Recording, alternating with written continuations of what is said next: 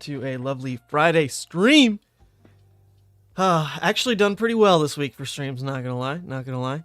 4 out of 5. 4 out of 5. And the only reason I took off yesterday was because I fell madly in love with this Switch game, Ruined King, based on the Riot games like League of Legends lore. I kind of forgot I owned it, and Sandra and I were like replugging the Switch after a while. I literally hadn't even set it up in the house yet, and I saw that and was like, oh man, I should actually finish this game. So that's why I didn't stream yesterday. I just binged a video game, which I like never do, but you know what? That was pretty fun. That was actually pretty fun to just sit through and play the entirety of Ruined King. Really good game. I enjoyed it. It's RPG, turn-based. Which means I probably should have been playing Baldur's Gate 3, you know?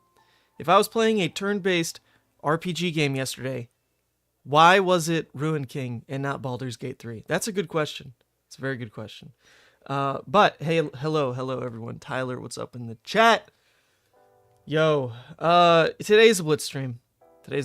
Which means I'm gonna like really try to put my cheery face on and have fun. And you know what? Like the Talishar versions of Blitz don't feel as bad because they really are quick. You know, you rip off that band-aid. You just click join game, you play your game, and if it took 2 minutes, who cares? You know, like there was no effort involved in you playing that game. You joined it, you know, you played your 3-turn game, and that's that. What gets me about Blitz is, you know, spending your entire Saturday or Sunday wanting to, you know, probably do something else, but you decide, you know what? Well, actually, that's not true. I really do like Flesh and Blood events, so I would go out of my way for a Flesh and Blood event. But I'm going out of my way for a Flesh and Blood event because I want to play all day. You know, so I go to a skirmish, right? I bring my Blitz deck. I'm like, oh, heck yeah. Like, I can't wait to play a full day of Blitz. And then in reality, it's like 5-minute game, 8-minute game, 10-minute game, 5-minute game. And most of the day I'm spent just like watching the Fatigue Yoji player just finish their game, you know? And like, I don't want to be the Fatigue Yoji player. So my games just don't go to time. I don't know. So that's kind of my issue with Blitz. It is still just so fast of a format.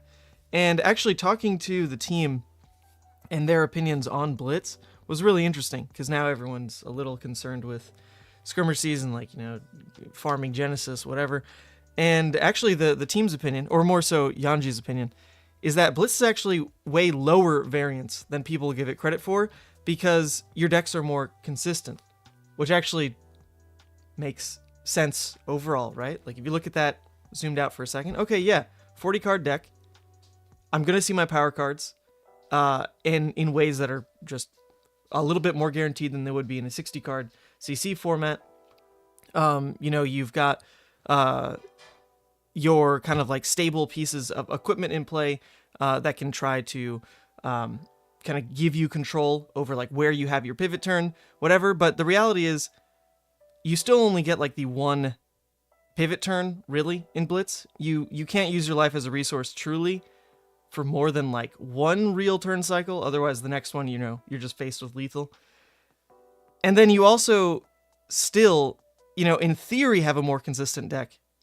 But if the games are very fast, then you're hoping that the consistency is in those first like 4 hands. Because if they're not, then you don't get to take your pivot anymore, you know? And that's where my issue with Blitz is. Like, I don't feel like consistently I'm getting quality games. There can be quality games. It can be a fun format. Like I said at Worlds, Blitz was super fun for me. I loved Blitz at Worlds because you had a bunch of players like really trying to slow down the format. You had Oldhim, Icelander, and then there was the Chain. We're kind of like and Prism. We're kind of like the top 4 at that time.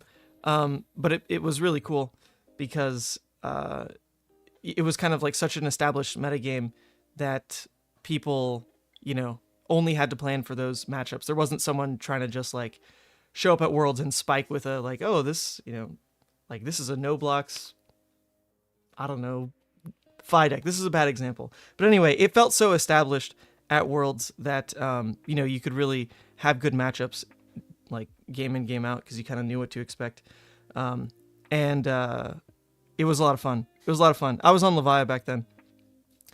But now showing up to a skirmish, like, my God, it really can be anything right now. And that's not to say don't play anything. Blitz is super fun in that regard. You can just show up and like play any deck and probably have a good time. But I don't have my best experiences with Blitz. Other people do, and there's nothing wrong with that. There's nothing wrong with that. But for me, like going out and spending all day at a skirmish just to play like collectively 30 minutes of games is not great. And that's a bit of a Levia problem, you know? Bit of a Levia problem. She suffers more than other decks in terms of, oh, this hand was unworkable. I guess I lose the game. So maybe it's just like a don't play Levia type of situation. Like if I really want to enjoy Blitz right now, just don't play Levia. Which is sad because you would think she actually got like a lot stronger in Blitz. She got the Demi Hero. But what I've been finding with the Demi Hero is that 13 is so early in the game. Like hitting 13 is insanely early. And it's not just like, oh, I got to 14. Cool, I can flip now. You need to have built up something in your banish zone to get any value out of the flip. I mean, it's cool if you block with Husk and then flip to 14 and then you just like don't worry about blood debt. That's something you can play towards. That one's like a bit easier. But to actually flip and have built cards into your banish zone to get value out of the flip is really hard because there's like 4 steps that need to happen for that to really pull off, right? First and foremost, like you need to be able to control your life really well. So that means like drawing no non-block hands early. You need to be able to not just like look at your hand and say, oops, like I can't block, right? So you trim that. That's step number 1.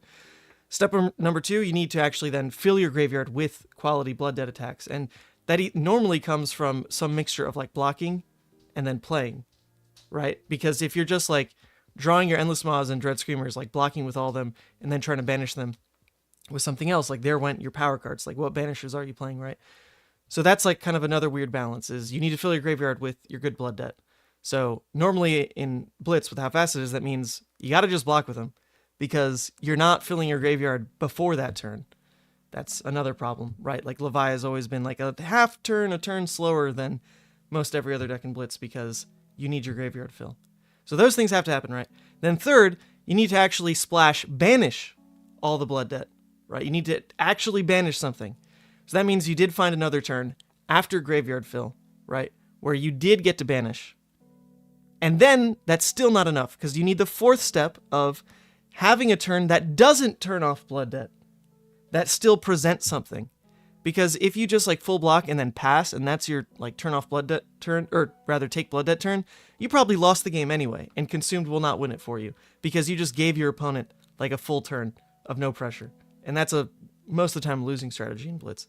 So that's like 4 things that need to line up for you to get any value out of the Consume flip, which is honestly really rare. I played Levia in a Blitz skirmish last week, and I was really unimpressed with Consumed. Like, it happened in games where I was already winning, honestly. Like, already when I was ahead and had control over the game, I could make choices and be like, okay, I'll switch into the Demi Hero. Like, this actually works. But if the game is tight or you're behind, you wasted a sideboard slot. You know, like, you literally get 0 value out of it. So, a little unimpressed. It's a win more. It's like a strictly win more card in Blitz. It feels like. Granted, there are the matchups like, I guess, Yoji or like a Fatigue Riptide or something where legitimately there it is strong. It is just like an extra bit of a win condition, but you don't really need it to crack a turtle deck. But it's good. It's good. In those matchups, like legitimately it's good. It's fine. So it is worth still including, but the majority of the games, man, I was unimpressed. And that hurts because I want to be playing Levia with like the new toys. And most of the other cards she got are not really that good.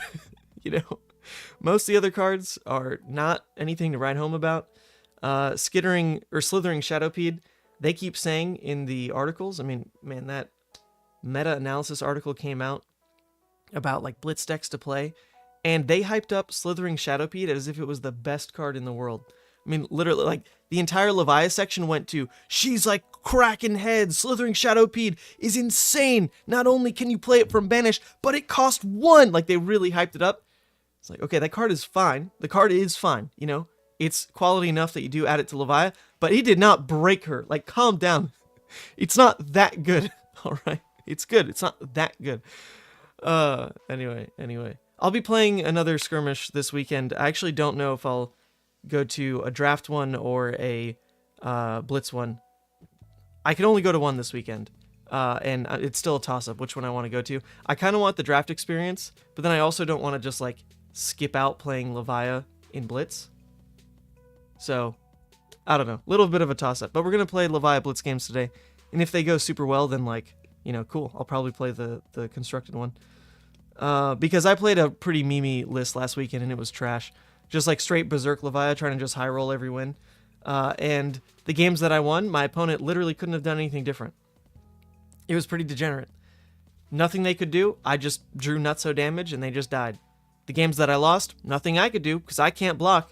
My opponent just drew nutso damage and I lost. That was it. It was not a very fun way to play. So we're not doing that again. Definitely not. Definitely not. Of course, Demi Hero is a no-no in Blitz, but in your experience before Dust Dawn, you were playing full aggro with a decent success rate, while now I need to play slower and prepare for some fatigue because of Drone. Yeah, you know, I didn't really see Drone come up much as like a warper of my local meta last weekend at least, so I've yet to like really see the impact of that.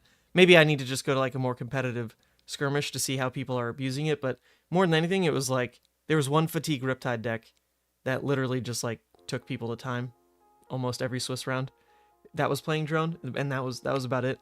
There wasn't a Yoji, but I know Yoji's in love with that card, and you do need a plan to beat him.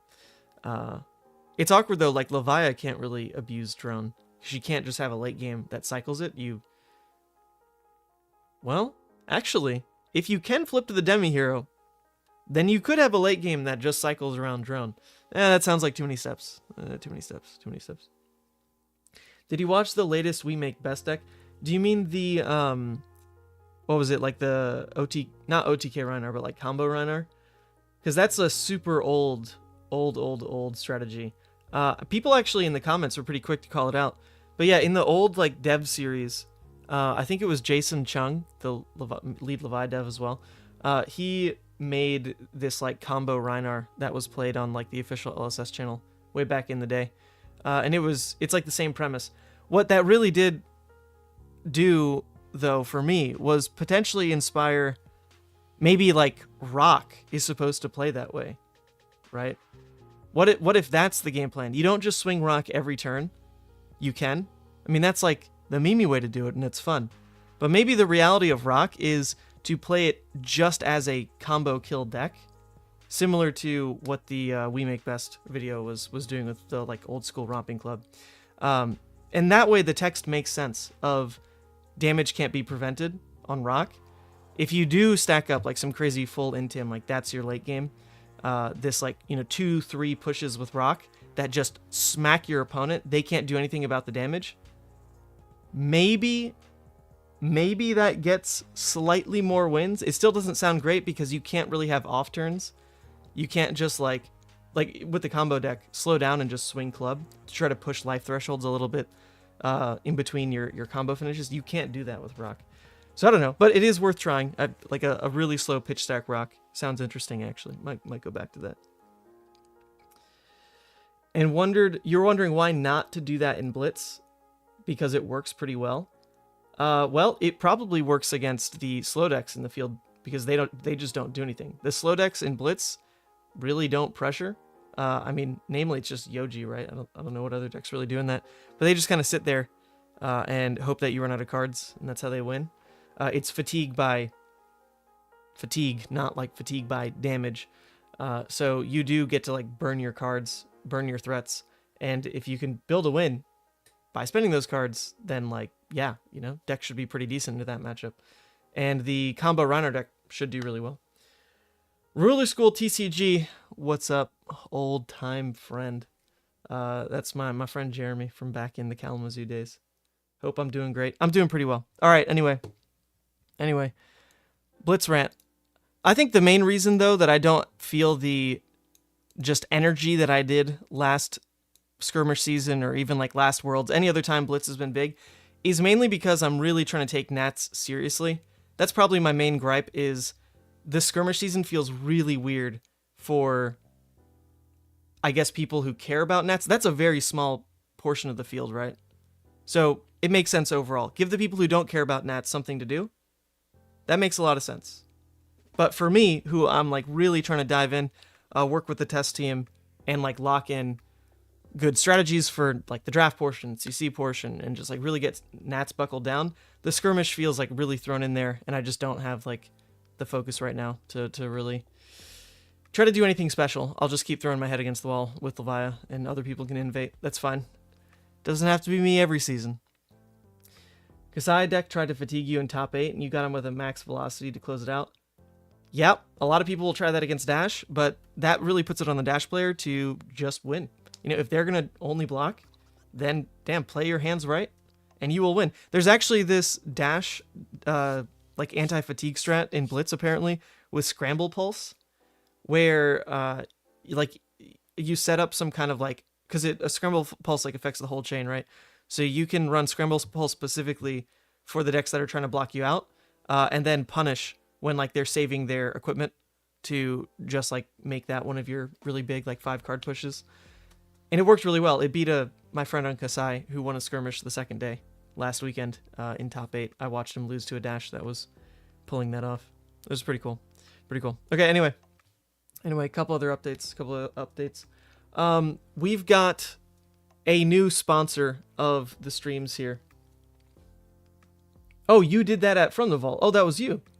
Oh, you beat Spencer? Well done. Dude, Spencer took down a freaking skirmish on Sunday. Kid's crazy. I mean, I like Spencer a lot. I know he likes Kasai. But honestly, I didn't think he was just going to snag a win like that. You know? That just came out of nowhere. Well freaking done, Spencer. So then if you were the Dash that took him out in top 8, well done as well, because he's very good. Okay, so we have a new sponsor of the stream. Oh my god. Come on. New sponsor of the stream real quick that I need to announce. I have this, like, your logo here thing down there for a while, you see. And I had no real plans for it. Wasn't really sure what that meant. It was just like, oh, hey, like, maybe someone cares about branding on the stream. You see it on Twitch all the time, that people have, you know, like an energy drink sponsor, like some, you know, secret lab or whatever. And not like the Fab viewer base is like that big to really draw those sponsors, but I thought, oh, you know, maybe someone would reach out to that in that vein. And someone did. This is actually a friend of mine from, we did some old coaching back in the day, and now he's actually started a YouTube channel. So you can see it right there. TTPlays has jumped on as a sponsor of the channel. So I got to give him just a quick shout out real quick, because that means this man gave me money, which is a big deal. Much appreciated. This man gave me money. I got to plug him hard because he's also a Levia player. So TTPlays, he calls it Old Man Gaming, but he's starting to put out some gameplay series. And then on every Friday, he does this cool format of like quick rules, rapid rules review, as it's called. So there is a new video in that series coming out today. But it's a cool pace of here's a gameplay video, here's a rules video, gameplay video, rules video. It's actually a better schedule than I stick to. You know, what the hell? I just always make it up. But to go in on your early YouTube journey with a schedule like that is pretty strong. Hopefully he draws the viewers he deserves there. So anyway, TTPlays, thank you so much. Also, in reading this recap article, of course, the first thing I did was look for Levia, right? And I got so excited because Levia actually pops up quite a bit. It turns out every time she's mentioned, it's a draft skirmish, though. So as far as I know, there has been no Levia win yet this season, which every skirmish season she normally gets like maybe like 4. She's not garbage. Like, she really isn't. It's just she's got a lot of feels bad games, and if you overcome those, or if you just get lucky and like never see those in your skirmish run, like, yeah, man, of course she's a great deck. But in Blitz, you're kind of playing against your opponent's insane highs and your own insane lows, and Levia has a lot of insane lows, even now. So yeah, unfortunately, Levia only mentioned in all the skirmish draft articles. Even this one, the one that Levia won, I was like, holy crap, this is big. Nope, it was Monarch Draft. Although it was won in a cool way. A dominated red writhing beast hulk boosted by a Warmonger's Recital. Pretty good. 9 dominate there. Well done. So, Julien Bergeron, I don't know, did win with Levi, but I don't know if it really counts. You know, it's Monarch draft. In theory, this man's not even a Levi player. If he's a diehard Levi player and was always going to play Levi then, well done. Well done. But if he just drafted a seat and Levi was the good pick, I mean, well done as well. You know, that's smart. Be open to Levi. She's really good. She's quite good. But there you go. There has not been a Blitz Levia win yet, to my knowledge. Maybe it'll happen this weekend. We'll keep checking in. We'll keep checking in. Okay. In terms of decks, this is the list I played last weekend that I would never recommend again.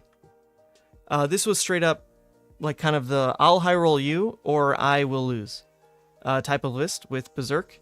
You know, you have a lot of the red 2-cost non-blocks in the deck. The Pulpings, the Shadowpedes, the Wild Rides. I was even running the Tear Limb from Limbs. And Diabolics, I guess.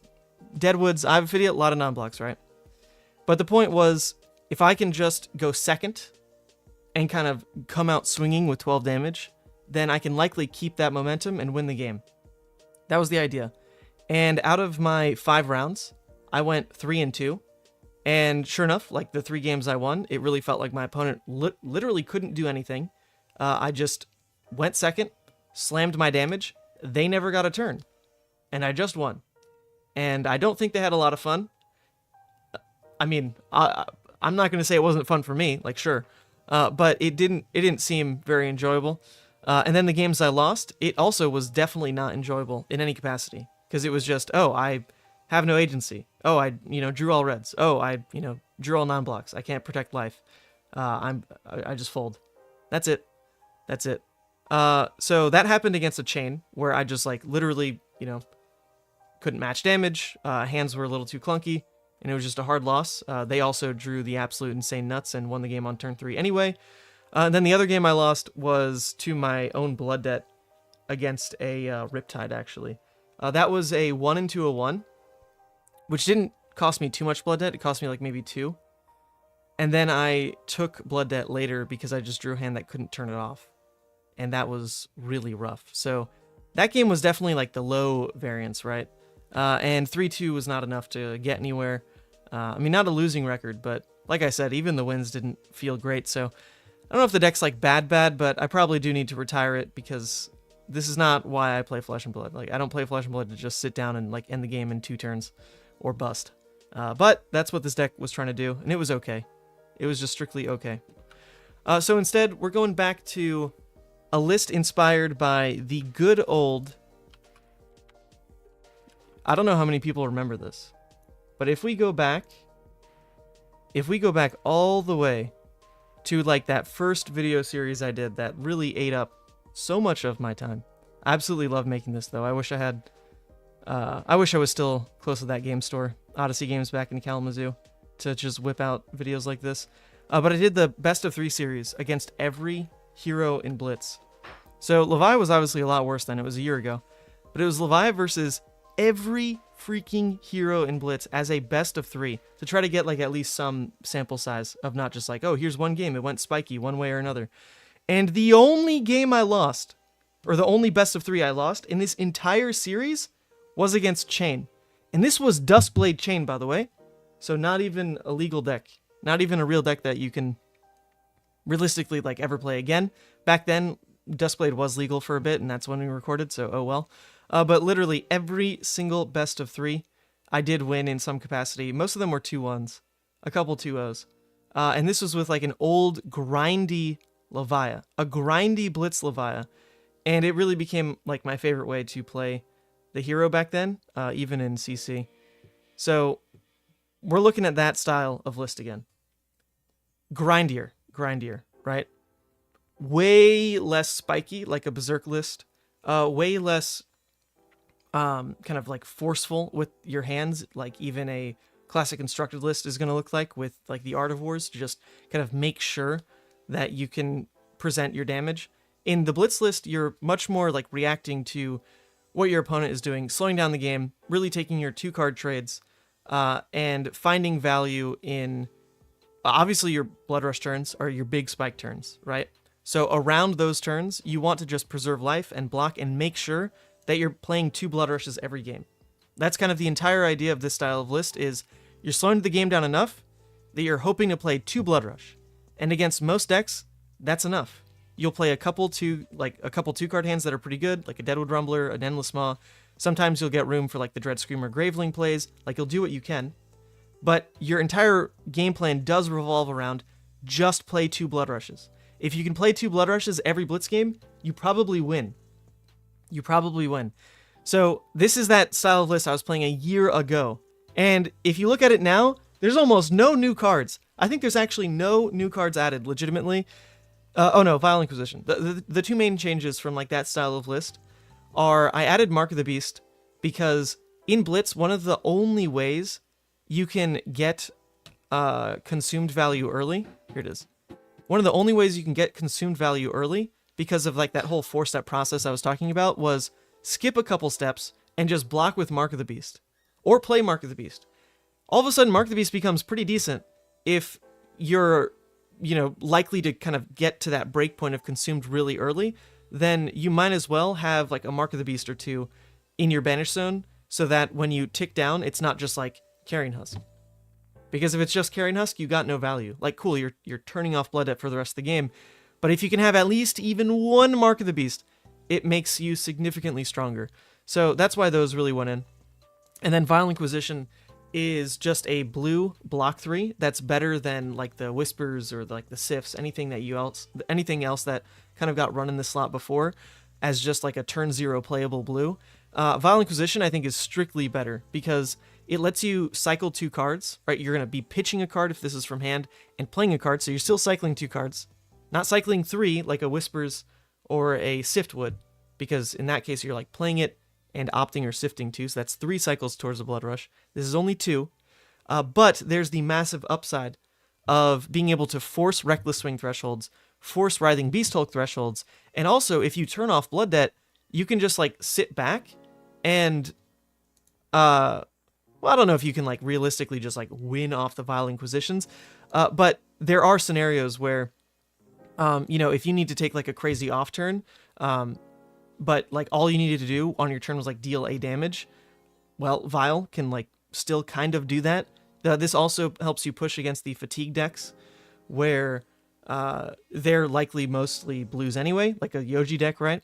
The game slows way down. You get a lot of room to just roll scabs every turn you can. Every time you hit a Vile, you're milling them 1, which is basically advancing your win con by like 3 damage, because they were going to block with that card pretty much every time anyway. And you're probably dealing them a damage. So Vile Inquisition just like takes that filler blue slot that this kind of Blitz deck was lacking before and actually gives it real utility. And then Barraging Beatdown I think was also not in the old way of playing it. I think the old way of playing it I used to run the reds. But the Barraging Beatdown works really well once the consume flip happens. If you get to the point where you flip consumed and your opponent is trying to now block you out, Barraging is very strong. It's still most of the time not going to do much, but it's playable early game. It's a 0-cost blue block 3 that you can use to just like burn on a Blood Rush hand that was otherwise unworkable. Like get this blue out of my hand, also kind of deal 5 damage-ish. It's pretty decent. So with those slight changes to this old school best of 3 Blitz list. Oh, we also got to mention Fleshbag. Fleshbag is insane. Fleshbag is like nuts for this style of list. Because the whole point was just slow down the game. Let me play 2 Blood Rushes. And Scowling absolutely lets you do that. Like to an insane degree. So that's a huge win. And then also Grasp of Darkness is pretty good, because you can move away from needing to run Scabskins and Gamblers, because that was never really what you did with this list. Now you just get more block up front, because it's the same block as Scabskins, but now presented all at once. Of like the Hooves is 1, Grasp is 2, just in play, rather than 2 then 1 in Scabs. And Grasp can actually protect from some really interesting points of damage as well. So we're going to give this list a go today, because it should be a lot more interesting than the Berserk list. A lot more interesting. The one thing that I haven't really done is decided how much I care about Wizard, because I am mainboarding the Sinks. In theory, with the Skirmish rules, I could have something else in their place. So, like, the Gamblers and Scabs could be, you know, just an extra set of blues or something into Wizard. Because against Wizard, you're going to take Skullhorn, Nolan Robe, Meat Axe, Hooves, and Grasp as your equipment suite. So obviously, like, the sinks don't work there against Wizard, not doing anything. So if those could switch, that would be nice. But Gamblers and Scabs is really good into Prism, and you can take it into Yoji as well, right? So they're still there. Gamblers also against KO does at least hopefully something. There are a lot of KOs these days that are just trying to high roll their way to victory, and talk about miserable. I mean, I'm glad the KO players have fun, but for everyone else, that sounds like pure misery. But at least if you take Gambler's Gloves, then you can hope to interrupt what they're doing. Yeah, I haven't really decided. Do I care enough to side these out versus Kano, or just kind of let it happen? You should be pretty decent into Kano. AB3 plus the like effective Spell Void 2, plus the fact that this deck can actually play 2-card hands pretty well, and then just like hold extra resources to try to protect from Arcane. Like it should be fine. It should actually be fine. So there we go. We're gonna play this list today on the ladder.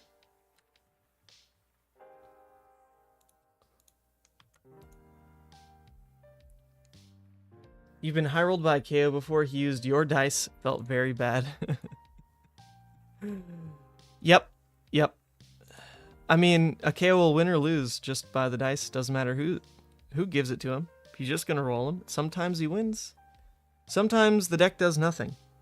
It's very hard to have like that fair game feel against a KO, because all it really takes is like the one critical roll in Blitz for it to just feel like game over. You know, oh my god, the CNC's a 12. That's what you remember, right? You remember that, and it always feels bad.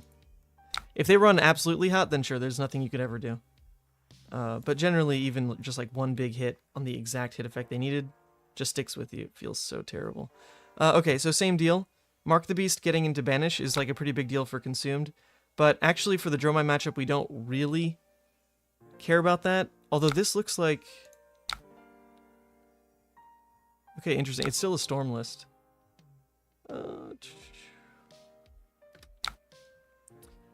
I don't think I want to play the Mark of the Beast here, because against the Dromai, we should have a lot better agency to flip to Consumed. So no reason to actually go out of my way and get the Mark going yet. We'll just wait. And also, since they don't have Seekers, if I swung anything, they could potentially de-react and then turn on Flame Scale. So, not going to do that either. Here they go. They get 3 Ash out of this. Not bad. In terms of graveyard fill, I could actually just block 2 cards to help. Both of these are pretty good into Dromai, though. This kills Miragai, and this is good in the pitch stack. So I actually don't think we're going to overblock just for graveyard. Oops, gotta make it small. There we go. You remember the swing big. Oh yeah, a 2-card 16. Felt pretty rough, I'm sure.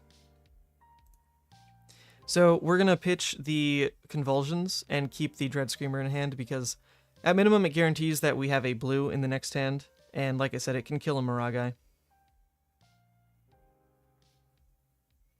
So pretty slow start, but it's okay. This deck is not aiming to be crazy fast. You want to slow the game down. Just play 2 Blood Rushes. That's it. And with Hooves, you've got the guarantee of one of your Blood Rushes is going to push like 26. In theory. You know, you still need to draw like the 2 attacks that work on the cost curve that you drew, whatever. But that's the idea. That's it. Just slow down. Slow down.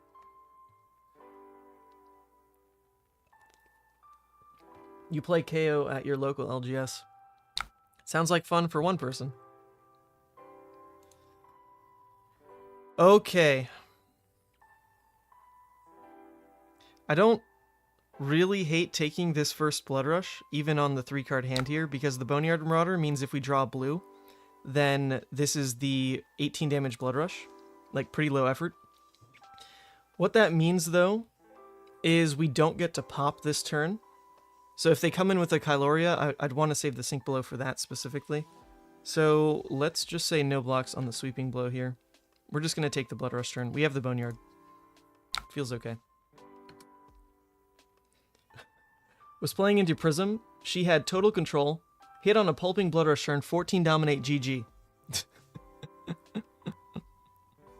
Well, you know what? That one's fine, because that was a Prism player, and you're allowed to beat them down. That's allowed. That's absolutely allowed. Okay. Now we're looking at Phantasmal Haze.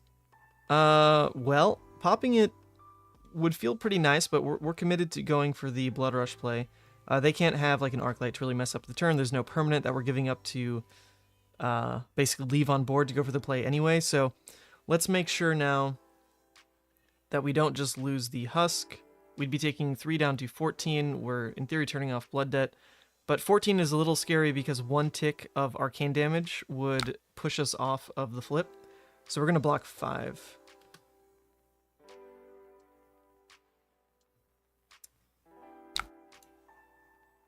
No sync on this hand. This is pretty okay. Alright, draw 1 blue here. Draw 1 blue, and this is the 3 damage, or the 3 card 18. Oh, heck yeah. Alright, the problem, though, is Beast Within an Arsenal is really bad. I think we're still going to put it there, though. Still going to put... Well, I guess we don't have to. It's okay to put a Beast Within an Arsenal now, because it can be your flip turn at least, right? The card normally is never playable, but... playable as an attack, but actually with the flip, you want a turn that doesn't turn off Blood Debt. So putting the Beast Within there, knowing that we're probably flipping next turn, is actually okay. We just do that. 2 card 6, flip. Not a big deal. Not a big deal.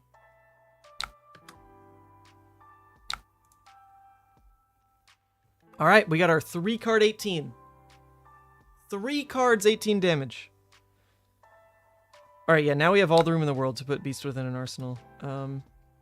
Or rather, sorry, now we have all the room in the world to not put Beast Within an Arsenal, because they're going to pass their turn. So I actually think that means we're not going to do it. There's nothing they're doing into us, so it's really, hopefully not the flip turn, right? Because we want to do something with our turn now. Well, that's not entirely true. Because we only have 2 cards in graveyard. And without Scabskins, we can't force fill.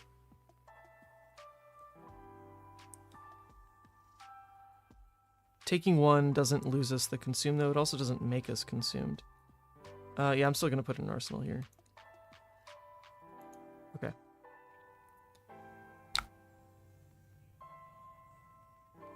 Alright, we can Deadwood. Deadwood will turn off Blood Debt, keep us at 15, and then it lets us play for the Beast Within flip turn next turn, most likely. Let's do that.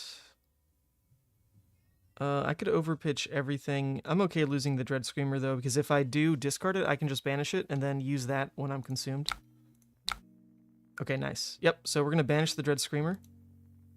That gives us now pretty decent flip targets. Dread Screamer, obviously huge. Mark the Beast, just okay.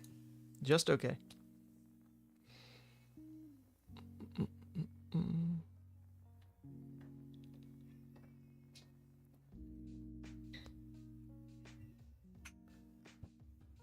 So we're live to take 1 damage and then flip, or we can just flip forcefully since we have the 2 right now. We'll see. We'll see. Mark of the Beast plus Hooves is a dread when you flip. Yep. Yeah, I mean, namely though, the Hooves is for the Blood Rush. One of the Blood Rushes you want to make sure is 26 damage. The entire way the deck wins is just play 2 Blood Rushes. That's it, right? That's all you need to do to win. Just play 2 Blood Rushes. And if one of them can be 26 because of Hooves, then you definitely win. You definitely win. Okay, so we actually have Sigil, which is pretty cute. So that means I can block with 1, take 2, Sigil back up.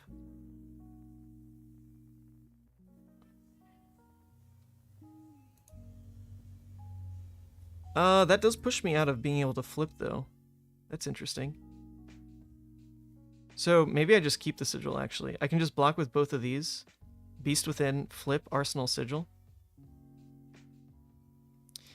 Or just give up on that line entirely and just go for the Writhing Hooves Graveling. Just make that my turn. They're low enough that my next Blood Rush just wins the game anyway. And I don't really have to worry about it. I don't need to go for the Hooves play. So if that's the case, I'll just do this.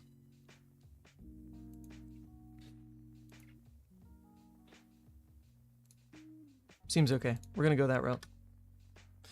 There's no Phantasm on this because of passing.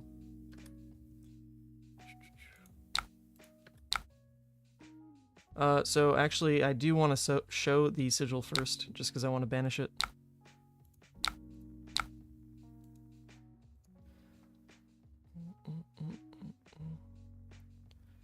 Breaking trend, but we have a lot of Dominate in the deck. There are the 2 Convulsions, there's the second Writhing, we have the other Blood Rush as well, we have a Dread Screamer. We have a lot of ways to kind of get over this last hurdle of life. They have no more real equipment block, they've got like the one they can pay for here. So that's it. Pretty one-sided, but I mean this is a Dromai matchup, to be fair. And this is also a full color of Rake Dromai matchup, which is a little interesting. Definitely a little interesting. Okay. We could take the flip here or just keep waiting because we do want to find Blood Rush and we just win. I think we'll just wait because we want to find Blood Rush and we'll just win. Sounds about right. Beast Within in hand just in case we draw it next turn is a little better.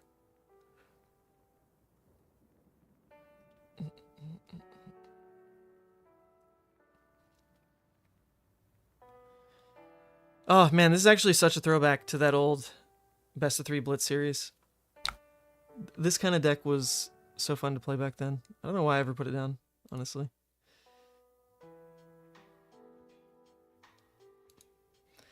I don't know if it can really stem the bleeding from even like a Kasai or a Chain, though. Because most of your blocks are attacks. Oh. Yeah, it does.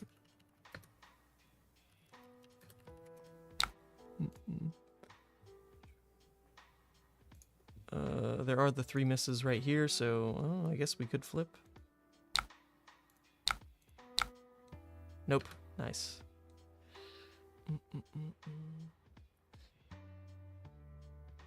Yeah, you probably struggle into Kasai a little bit.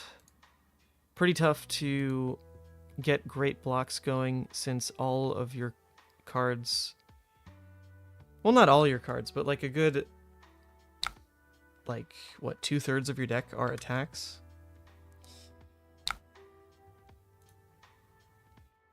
Ooh, we get Doomsday. We also found Writhing, though, so that is just going to win the game here.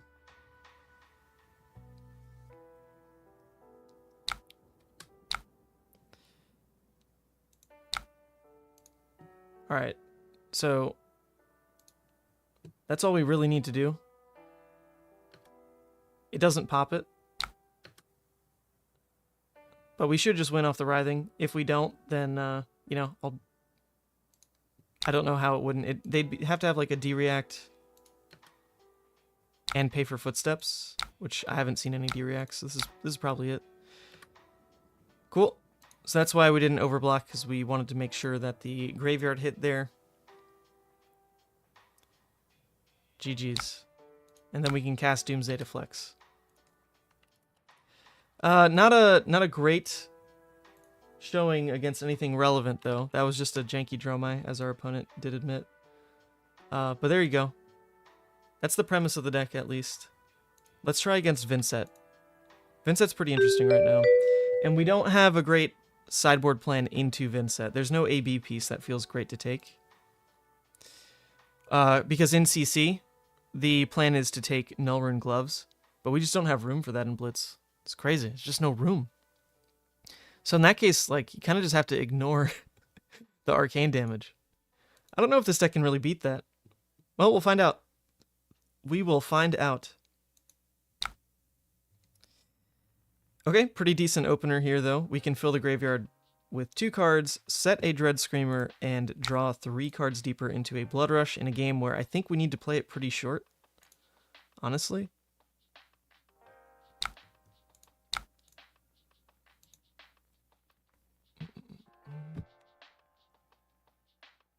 Are we on no sideboard?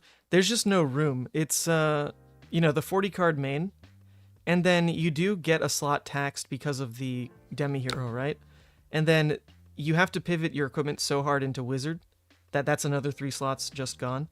And then I'm taking 2 slots for Scabs Gamblers versus Prism, Yoji, and then like Gamblers versus, and like KO, I guess, right? So that could be a mistake, honestly. Just to not abuse like the new Skirmish rules. Just could be straight wrong. But it feels tight. It feels tight. It could be like a give up on Meat Axe angle. Don't need Meat Axe, I guess. But this build doesn't have much proactive graveyard fill. You know, like against Wizard, I'd be pretty stuck. Against Kano, it'd be like, you know, this would be a pretty lucky start because I'd actually be able to fill it. But that was finding my 2 of barraging beatdowns. That's not always going to happen. Oh, this is terrifying, though. I don't want to put the Reckless Swing in Arsenal. And yet we have 2. The dreaded double Reckless hand.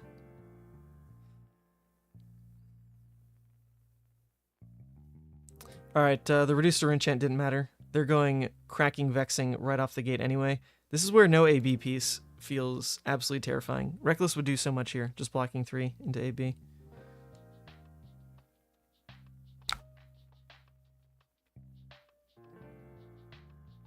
Yeah, so just like that. Under pressure to just give up Husk already. If it's a pummel, that's actually fine. You know, I'll just discard the Reckless. And then I can even use Grasp to not get knocked out of flipping, funny enough. I almost want it to be a pummel. Oh, please be a pummel, actually. Oh, it's not.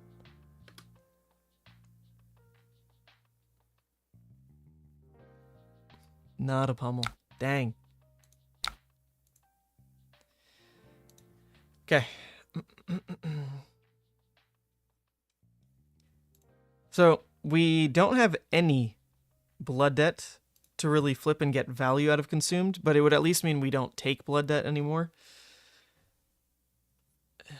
Is it worth taking like 1 damage to make sure you don't take maybe 2 damage in the rest of the game? Doesn't feel great. If we find a hand of like 2 Mark the Beast next, that'd be perfect. You know, just give me Mark the Beast. Please.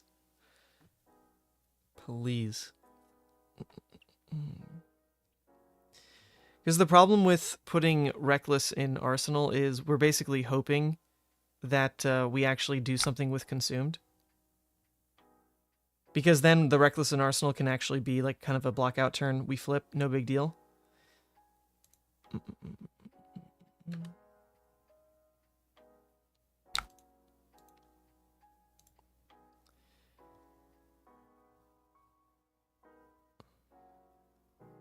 Let's just win with Reckless. You know what? They're taking all this damage. They're taking all this damage. We're just going to win off Reckless. They're going to see us pitch 1 and think that's it. They're going to think that's it. Blood Dripping Frenzy would get cards into Banish faster for flip. Plus it's blue, plus you get deeper into the deck.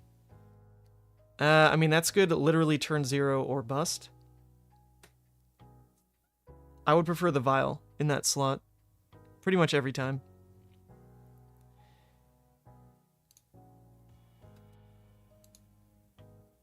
Because that's also putting you on like a... I mean, random Arsenal. The deck has pretty good card quality, though. The random Arsenal is probably like not too painful turn 0.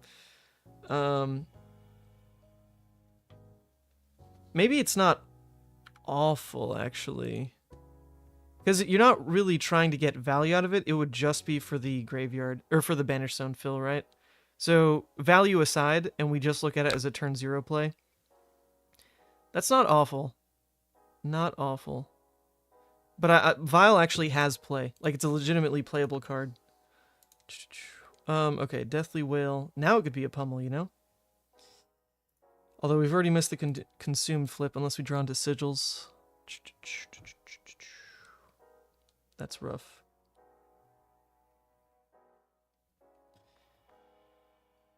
I mean, it's always pummel, right? What else can they do on this hand? They have not played a non-attack. Is it double pummel?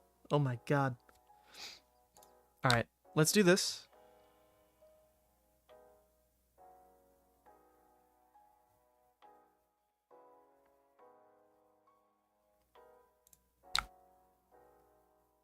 Let's do this, I guess. And let's do...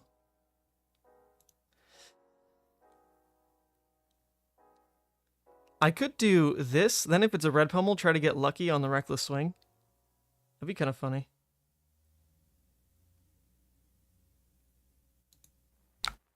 Yeah, so actually if I want to get lucky on the reckless swing, the best play is to do it this way. And then if they red pummel, I have a... I mean, I don't really care if it deals damage, right? Reckless swing now is just potentially playing around the pummel. And then it's hopefully hitting one of the blues and not Deadwood. We're going to take the risky play. I'm going to do it this way. I'm going to do it this way. Sure. Let's see. Pummel from Arsenal is how we're trying to play around with Reckless Swing here. If it was from hand, hopefully Scowling did something, but... Okay, it was from hand. Alright, here we go, Reckless. Here we go, Reckless. Yo! That's it! Second best outcome. Second best outcome. Thank you, Reckless. Heck yeah. Oh, disgusting. Reckless and Arsenal, choice. It's perfect. It's perfect. Oh, that is a lot of misses in Graveyard now, though. That's the Scowling, the Vile, the Reckless. It is a lot. That's fine. That's fine. We're totally okay. Look at that. They took all that damage to do nothing, and we get the 2-card Atom. Not bad. Okay, well, we can't flip anymore. Oh, that's not true. We could draw sigils. We could draw sigils, but considering Blood Debt's only at 1, I almost want to just get rid of a miss right now, just so that when I draw like an Endless or a Dread Screamer, maybe, you know, it always gets there, right? So I think I'm willing to... Oh, God. Oh, well, I don't know. It is Blitz. Am I willing to take 1 damage?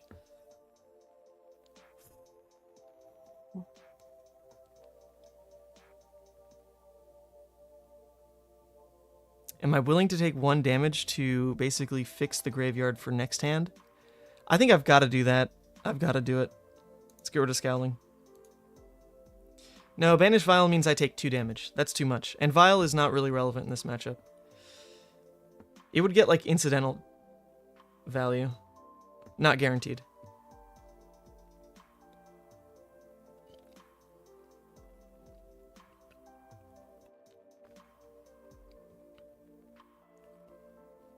Am I willing to intentionally take 5% of my HP to increase the chances I won't die?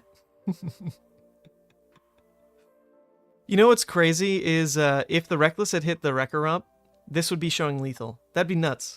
This is like 0 blood rushes. We'd be showing lethal on turn 3. Ugh. Alright, this is still very much within our grasp. Alright, look, look, look. This was the point. This was the point. Now I know Endless Maw can't miss. Like, I know it now. It's not a question. Endless Maw cannot miss. There's only 2.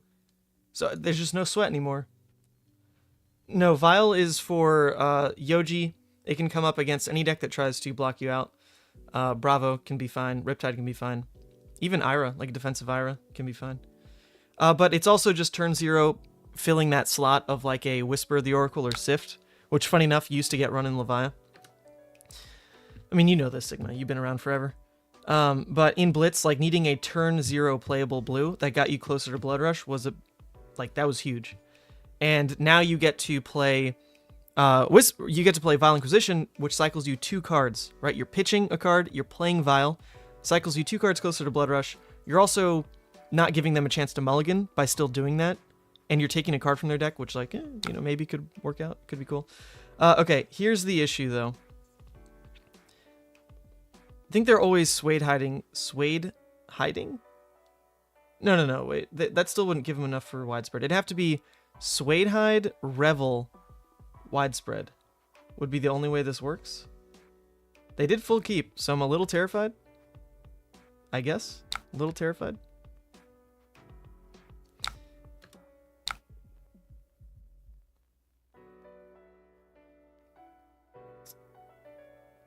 Okay. Okay. Well, this looks pretty much like a pummel. Pretty much like a pummel here. Which we have the sigil to... Or not the sigil. We have the sink below to basically say we don't die to. So ideally it would be... They pummel, we sink this into hopefully a 6, discard the 6 to pummel, take our endless turn. That'd be it. If it is the Swayed Hides Revel into widespread, I mean, you just lose. There's nothing I can do. So. Oh, Grimoire, read the runes as well. Oh yeah, that's a great point. Grimoire, read the runes. Ugh, calm down. That's a little too gross. I can totally see it though.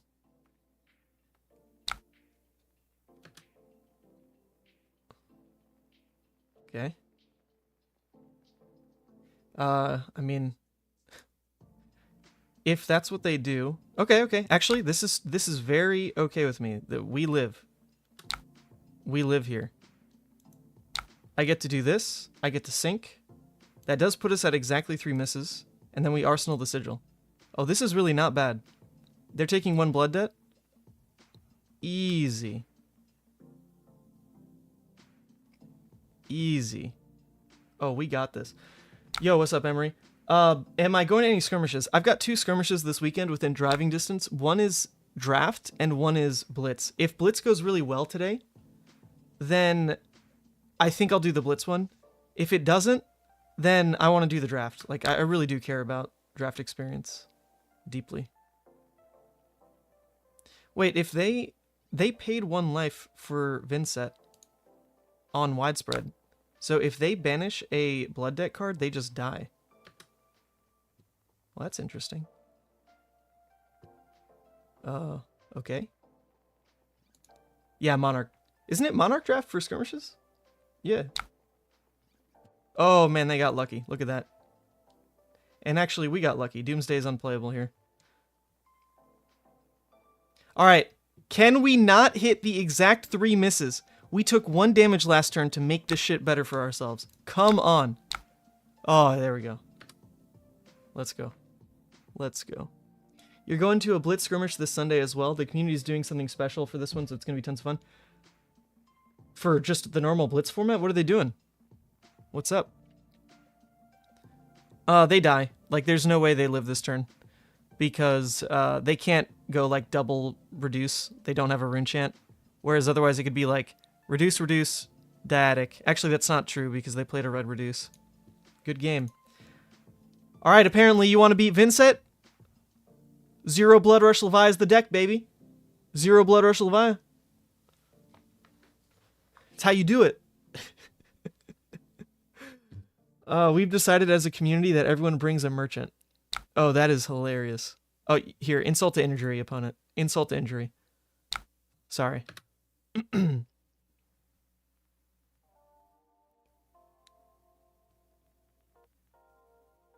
How do you like dying of blood debt, huh? I dealt with that for 2 years! For 2 years! There you go. Alright, you know what? This deck's actually kind of fire. I'm into this. I'm into this. Blocking and blitz, OP. Sigil and blitz, OP. It's just the sideboard question. That's what I just don't know. Oh, actually, I want to try the blood dripping. Hold up. I do want to try the blood dripping. This is all experimenting. Blood drip. Alright, so... I'm not sure what I want to lose for it, though. I don't want to lose the vial. But in terms of, like, other filler blues, The Reckless is a role player. The Dread's a role player. Honestly, I could see it being -1 Reckless Doomsday for the blood dripping, but it's not like I want Doomsday gone. I'd want it in the sideboard, but then, like, do I have sideboard space? Not really. Barraging probably doesn't come up enough in the way Blitz plays, honestly. The whole, like, flip to consumed and then use barraging to kind of crack the blockout cycle. I think I don't need if I've got the Vial anyway, and the 4 dominates in the deck. Let's give it a go. We're going to try it this way.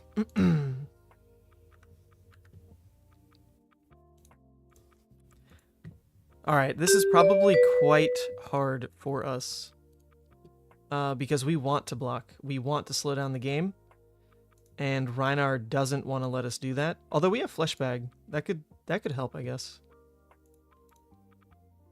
Let's see it. They chose for me to go first. That's pretty big. Drop Convulsions? No way. Convulsions is so much more of a guaranteed win in Blitz. Like, Dominate... like, it's very hard for people to preserve the right amount of life totals into a deck that has Dominate, Dominate, Reckless, Vial. Like, you just give yourself so much room.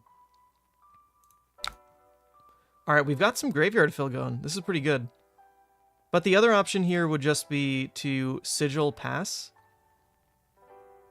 And that way I don't let them cycle cards closer to Blood Rush. That could be okay. They're obviously on like a full aggro list. But if I play the Deadwood, then I'm also cycling myself closer to Blood Rush. I'm not forced to kick off like a weird graveyard because I'll be able to banish the Sigil at minimum.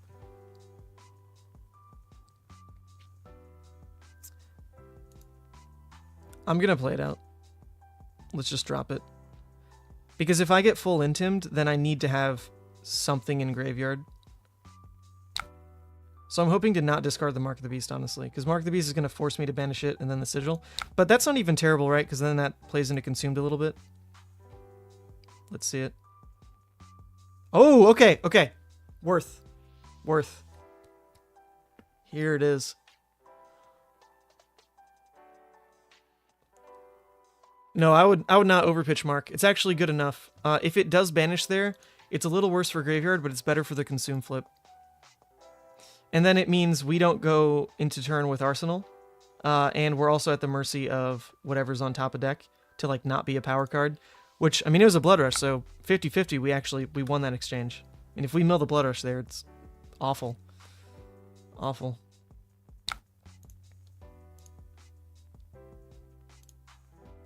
Alright, this is actually a hand they can full into him, and I'm perfectly fine with. If they full into this hand, this is a playable Blood Rush hand. It's not garbage. If they double into him, though, I can't block the barraging, whereas, like, most of the time I think I always do, so let's see it. Okay, good. Good first hit. Good first hit. Intim me just one more time, please. Nope. Okay, that's the alpha. Well, that's quite a lot, isn't it? That's quite a lot. I think in the end we're okay, though. We're just going to slam the Blood Rush. Slam the Blood Rush. We're at 23. We know we have a Sigil to go up to 26. I think all we need to do is block with Husk here. It's really not a big deal. Yep. Seems good. The barraging.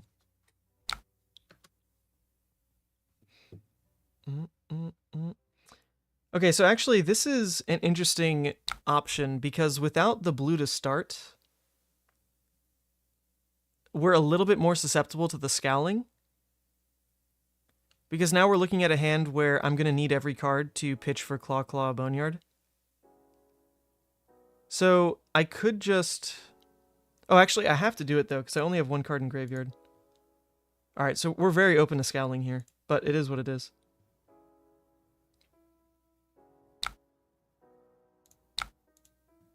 Okay, that's actually the better discard for now. If our turn just... Nope, okay. Okay, well that changes things, doesn't it? Drawing no resource card there is a pretty big deal. Even a yellow would have been enough to at least play for Claw Boneyard. The all-red draw, eh? I mean, we can still drop the swing big, which is not terrible. Deadwood and Arsenal I also don't hate, so I think we just have to do that. It means we're taking 2 blood debt.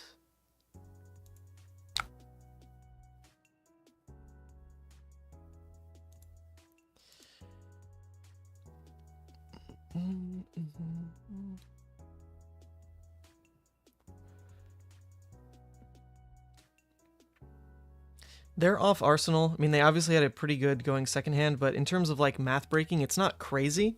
You know, they spent 4 cards to deal 13. In theory, it was like to force, you know, a situation where I wanted to block, but actually that hand was playable. So it wasn't that good. It was good if they were going first. And that hand was nuts if they were going first. But going second, actually not the biggest deal.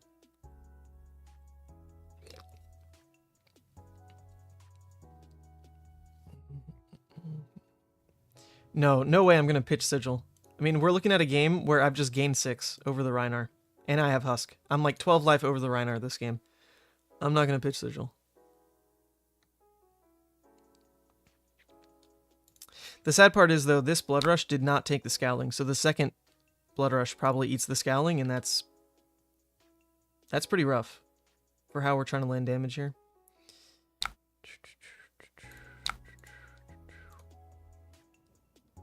Interesting. Wow, I could actually go for like Dread Endless.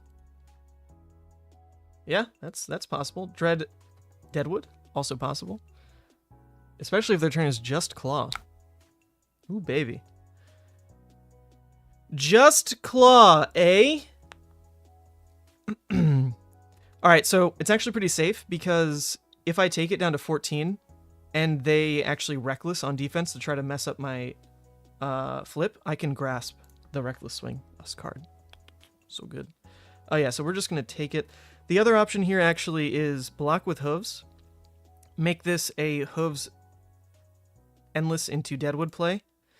The problem there is I do risk just discarding the Dread Screamer to the Endless, and this card is pretty important.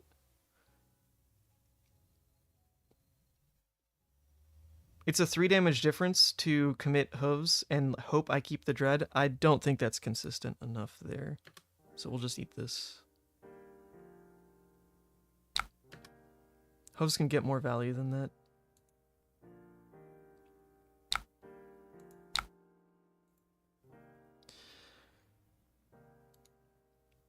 Alright, I'm going to turn on Grasp just in case they have the Reckless. I don't know like about the windows on that. Talishar might freak out. So let's just make sure it's on. Running low on hand soap and bought a new one. I'm pretty hyped to use after the old one runs out. Wait, this isn't your Discord. What Discord is looking to you for hygiene tips? I don't think I've ever turned to Discord for that.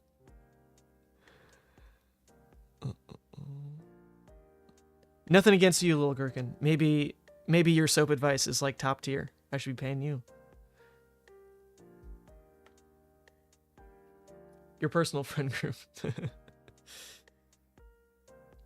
Oh, okay. They scowling now. Hit Endless. Hit Endless.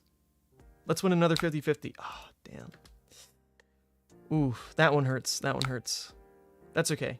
That means Scowling is gone for their, play. For the Blood Rush play. So they forced 1 card inefficiency here. Saving them, yeah, 6 damage. So actually an 8 value Scowling, that's pretty good. That is pretty good.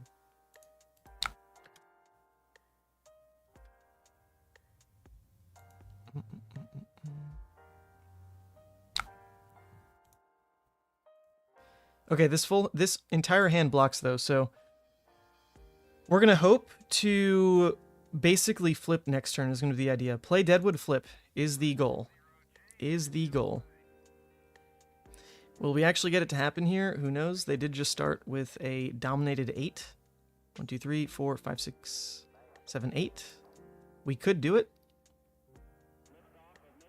We could do it. Or just give up on the flip. The flip right now has Deadwood, Endless Mark. Those are pretty freaking good cards, though. It's no Dread Screamer, but it is good stuff. The problem with that is, wait, what got intimidated here? What was the second card? Was it Wrecker and Blood Dripping?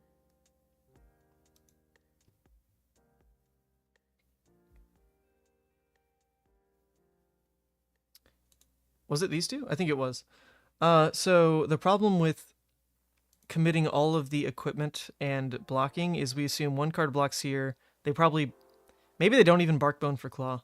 If they don't Barkbone for Claw, then the turn looks really bad trying to make it the flip turn off of that. So maybe we just give up on flipping and instead just play Dread into Deadwood. I could also full keep the hand for Blood Dripping and like pretend that does something, right? Yeah, because I could pitch the Wrecker, banish these 2, draw 2. Although it's only +1 because of the Boneyard. That's not good enough. Okay.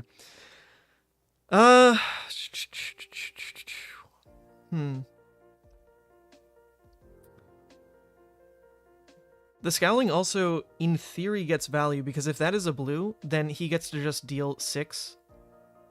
So the Scowling could get 8 value on this block. That's pretty good. That is pretty good. If we assume this is a blue... I mean, that's assuming a lot, though, because they played a blue in the barraging. They pitched a blue. This would have to be...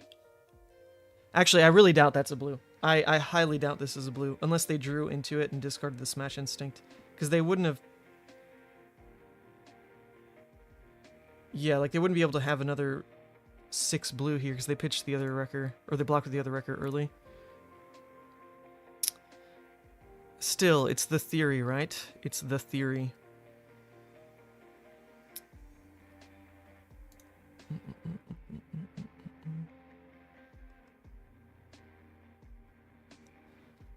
You know what? I can make my turn... Can I make my turn Dread, Boneyard, Deadwood with Hooves? I have the 3 in graveyard right now. The Dreaded would banish 3. I'd fill the graveyard with Hooves and Scowling up to 5. I can close it, Boneyard, Deadwood. Yeah, I actually can do that. It does make me block with Scowling, though. It does make me block this way. But I think we're doing that anyway. And then we just make this turn. Yeah. Yep. I think that's fine. That is fine.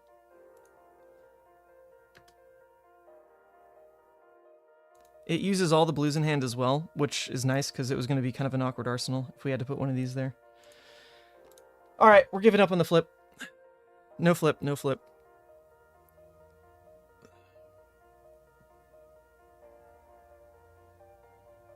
Every TCG community could use hygiene tips. That's true. That's true. Great point. Alright. Yeah, now if they roll a 6 on Barkbone, I just get absolutely bamboozled.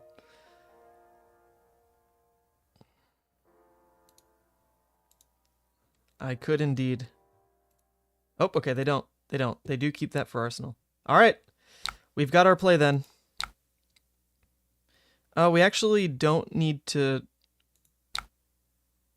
Wait, I do need that for Graveyard Fill right now. Yeah, I do have to show it on the Dread Screamer, unfortunately. Or I guess I don't. I can lead with the Boneyard and then show the Dread Screamer. That'll confuse him. It'll confuse him enough. We got this. Yes, trigger.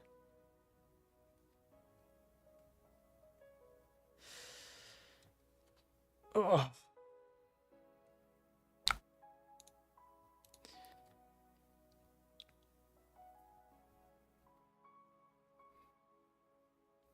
Oops, full screen, full screen. Why couldn't this be a red? I mean, this is still going to be 18 damage off of 5. Not awful, but this is a Rhinar deck. Like, they should be able to just block pretty well.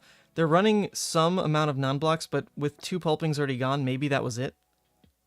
I don't know if they're on the wild rides. I would assume probably so, though. Would have been better for clearing misses the other way. No, it's effectively the same, because we're going to go to just 2 to 3 cards in graveyard at end of turn. This withholds more information, which is more important. Because this was going to, like, the combat chain's going to close here, and the Dread will clean up. And then the Deadwood will be the last play on the turn. Oh, they're blocking with Blood Rush. Oh my god. And the Deadwood can either clean up a miss, or let a hit stay, and just banish something from theirs. There's more to do. This withholds information, which at this point in the game is more important.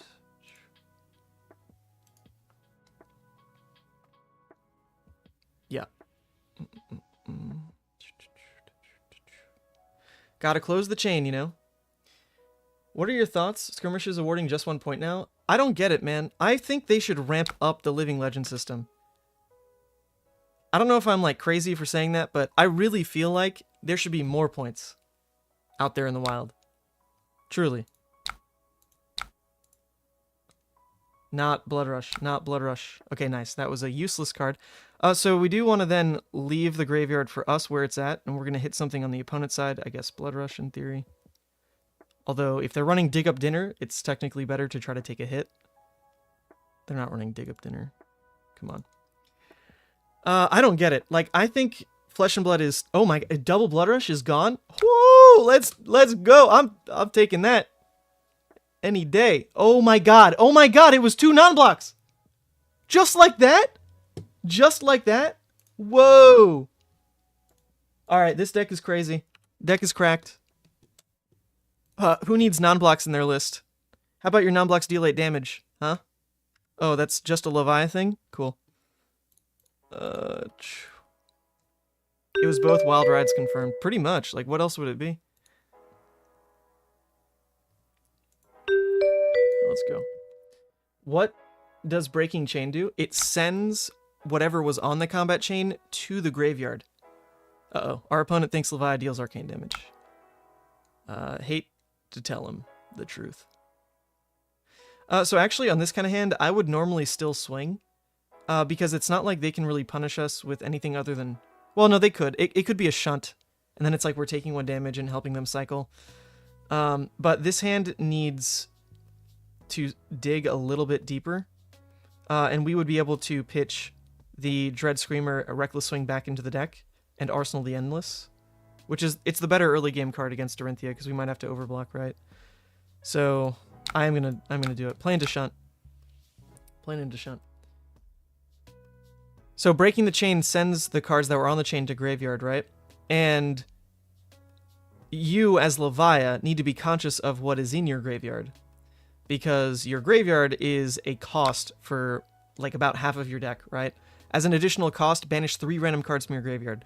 So, for example, on that last turn, we were at a point after the Boneyard, there were only 2 cards in graveyard. So we had to close the chain, so that the Boneyard went to chain, or went to the graveyard. That way we could play the Dread Screamer.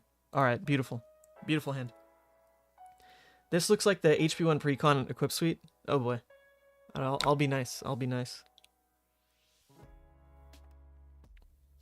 Oh my god, funny enough, like, I'm terrified.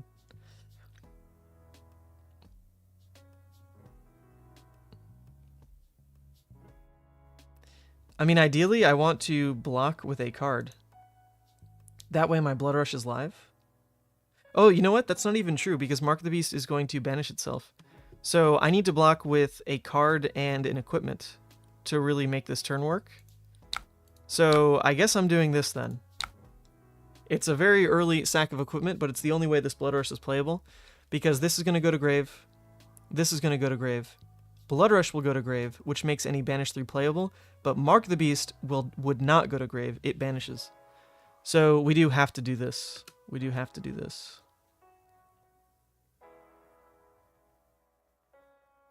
My god, they got the Iron Song. Blown out. It's pretty good of the opponent here. Well, you know what? We're letting them have it. They can have their counter. I'll husk next turn. It's okay. It was 2 Tear Limbs and 2 Blood Rush. Oh, was that you, Rice? Oh, heck yeah. Oh, disgusting. Oh, blues are the best cards in your deck. Blues are so good. They're so good.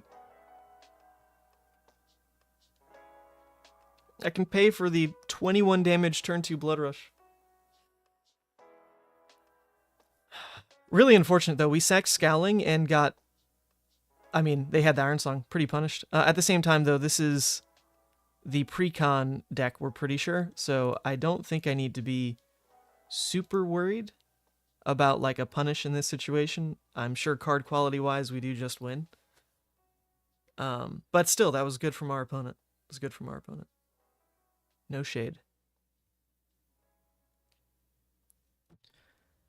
Husk block and kill next turn. Well, I think we talked through why that doesn't work, right? Because if we look back on what would happen if we just block with Husk, teaching moment, Graveling would be in hand, Scowling would be on the board, and there was a chance that Blood Rush would be the only card in the discard pile. Because if it hit Mark the Beast goes here. It's not conditional. It just always gets banished, right?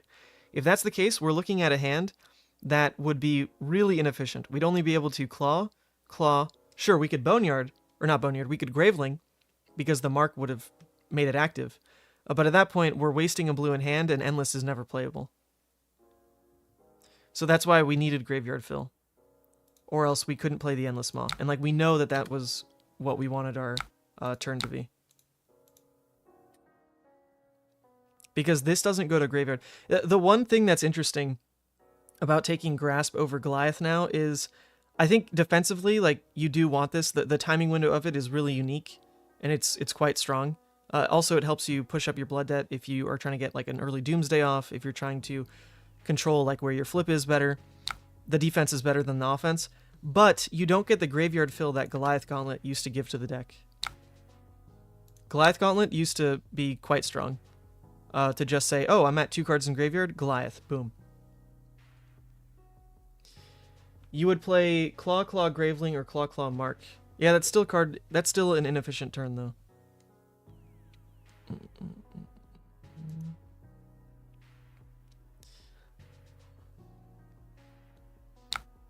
Only after we saw we drew the blues, to be fair. Actually, knowing that there was room to not draw blues, that is fine. The way you're pitching it is actually okay.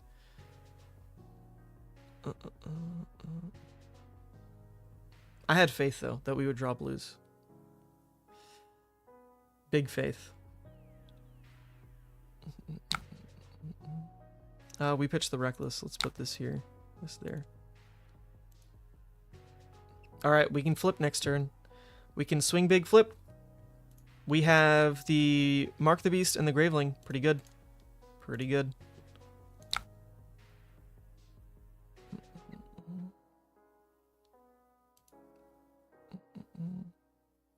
Yeah, let's do it. In case... Actually, there's nothing this could be.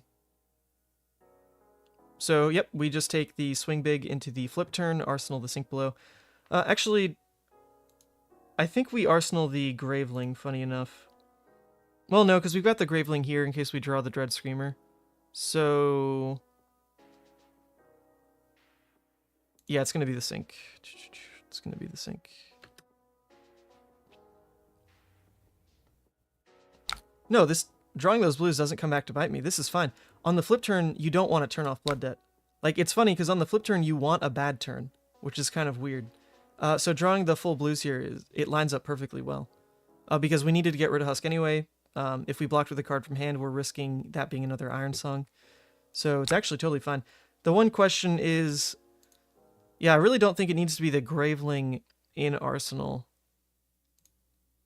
But the swing big... maybe could line up better because of like some hooves play coming up soon. But sink below is just the most flexible arsenal piece. Yeah, well, let's just put the sink below. I'm fine with that.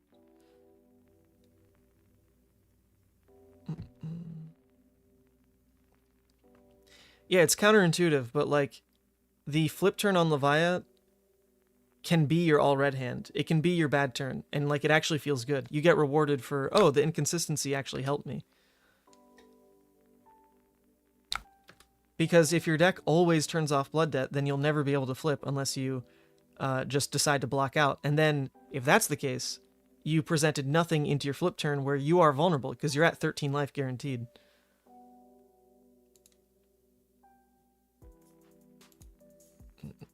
Yellow Sync. Yeah, this is definitely the precon. Although I think Josh was running Iron Song Response in yellow. Maybe it was Iron Song. It was definitely some of the other cards in yellow, like Overpower. Maybe it was Iron Song as well. But yeah, this is, with the equipment suite here, it should be the precon.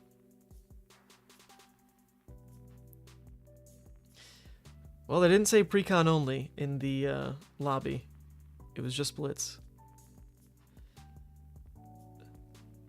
Are you allowed to play any of the precons? Like, I could just go play the Levia precon, in theory? Or is it only, like, the newer run, because they're all, like, made to play against each other? There is no precon near me at all, but I was interested to try to go to one. Especially since James White said that it's his favorite new player format. He recommended it on the last podcast that he was on to... yeah, like, anyone who's newer to Flesh and Blood, just take him to a Blitz precon event. And it's a lot better experience than Blitz, than CC, than, like, anything. You can't play Briar out of the box because of cross-strap. Oh, that's funny. Oh no, we lost Blood Rush. Oh no. That's okay. That's very okay. Prism also has cross-strap. Chain has Seeds of Agony. But is it following the Blitz ban list? Or is it its own world of... Okay, Yellow Sync and Arsenal.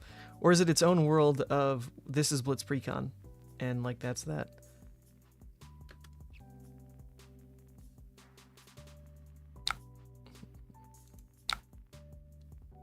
Let's find a blue. Alright, we found the blue. Nice.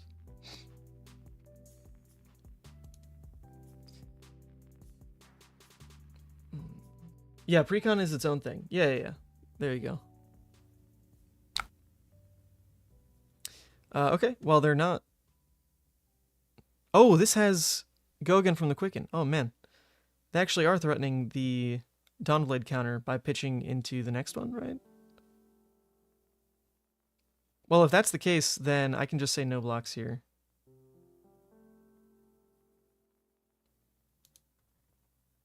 No, because it'll be 4 on the next time as well, because of Gallantry. Okay. Well, sure. In that case, yes, you are taking a card from me. Yep, we can just go Dread into the Graveling, call that good for our turn.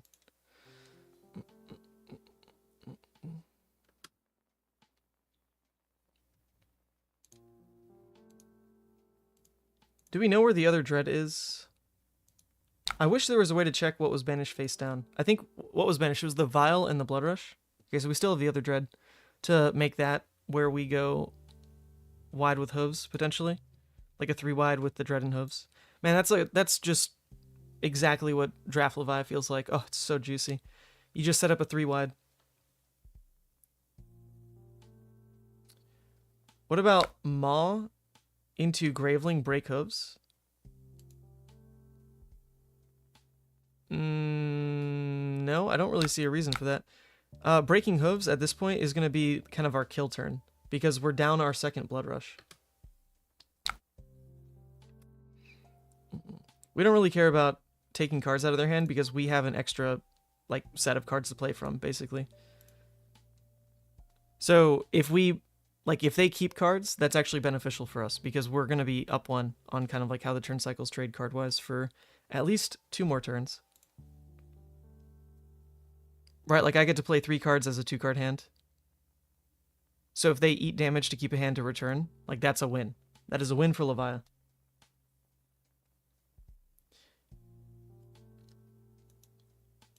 Yeah, okay. That's true. I'll tell him grasp. Grasp. Blocked it.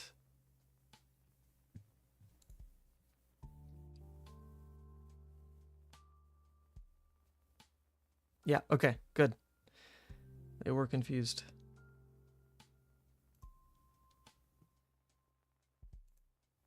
Oh, that's a bug. This should go face down. Oh. Okay, well, it's like kind of showing as face down. Oh, there we go. We just had to re-click on it. Nice.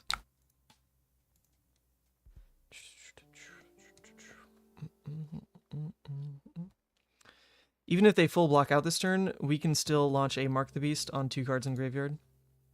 Not a big deal. This is where no barraging is a little bit rough, because barraging is what can crack this part of the game, where if you flip it and consumed and you like lead with Dread and they block 2, you can just barraging, deal 5 damage, basically. But we're not that high on blood debt to really make them want to play that way, to be fair.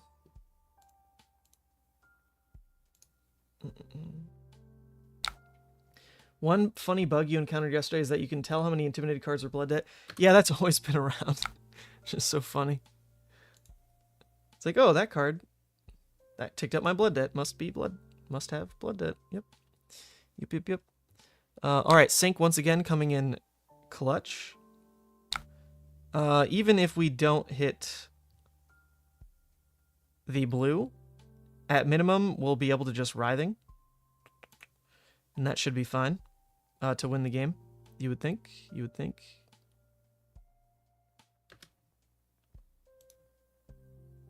We're too tanky to die from any 3-card hand here. Oh my god, Razor.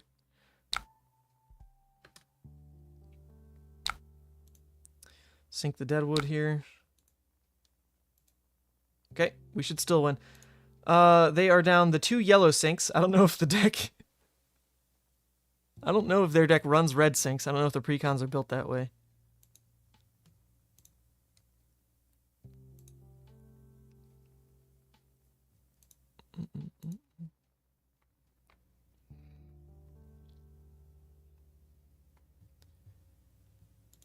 Even if the deck runs blue sigil, like those darned classic battles, it should be okay.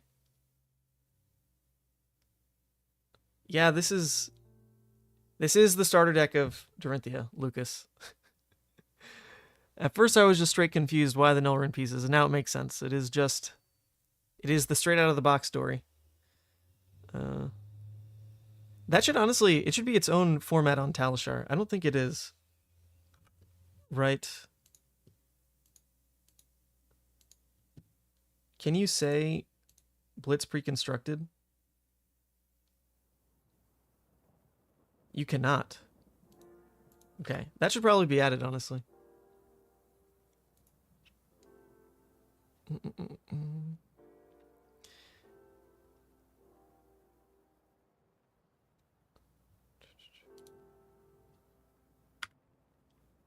Okay. Okay, opponent. Still there. Oh, okay, there we go. Yeah, can't lose to anything here, which is nice. But they can get a counter. I'll allow it.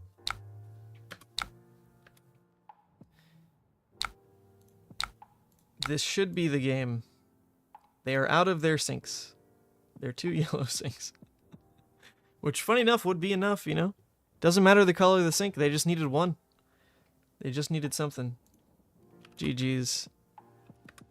Didn't know you wanted recon, sorry.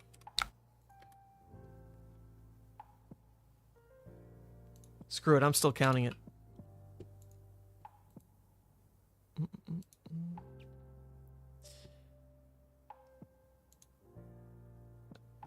Oh, look at this. They wanted to test them versus real Blitz decks. Okay, so then you know what? We did what they asked. We did what they asked.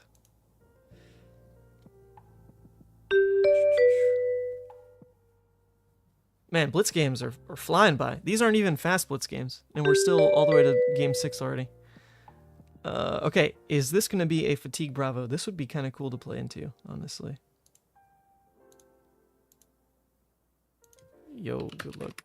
Is this Emery? Probably. Probably.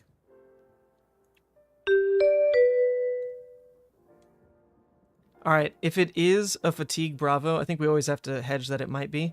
We want to take Gamblers and Scabs and just keep hitting Vials. Just got to keep hitting Vials.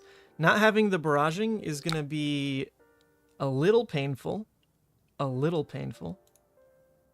Although we did open the Blood Dripping. It's just in this matchup, I don't think we want to go Consumed at all. So this being barraging would be a lot better. But we're going to do it for science. I'm interested. Let's actually play out the Blood Dripping, see what happens. There we go.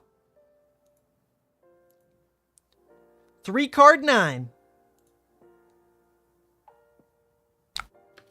Arsenal Sync. Good stuff.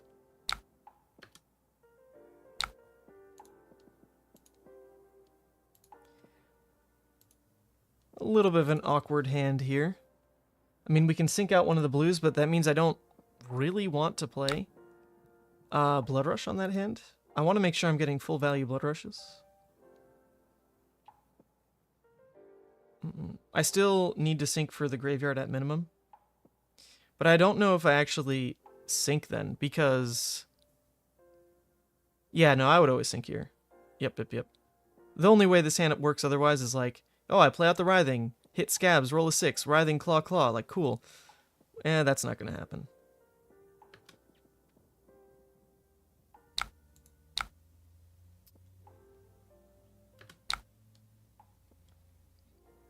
I actually wonder what Arsenaling Doomsday looks like in this matchup. It might end up being okay, so let's put the Reckless on the bottom.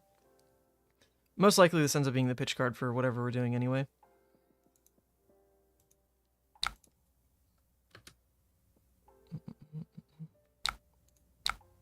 Oh!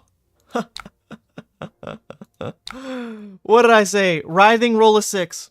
Writhing, roll a 6. 3-card 12. Let's go. Planned.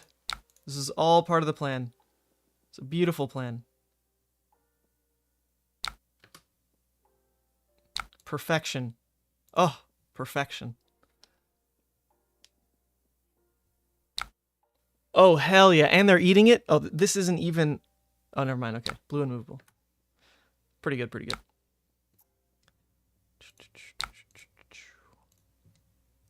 All right. This is a decent Blood Rush hand. Let's see it. It is a CNC. It cannot be a pummel. I could just give up Husk right here to keep this Blood Rush hand. I don't hate that. We're going to get the graveyard fill in because Blood Rush goes to grave, the card it discards goes to grave, and that's fine. Is it ever a lunging press in this stupid-ass Bravo deck? Is it? Is it? No, it's never. The other option is just block down and then return the Deadwood. That's not bad either. But the window to keep a 5-card Blood Rush hand when we know that we'll have a finisher of either Deadwood or Swing Big is pretty damn strong. Huh. I think we're going to do it this way. Nice. Okay.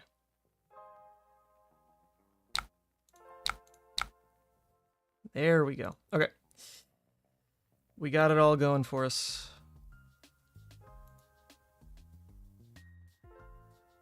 I could also take the flip this turn if I wanted to. Question mark, question mark. I think if I take the flip, then I might get a little screwed by 3 Gravelings. Those are relatively hard to just dump out quickly.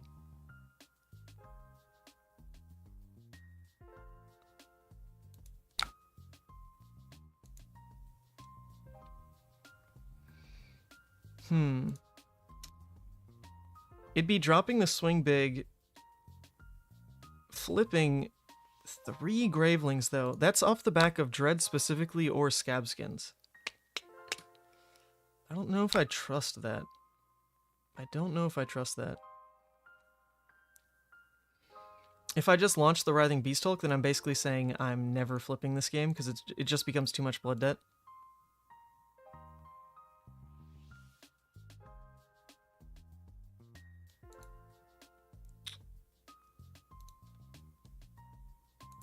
Nah, I don't want it. I don't want the flip. We're just going to do this. This, in theory, forces them to actually attack back because it's dominate as well.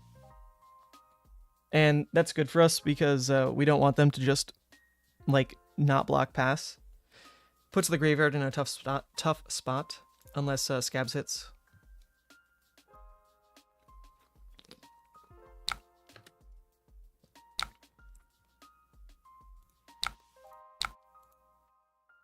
Oh, baby. We are doing it, team. So what does this say?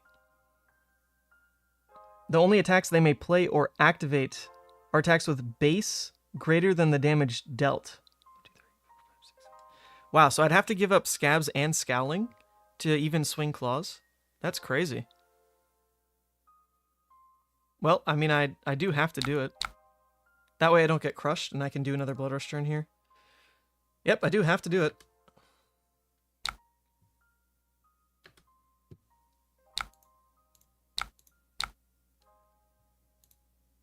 Nice, nice, nice, nice. We're just gonna go claw into swing a big. Seems pretty good. Graveyard's looking really healthy because we don't have to hit it this turn. Swing big. At this point in the game, I think I want the Endless Maw. For pitch deck, it's actually worse to have the Deadwood there. But it's fine. Actually, that would have been if Scabs hits, I win. Right? Should I have thought about that more? No, because these both cost 3. It's not quite the case. Alright, nice. We got there. We get to just go Dread into Endless, and that should end the game. Should end the game. Pretty nice. Pretty nice. Alright. Levia freaking busted. What is going on? I mean, granted, I did roll a 6. I did roll a 6. That 6 was pretty good, pretty clutch. I mean, that really let us throw an extra 3. That was what the unexpected damage was, only 3. If it missed at all, then it's just Brithing there, right? But I was hoping it would at least hit to turn one of those attacks, or one of those blues into the claw. So the extra Scabs hit out of nowhere just dealt the missing 3, which is which was lethal on this turn exactly. But we still hadn't blown through any of the convulsions. We hadn't seen any of like the Vile, the Reckless, like all that was still coming clutch.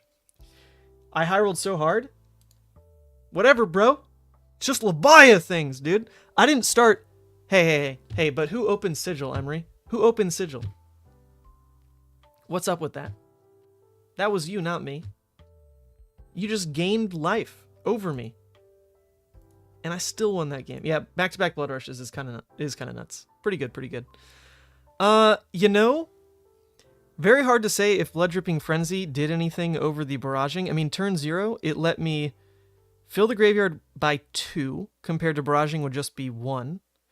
It set up the Gravelings, but then it actually pushed me off of wanting to flip, because the Gravelings in particular might let me mill out and lose. So that was a bit awkward. It's probably fine. We're going to keep playing it. Keep playing it. Blood Rush or nothing? Yep. It's just too much damage in a singular card, and there's just too much synergy with like what it does for Levia anyway. It's a little sad because she does a lot of other cool things, but the reality is like having the cheap attacks, like having the Graveling Growl, having the Boneyard Marauder, having the Go-Agains in Dread, like anytime you can jam all that into a singular turn that is buffed across the board by Blood Rush, like with Claws, like that is just so much. It's just so much damage. You can't ignore it. It's more spiky than like a Hexagore deck, but the reality is like you're not giving up much to play Claws that way over Hexagore. It's not like Hexagore's doing anything better. It's more thematic, it's cool, Yeah, Blood Rush is just a pretty dumb card. All right, we get to play a fatigue match again here. Art of War is not worth it in Blitz. Not in this build, Victor. So I went over this in the beginning of the stream, but this build is a throwback to my very old series here at this point. It's like a year old now, where I did a best of 3 versus every single hero in Blitz. Every single hero. Look at this. All the way back. God, these thumbnails were ugly. But I did a Blitz best of 3 with every single hero in the game back then. And it was a very slow Levia. It was a Levia that basically said, I'm going to play 2 Blood Rushes a game, and I'm going to win. And really not try to do anything else too fancy. That was just the entire game plan. And you know what? It's a pretty decent game plan, so we're sticking with it. We're trying it again. So this list is basically no non-blocks. The only non-blocks are the ones you actually want to trade with. So Deadwood Rumbler and then like Sigil. You know, Sigil's just good. This is not the kind of like CC version of Levia even. It doesn't look to push with the Art of War hands. In CC, you still need to get people to lower life thresholds faster, and that's what Art of War can really do for the deck. In Blitz, though, you don't really need that. You're starting at such a low life, right?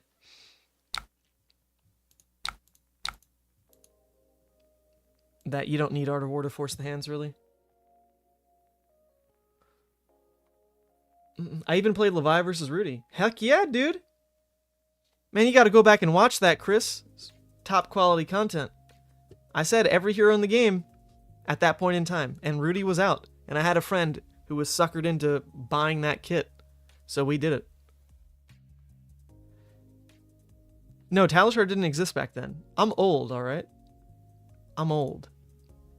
When you start diving into the old Mansant videos, I mean, truly, Talishar only came out, like... Man, like, maybe somewhere like around... here, even? I don't even think it was out a year ago. But yeah. Look at all these gameplay vids. So many. And actually, like we just went over, those gameplay vids versus now have almost like no card changes. Like this list has vials, blood dripping, and like, you know, consumed, I guess. But that's it. Gameplay wise, it's pretty similar if you want to go back and watch these. They weren't so bad, you know? It was definitely an ugly overlay. The camera was overexposed. But I was trying. It was my early days.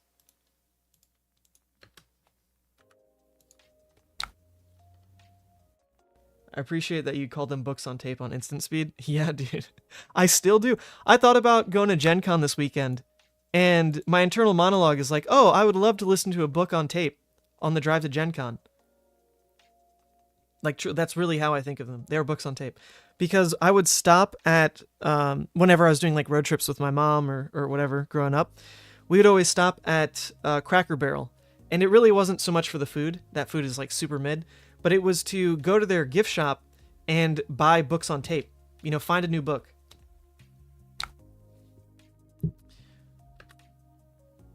Find something new. They had all the like the little tapes just on kind of like a little pull rack, and you could yeah, just find something beautiful. Those were the days. Yeah, so I guess I'd just carry Nusk. Don't know where else I would get value. And we'll just play a Blood Rush, I guess. Hoping to discard the Graveling, obviously. Hoping to draw blue would be best case.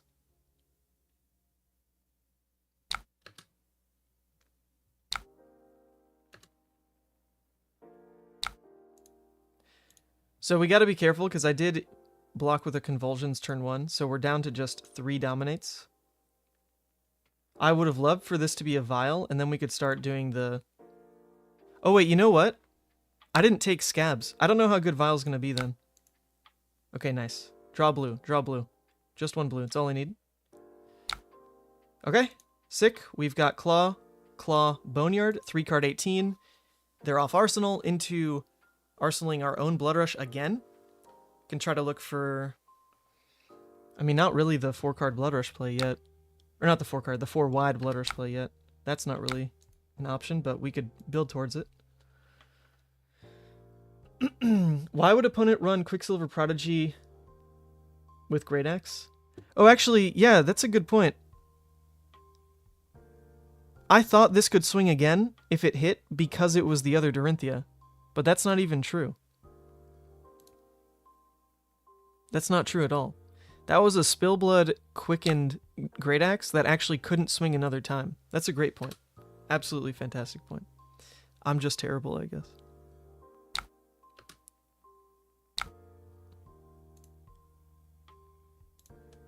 Oh, it actually could have missed? No, not a big deal. Yeah, it didn't register that this is the new Dorinthia, honestly. So I don't know why. Honestly, the most common deck I've seen that plays the Great Axe is actually Kasai. Kasai can just pivot to running Great Axe in the sideboard. That's what my friend did to win a skirmish last weekend. Okay. Okay. I mean, I don't really want to slam a Blood Rush that I don't know for 100% certainty isn't 4 wide. But if there's going to be a world where it like maybe just happens on the draw, it would be keep this full hand, have a 66% chance to discard the Beast Within.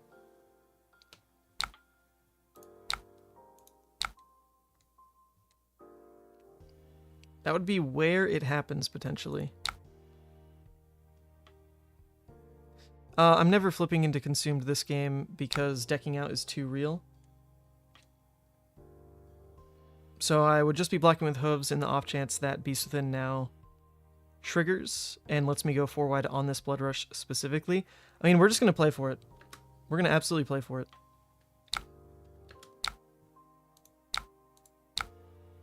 Oh, God.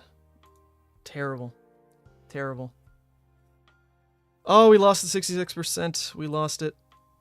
That's pretty big. I mean, blocking with it would have guaranteed that the Beast Within discards, but since that's our second Blood Rush and we drew the double, I was really trying to go for the 4 wide on that hand.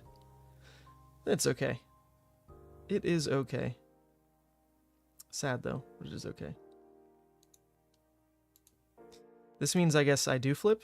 I flip and just get a Boneyard out of it. Sure. I can't even Blood Dripping for, like, the crazy Wombo because I won't draw cards.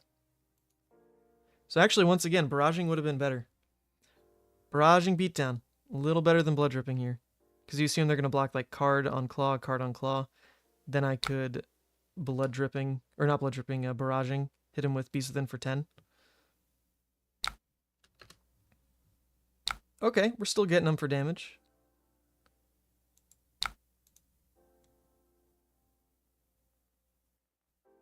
Not flipping anymore, because that was a shunt. That's alright.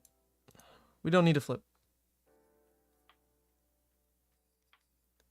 It is a Dishonored hero. Yeah, it seems like. This is not like a flip deck, right? It's not like they're playing Resplendent into Decimator if they don't think Resplendent can win. Doesn't look like it. I'm going to Arsenal the Blood Dripping and see if we can ever get a pop-off turn. And, like, pretend that it's a baby Blood Rush. Pretend.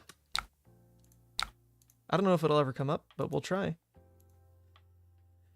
Took too big a gamble, I think. I mean, it was still 66%, right? 66% to get the turn to work there. The reality was, if it hits, we draw 1 deeper, right? And then that 1 deeper would be the difference on whether it was an attack or not. So let's pay attention. Well, it's not exactly true. The blues would have banished before the Beast Within. So we have to look at the next, like, 3 to 4 draws to see what would have happened, realistically.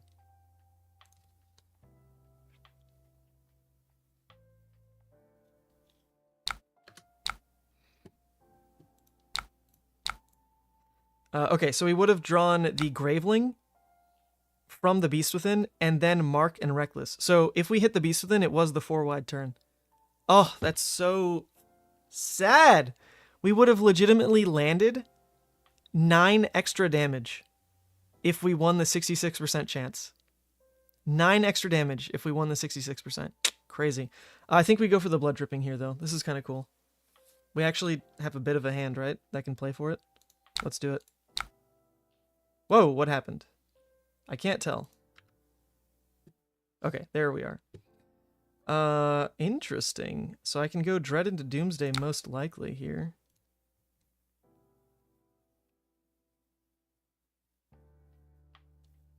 And Doomsday actually gets buffed by blood dripping. Ooh. Spicy! Yeah, I only need to hit 1, right? 1, 2, 3, 4, 5? Come on, you can do it. You can do it. Come on, Doomsday. You can do this. Oh, you can do it. Yeah, there we are. We got it. We got it. All right, blood dripping. Actually gonna deal 4 damage here.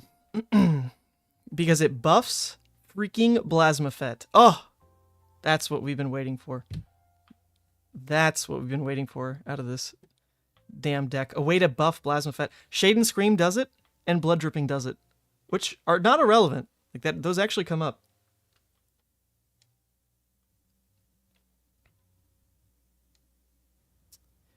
We also have a Vile Inquisition where we need it.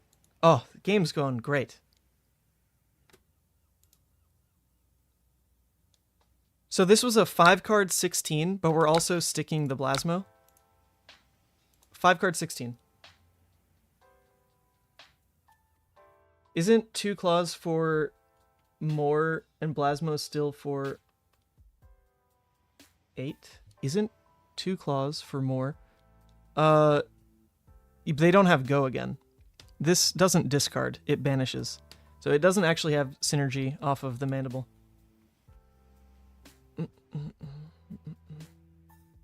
If they did, then yeah. If they discarded, absolutely. Like, it is a Blood Rush at home, basically. But they don't turn on the Mandible Claws. Eventually, if we get some kind of, like, Shadow Mandible Claw, you could run a Mandible Claw and a Shadow Mandible Claw, and that'd kind of be, that'd be pretty cool. Like, actually kind of cool.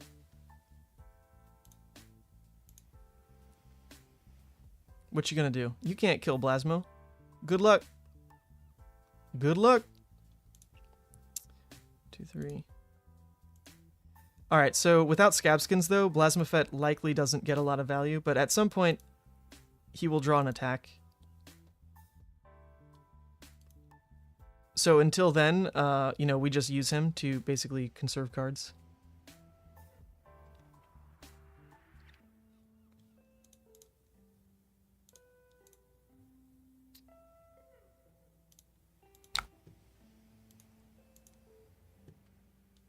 Attacking Blasmo doesn't do anything. He heals. He's an ally. Like, just FYI, opponent. I don't know. I don't know what they were thinking. Okay, so we can go Blasmafet, banish Graveling, Arsenal the Writhing, play out the Sigil. All that's doing for us is basically setting up Writhing for like a tall finisher, but we don't have a way to pump it without the Barragings or Blood Rushes left. It would just be the last Blood Dripping Frenzy is the only way to like really get it higher. Interesting. So we still have 3 Dread Screamers as well, so we definitely want to keep Hooves for the Dread Screamer turn. That's how we're going to go wide enough to realistically close the game. We also have the Vials. There's a bunch of Convulsions still to come in the deck, for sure. But yeah, so I don't want to just like spend the Writhing for no reason. In theory, it's going to be one of the attacks we play on the Dread turn. And I don't want to banish it off of Blasmafet, so we do have to say goodbye to the Graveling here.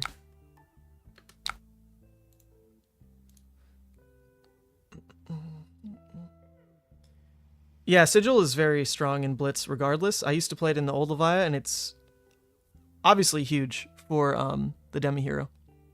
Obviously huge. So I think that's the main reason like a slower Levia might be the way to play her. That Berserk build was I mean, it was fine. It was no fun, though. This is a lot more fun. Like, being able to block with your hand, control things a bit better, it's definitely more fun.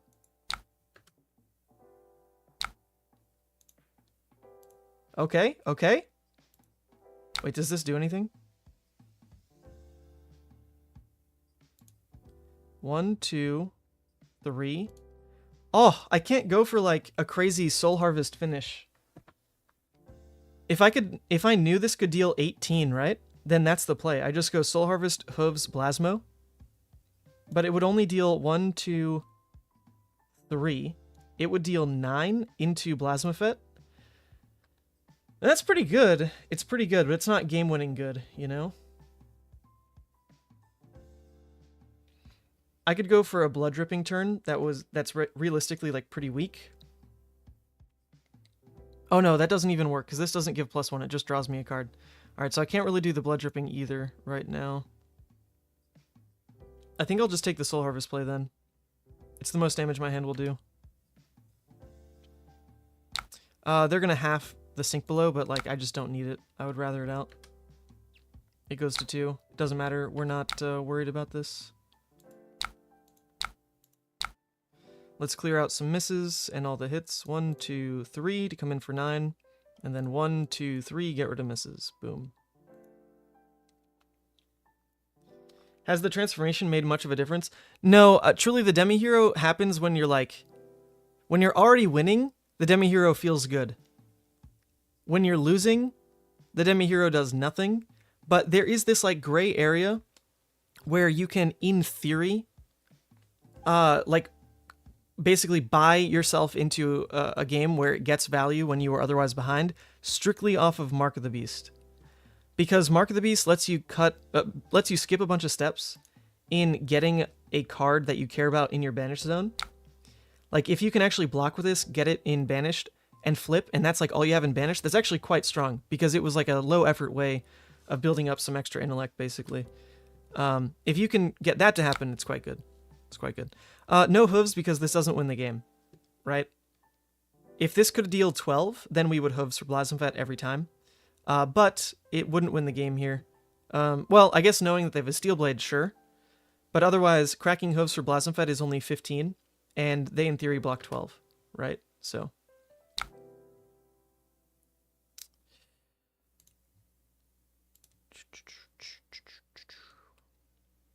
They're going to E-Strike kill Blasmo. Oh, that actually feels so bad. I wanted Blasmafet. Oh, wait, no, they chose me as the attack target? Hold up. Hold up. I appreciate that if you do, but... They chose me as the attack target. I'll take that any day, friend. Any day. Any day. So... Just to make sure I don't starve myself on Graveyard Fill, I actually do want to give up the Endless Maw. I just don't need it to win here. We can go Dread into Blasmo. It's good enough.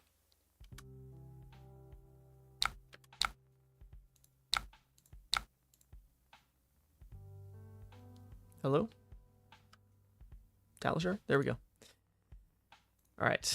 Nice. We had the 2 misses, so I was never going to block with the sink there. So this is the second Red Dread Screamer, but we have the 2 blues still in the deck.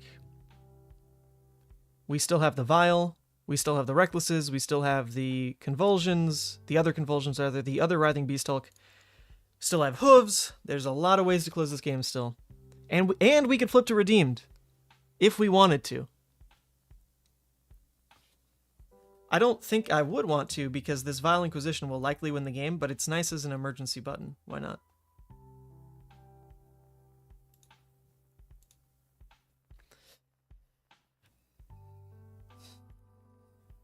Because in theory, we can count through all their reds. You know, they probably have a playset of everything. So at the moment, Vile isn't guaranteed, but in like another,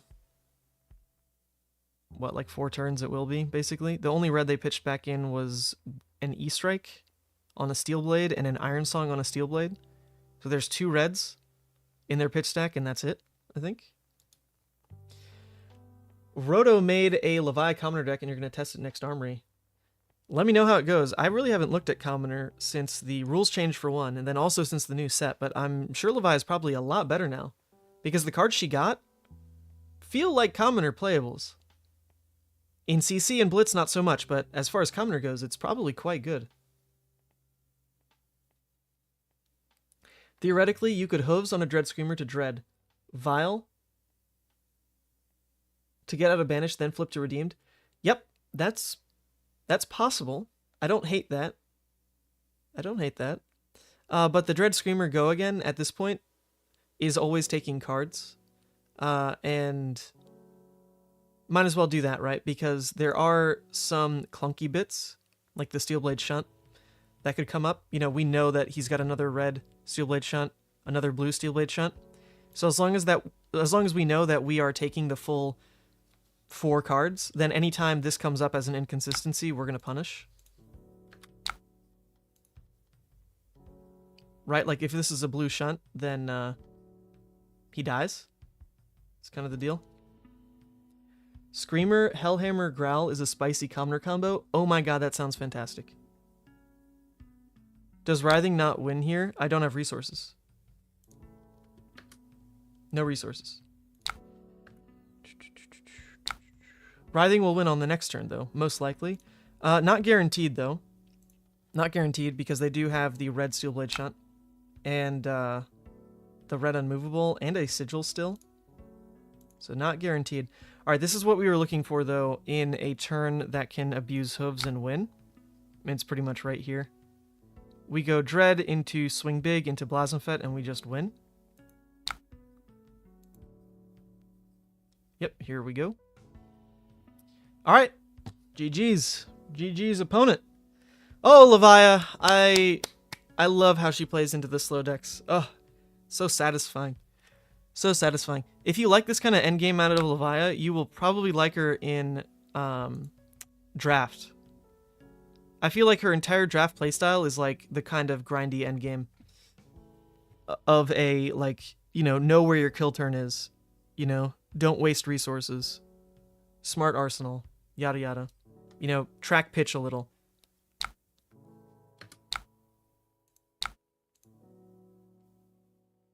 Boom. Playing Levia in draft seems scary. I think she's the best deck in draft, and it's not close. The team is pretty high on Levia as well, so it's not even me just saying it. Levia is very good in draft. She's not easy to play, though. I don't think she's the hardest to play. Playing Chain is probably the hardest to play in draft. To play Chain well. I mean, if you just kind of, like, smash Chain, plays cards, you probably win more games than you do if you play that way on Levia. But in terms of ceiling, I think Levia is, like, really up there. In terms of, like, what a skilled, like, player can do with her. You don't have experience playing it in draft, you prefer Chain? Yeah, I mean, the thing about this draft format is, if you love a hero, and, like, you can skill express with a hero, I think any hero is fine. In terms of, like, deck quality, like, a bad Chain is definitely worse than anything else.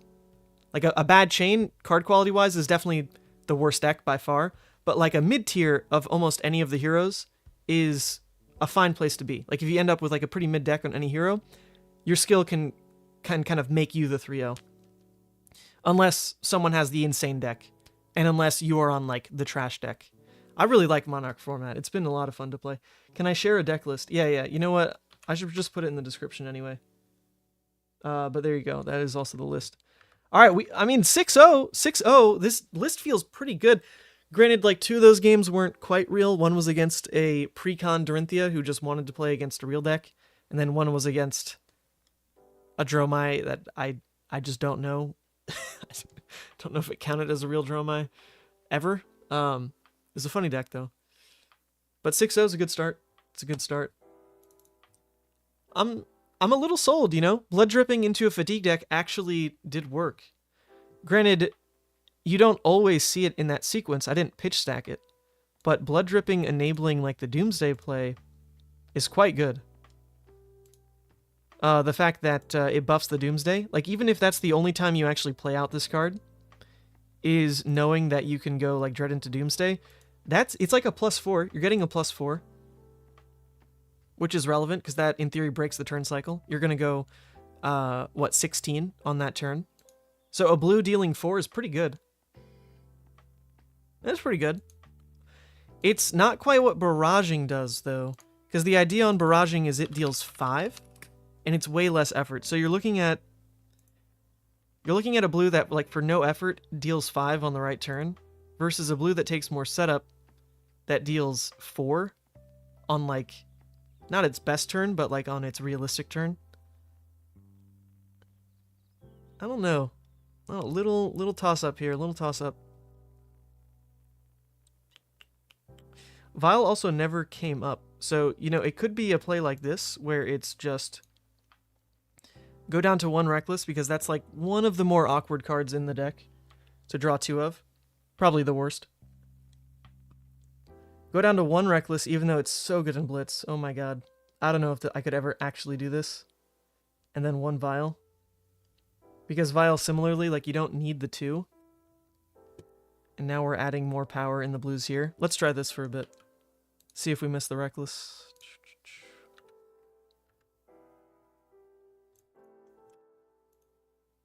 We haven't really played against hard aggro yet, but that's where the Reckless really comes in. Because when you're under pressure, like, you just can't always keep a 2-card hand that to win the game. Because your 2-card hand that wins the game is like a Writhing. And so you basically give yourself 2 ways to win. Either, like, you have the 2-card hand Writhing you're able to keep, or you just find the Reckless. And then boom. There you go. Into Ira, we're going to take the Gamblers. Is that even true? No, we're going to take the Grasp Hooves.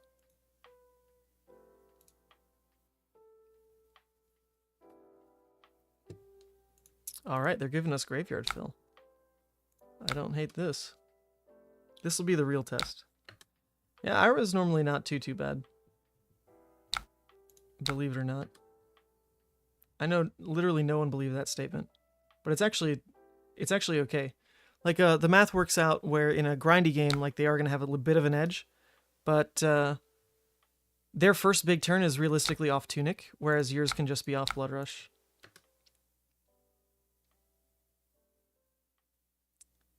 I do get a little cheesed by, like, Razor into another Soul Bead. They didn't have it. Boom.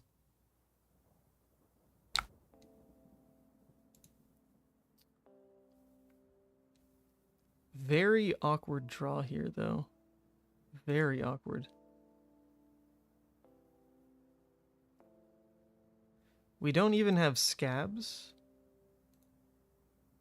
to try to make this just Claw, because we don't need the Graveyard Fill. Obviously want the Sink in Arsenal here. So this actually might just be Claw, Sigil, Arsenal, Sink. We already have the Graveyard Fill. Ooh. Yeah, very rough redraw here. Very rough redraw.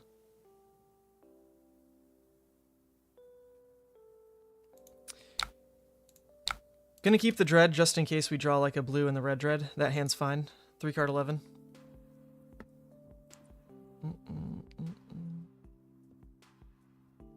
You're having quite a bit of fun with Mutated Mass. It's a blue and replaces Ghostly. And on a Blood Rush turn, it can be a 1/6 from Banished. Well, you'd hope that's what happens. But realistically, most of the time that card is a blue that is very hard to get out of your hand. That also doesn't gain a plus on the Blood Rush turn either. So it ends up being pretty awkward. If you banish it from Art of War, you also don't turn off Blood Debt. But that is a good way to get it into Banished. The thing about Ghostly is it always blocks 3. When you see it, it blocks 3, and then it's got upside beyond that.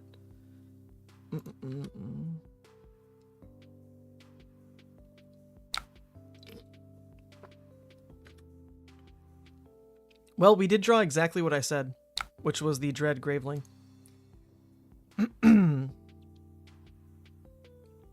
Alright, I'm going to assume that Beast Within plus an armor piece is going to block the card draw on the next attack.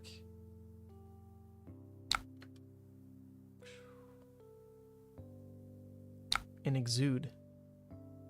Well, that becomes a little bit more annoying. Not the worst, though, because I can turn on Grasp just in case they do pump it. That's kind of cute. This is kind of cute. Let's see it. Let's see it happen. Watch, they're going to pump it. Oh, they're going to Razor it. Okay, if they're going to Razor it, then I'm just going to sink on top before that resolves. Boom. No need to sink. This hand's fine. Then if they pump it, I can grasp after. Let's keep it turned on. Alright, that's one Razor down. Whew! Razor is a pain. And one is down. Alright, we have a pretty weak 3-card 11 here. We wish this was a 3-card 13, obviously. But it's playable, and I actually think we do want to flip. I think we will want to flip. We got some graveyard fill going. That's going to mean we get value out of flipping, and it's not just like, cool, we don't take blood debt, but we legitimately, you know, want these cards. So we'll start to look for that.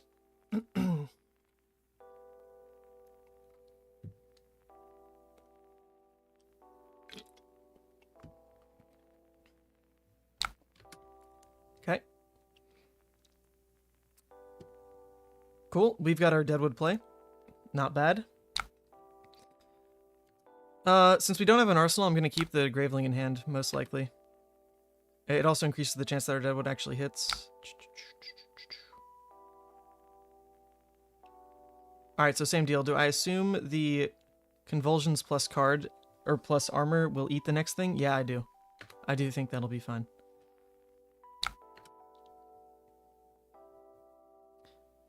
Spinning Wheel Kick. Okay. Yeah, so we do have to give this here. If it's the second Razor, honestly, I'm fine. I will accept second Razor just so I don't have to play around it in late game. I will accept my fate. I will, if that's the case. But what's really cool is they don't know if I'm going to use Grasp.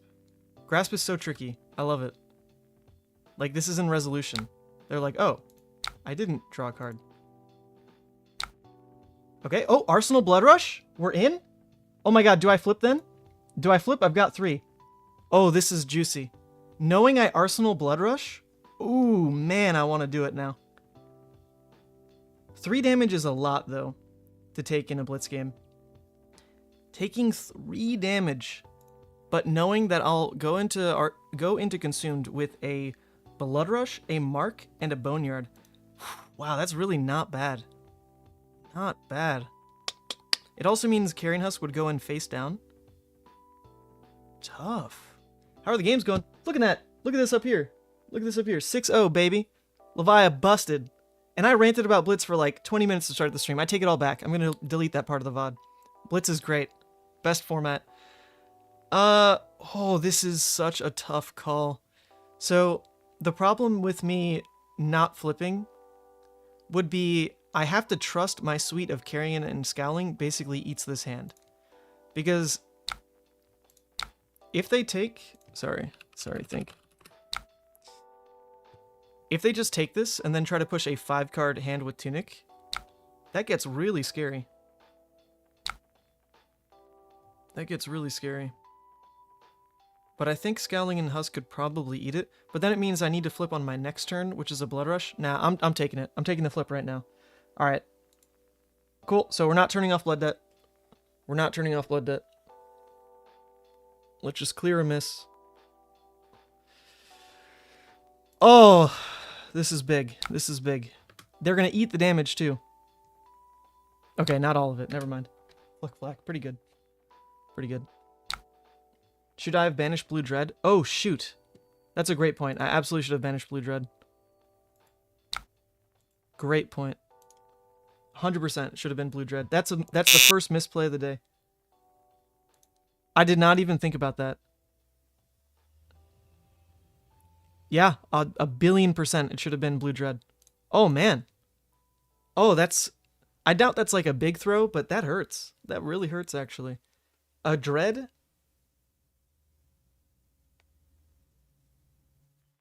That doesn't turn off Blood Debt. That still enables, in theory, like a 4-wide Blood Rush on this next play. Whew, pretty good.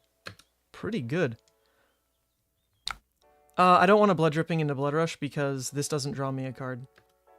This is just my pitch card on Blood Rush, 100%.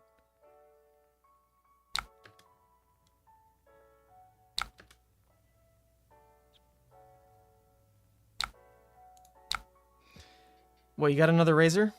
You got another razor? Come on, buddy. What you got? What you got? Another razor? Yep, another razor. Second razor? That's fine. I totally accept this. I totally accept this. Not having to play around razors is a big deal. That's like a huge win, because there's the first one. Second one just got played. Not scared anymore. Not scared at all. Oh my god, barely punished by the mass draw either. I mean, they went to 14. That's pretty good. But we're going for the 4-wide Blood Rush, like right here, right now. Okay, a little painful discard. Never mind. We're back. We're absolutely back. Oh, this hand is disgusting. This is insane. This is game over, right? Because we get to go Claw into Boneyard Hooves, barraging Swing Big. I think we just won.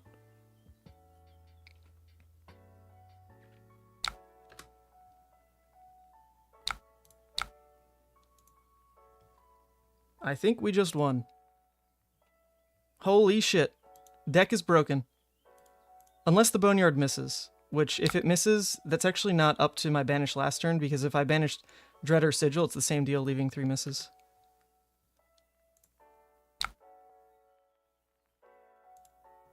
Yep, there we go. Oh my god. Oh my god. This deck is crazy.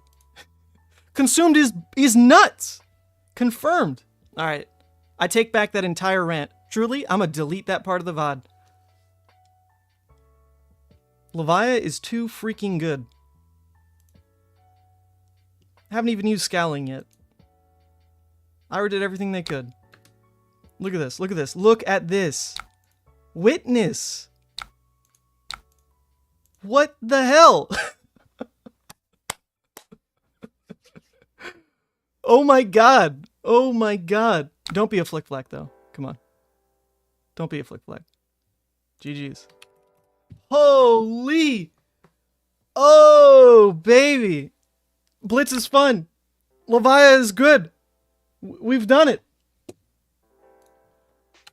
7-0. 7-0. I just won a skirmish. I just won a skirmish. Well, no, that'd be a 4-round skirmish. 4-round into top 8? No, that wouldn't work. 5-round into top 4? I just won. And that would have been the final. Nice. Nice.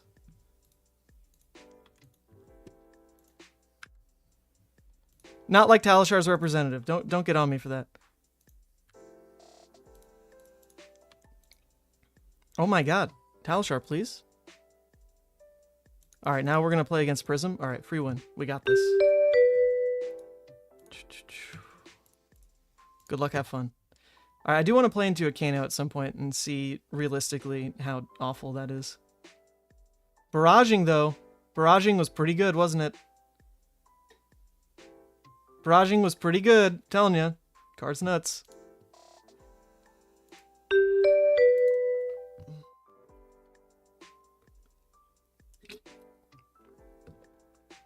It's not impossible to see a pre-con Dori and meme Dromai in a skirmish. Skirmish does have sideboard cards, but there's just no room in the Levia deck. Don't need them. Don't need them. Alright, this is decent graveyard fill. Only okay arsenal is the Dread. Only half decent arsenal is the Dread. I guess we could Wrecker Romp, discard Beast, know that we draw a new 6 for Arsenal. It's like pretty stupidly greedy, you know? Pretty stupidly greedy, but I'm a little into it. I'm a little into it. How dumb is that? How dumb is that? They already can't drop an aura because we did barraging, so if we go the Wrecker for 8, if they drop an aura, then they take 8 damage. So we are free to throw the Wrecker. I'm gonna do it. Screw it. How much I take? What's my punish? Well, this is not a real Arsenal card.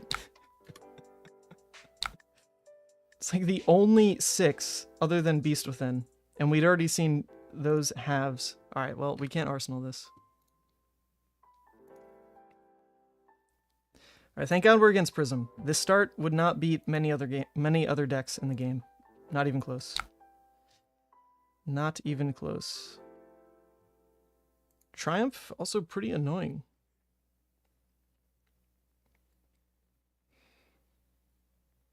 Pretty annoying.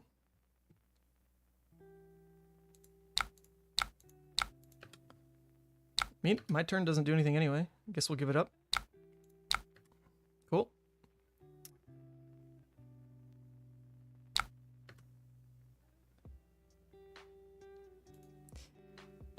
Questionable hand as well. Questionable hand.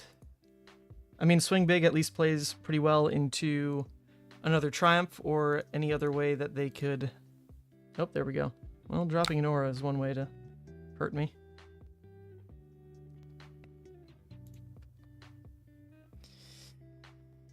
They pitched a passing. What if they drop another blue? That's pretty painful. My turn most likely is then just block, clear aura, Arsenal Blood Rush.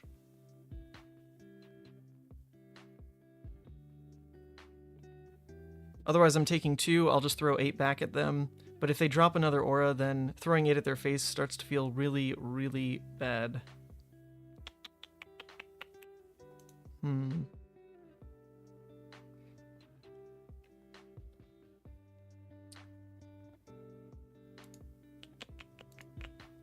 What blues would they run? They'd probably run Passing Mirage and Haze Bending. So I feel like it's pretty likely they do have another blue here. Yep, there it is. Okay. Alright, old ways of playing against Prism. Killing Haze means it only got 1 value, but then they're going to get to go 2 wide on the Ode. Screw it. Gotta do it.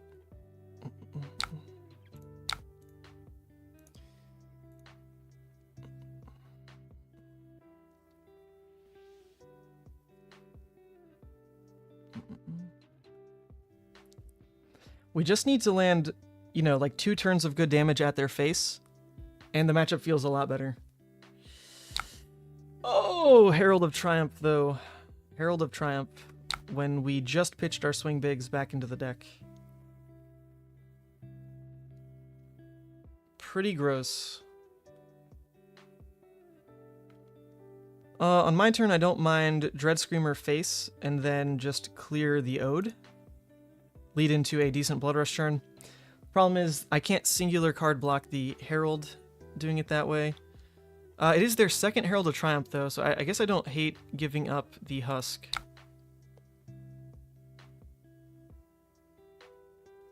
Yeah, actually, even giving up Husk plus...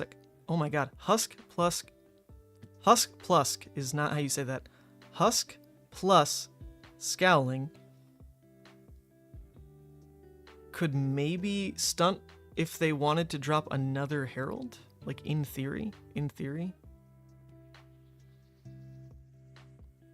Maybe it could also hit a aura that they were trying to drop after going wide. It probably feels okay. I definitely don't want to give them the hit. Like, pretty much ever. And this is their second Triumph, so... Might as well get the Husk use on that one, since we did already get the other one out of the way. Oh, okay. Respond with Halo. This will still intimate card. They're gonna get it in Arsenal, though.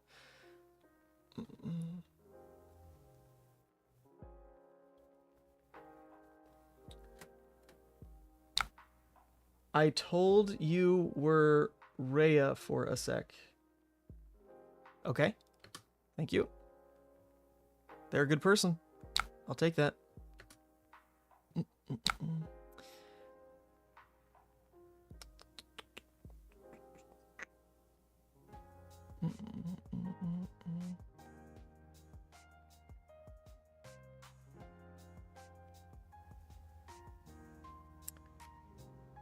So they can transform this, but they don't get to swing with it. I would assume...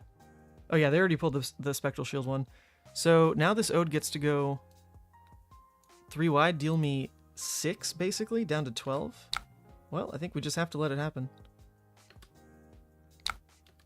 Throwing 6 at face and then clearing Ode hopefully does enough to stump their turn. Hopefully.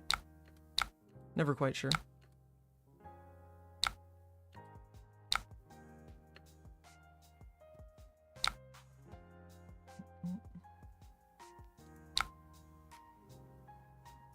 Do I even want to just smack Aegis? I don't think so. We're still going to throw at face.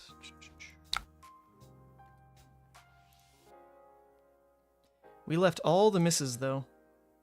That's getting a little scary. If there's one way to just lose this game, it's the Levia variance. More than what the Prism is doing. But the Levia variance can definitely get you.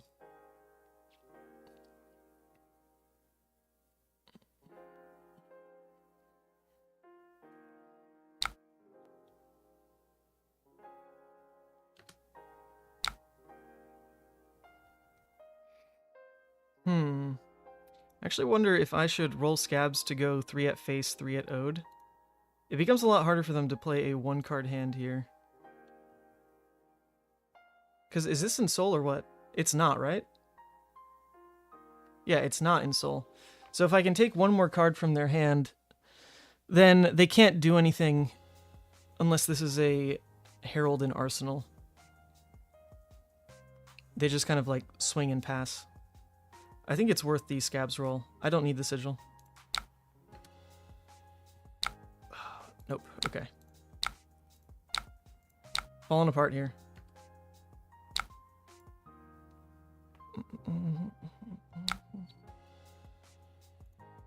Okay. Guarantee that we get a Blood Rush Beast Within off.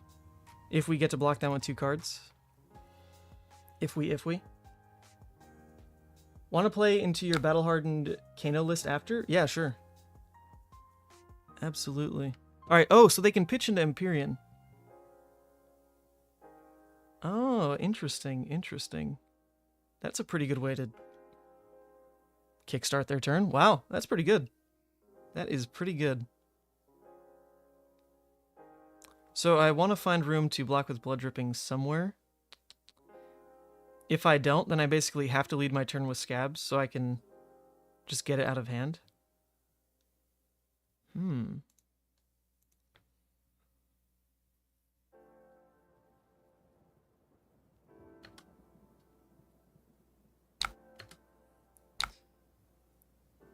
Dropping an aura would be the big punish here, but we'll just hit Scabs, right? We'll always hit Scabs.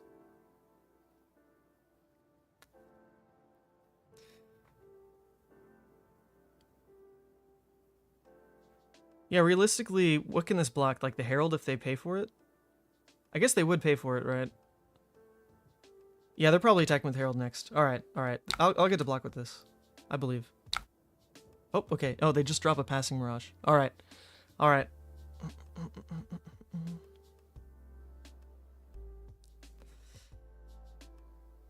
Alright, we can either try to get really lucky on the Blood Rush discard, or we have to play it safe, lead with Scabs. Just to spend a Claw. That doesn't even work, actually. Because it would still leave the 1 floating. Ooh, yeah. Hold up. Hold up.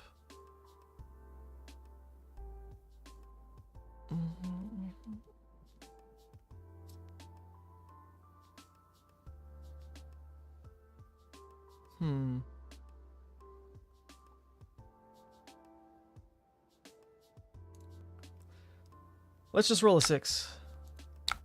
Okay, 4 will have to do. Well, it means we're just going to throw the Beast Within Marauder at them, basically. And that is it.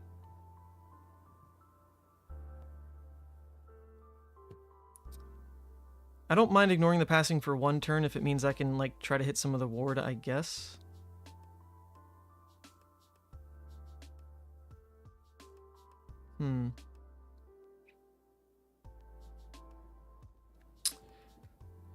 Yeah, so the 2 action points doesn't work on guaranteeing the Blood Rush hit because it would be pitching the blue, which still leaves the 1 floating, which Blood Rush wouldn't then work with. I would still be open to hitting the Doomsday. So it'd be just lead with Blood Dripping, draw 1 card, hope that 1 card is a 6 Blood Rush, go crazy.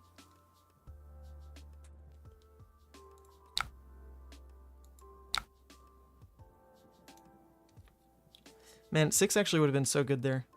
And now we're out of gamblers for any time they have an Arclight into the Blood Rush turn. That'd be terrifying. Think of the dopamine rush if it hit. Yeah, you know what? Maybe that was the play. Just let it hit. Make it a 66%er. To just hit. I actually don't hate that. I don't hate that. Maybe I should have done it.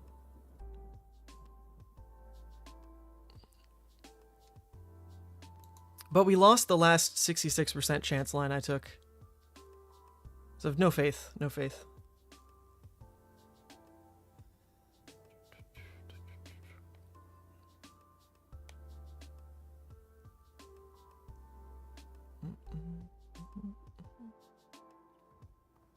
So 3 scabs rolls, a 1, a miss, and a 4. Not the greatest. Not the greatest. But then again, you know, a scabs matchup is never fun because it does just come down a lot to did we hit or not. Alright, so now there's actually the option to just Blood Rush. Now that those cards are out of the way, I could just make it a Blood Rush turn. Even if it just lands Claw Claw, do I hate that? If I somehow draw into a Boneyard Blue, that's like the absolute ceiling of the turn.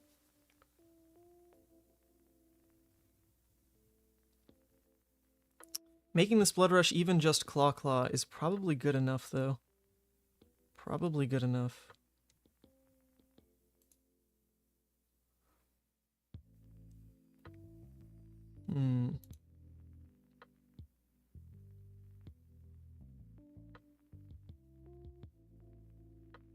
I'm in. Let's go.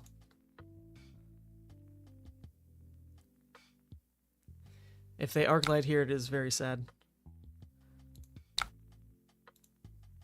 Okay. Well, it's just Claw Claw. And unfortunately sending the other Blood Rush to the bottom. There's potential. The ceiling was obviously Claw Claw Boneyard. Claw Attack was somewhere in the middle, but the floor was at least Claw Claw, even double draw on reds, which isn't what happened. So we were like, still bottom end, but playable. Let's just get rid of those damn shields.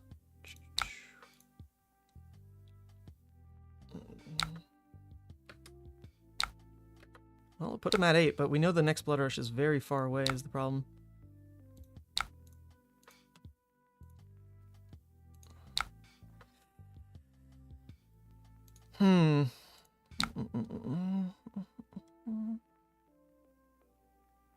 Deny the hit here seems pretty decent.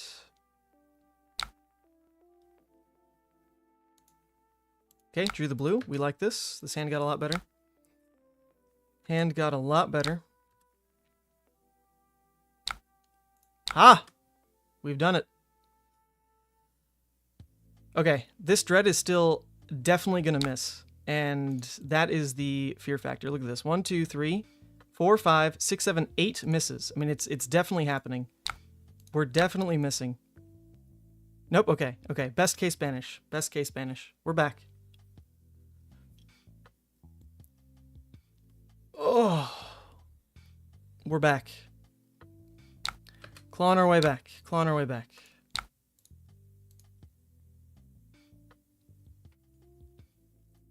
Okay, catching him on 2 blocks. This is a good start. Good start. They're going to try to go wide. So funny enough, I can flip then. I could flip. Like I almost want to, right? I almost want my next turn to be play Writhing, it misses. And then flip with Dread. Interesting. Because I'm going to take 2 here down to 9. I could block 1 to 10. This would push me back up to 13. That doesn't quite work. I'd have to actually give up 2 cards on this. But flipping with the Dread is very strong for this matchup. Very strong.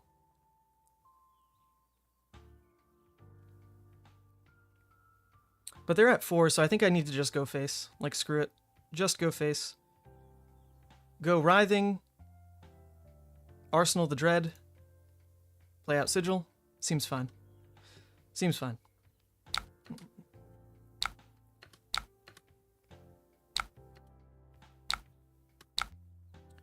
It's only 2 blood at the end of the day. Okay, nice. Best case banish. Best case banish. That, like, absolutely launched us back. There's still going to be 5 misses with the Sigil there. But it's way better than missing 2 turns in a row. Way better. Wow, what a comeback. That was such an awkward early game. We're actually doing okay. It's almost better that Blood Rush isn't our win con now, because that would leave us open to Arclight post-Gamblers.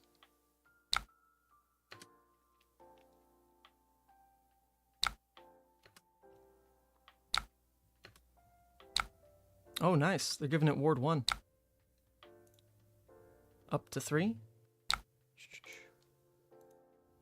Okay, we've got our Dread Graveling hand. Pretty good, pretty good. Come on, baby. Come on, baby, don't miss. Don't miss. You got this. Okay, nice, nice. Blue Dread. Pulling its weight. I think this means I actually just go Blue Dread into Endless Maw. They could have non-blocks, so seems pretty decent.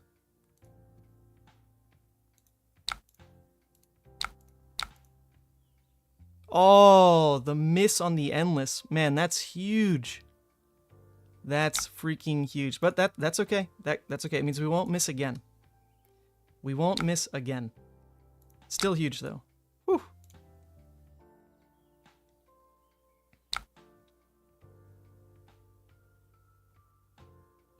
Okay. That was their turn. All right, interesting. I'll take this Endless play. Cool.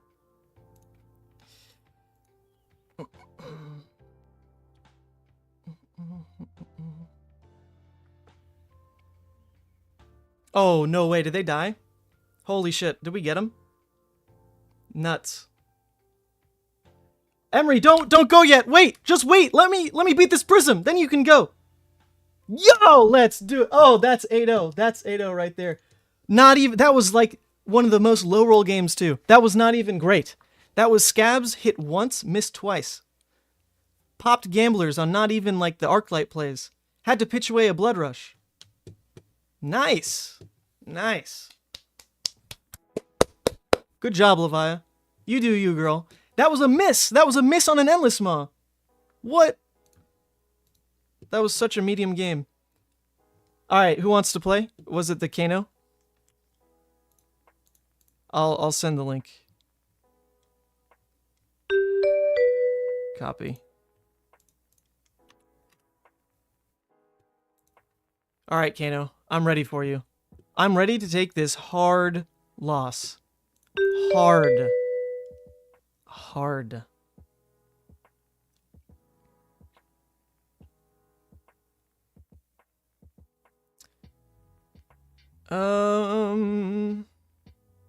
What do I care about? I guess some of my early plays leave me really open to taking Arcane because it's really burning my blues is like the best way to start. At the same time though, I have Meat Axe, right? So I can at minimum just swing Meat Axe, hold the rest of the hand. All right, we're doing it. How much will I hate the sinks? Because I can't side them out.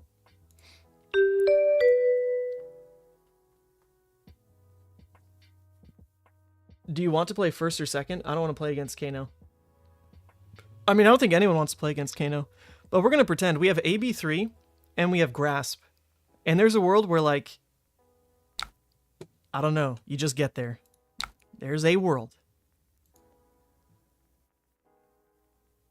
A world. A world, a world. All right, so we want the Graveyard Fill. They don't do anything with the Quicken anyway. So I don't hate just throwing the swing big.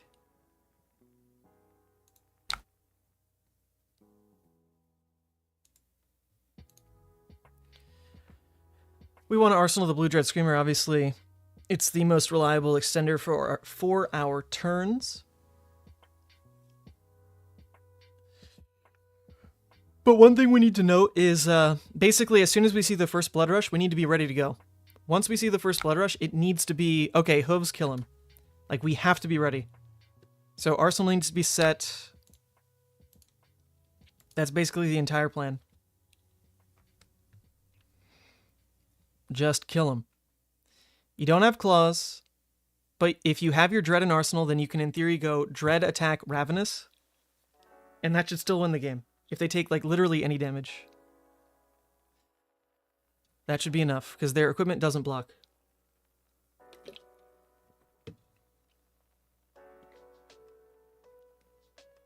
Oh, what's up, Sam? This list is fire. Thank you, Victor. Dude, all it took was going back to 1 year ago. 1 year ago. Zero innovation. Just going all the way back to that best of 3 Blitz deck. Adding like 4 new cards. I mean, I only lost one of these best of 3s, and it was against Duskblade Chain. You know? Maybe that deck really was good. And, like, why did we ever get off of it? Why? Okay. We can pitch in here. Protect that HP. Waning Moon? Bro.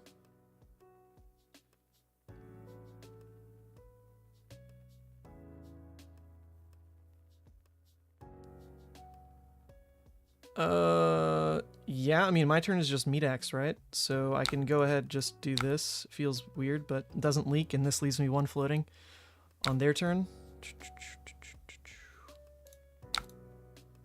That's 1 sync gone. 1 sync we don't need to worry about anymore. Let's go.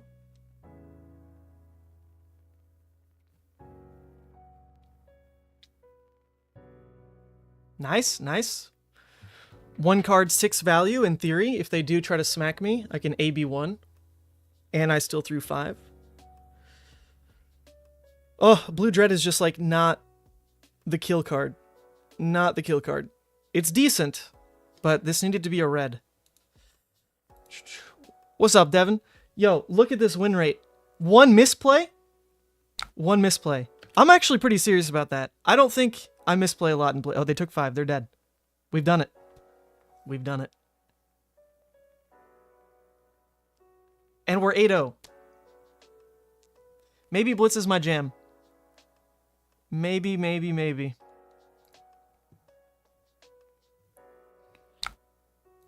Dude, get out of here. This deck has so many blues.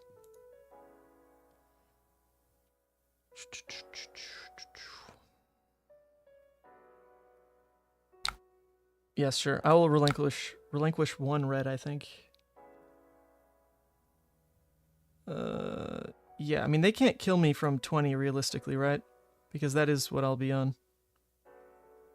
With Grasp. I'm just gonna swing big. Nah, I should have kept that card in hand, though. Because if anything, it, like, scares them off a little bit. Oh, what is this? This is 3 damage. I go to 15. I'll have Grasp up. I'll be presenting 8. Well, yeah, I'm not going to pitch a red on that. Okay, that's all I got.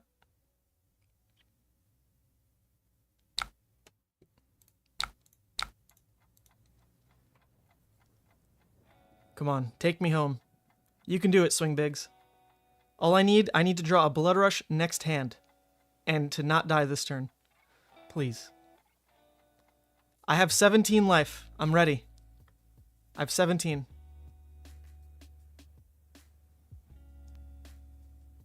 Maybe it is a take, whatchamacallit, cloak? Is that what it's called? Cloak of Darkness? Is it really a take cloak angle? I don't know. AB3 is just so smooth because you want to be able to pay 2 and pay 1 most of the time. I think this is the right loadout. We'll just see how it plays. God, this is not the Blood Rush hand. We're running out of time. We're running out of time. We gotta find Blood Rush, folks. We gotta. This is gonna just be Scalding into Waning Moon, so we have to respect the damage.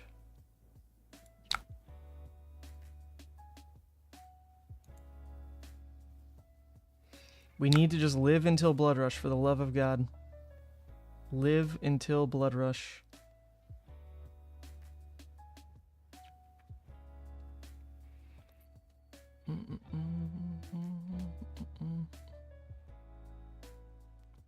It'd be wasting 1 HP, showing him the red.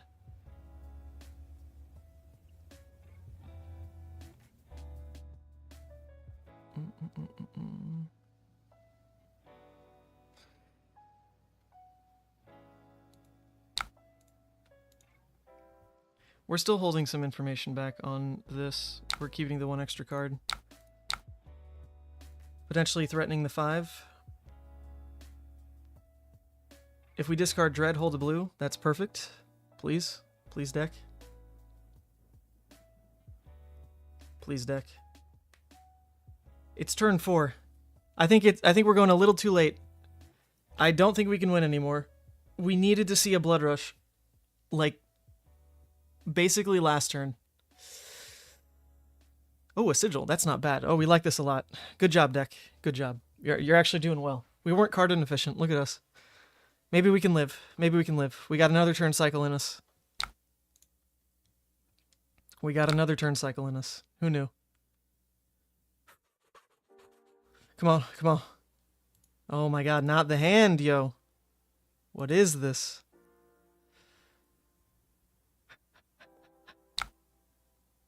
Oh, the 2-card 6s. Like, if I just don't draw blues, you can't do anything. Like, you literally just can't do anything.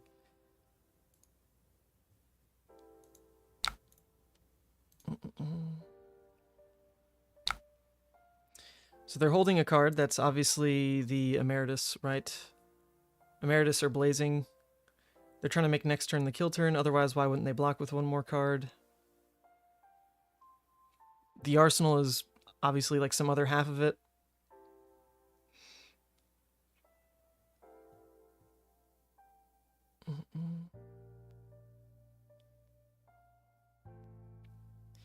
Yep, so if they're going for the kill turn, I'm going to hold the cards, I guess. In theory, it saves me more life because of the Blazing. But it's not like I'm really presenting lethal on the Ravenous either yet, which is pretty sad.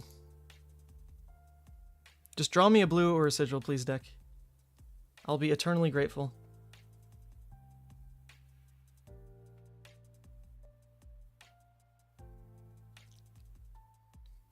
Please, please, please. Please, please, please. Please, please, please. Please. Please, please. Emeritus is 7 with Metacarpus, then 3 on the waning, that's 10. I mean, that's dead already, because I can't block all that. Blazing then kills me on top, because they're just going to go for the Ragamuffins, make sure it's the top card. Or the Emeritus, like one or the other, right? So I'm literally already dead to that 2-card combo. Just go for it. Just do. Oh, okay, there we go. We drew the blue. Never mind. We're safe. We're a little safe. We're a little safe. Tiny. Tiny bit of safe.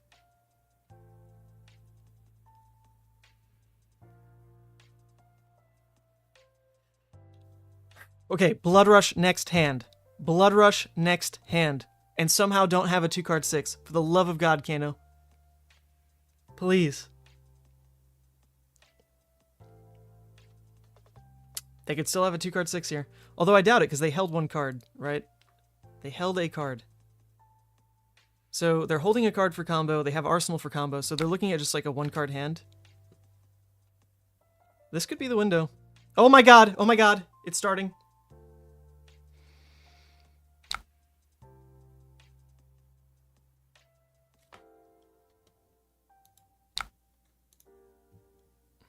Okay. Okay. It's possible here. Let's do it. Let's do it, baby. This is the turn. Everything's face up, though. But they did just play out an Emeritus. So they have to go fishing a little bit if they want the kill. So this is the Blazing. They just played an Emeritus. They don't know what they're drawing. They didn't opt or anything. So it's a little bit up to, you know, what did they draw? Because I can only block 4. I can only block 4. Could be real. Could be real. Let's see it. Could be real. Because at minimum, the Dread Screamer alone is going to present lethal on the table. They'll have to make the decision on that first swing. If they're going to kill me, now's the move. Yeah, I mean, that's what we're saying, though. Like, we needed the window to draw Blood Rush to be just a little bit earlier than this. Like, we took enough trickle damage. We didn't find, like, another sigil. We never got the Cycle Out Arsenal as something a little bit stronger for the Blood Rush. That it's probably a bit of just draw sequence on this game. But we did get rewarded a couple times on the meat axe swings. We did get rewarded, so I can't hate it most of the time. I think I have to Gamba for blue on top. Oh, you got it. Oh, you got it. Don't worry. Like, if the game... If you couldn't present lethal by, like, turn 4... I don't think you win this game as the Levia deck. You know, because as it's evident, like, you can't just tank through every turn cycle. You know, you have enough blues, or enough reds. Maybe that's the difference. Oh my god. You know how this matchup probably gets flipped? We need to find room in the sideboard for the 2 blue Deadwoods. And then I think you don't lose to Kano as much. You take out the sinks and put in the blue Deadwoods. Can we find room for that? It would have to be dropping the Gambler's Scabs, though, and, like... I mean, I don't know. I didn't need him against Prism. It actually didn't matter. They were okay against Bravo, but I only needed them on the one turn I hit a 6. Alright, screw it. We're out. We're not a Scabs deck anymore. We're a beat Kano deck.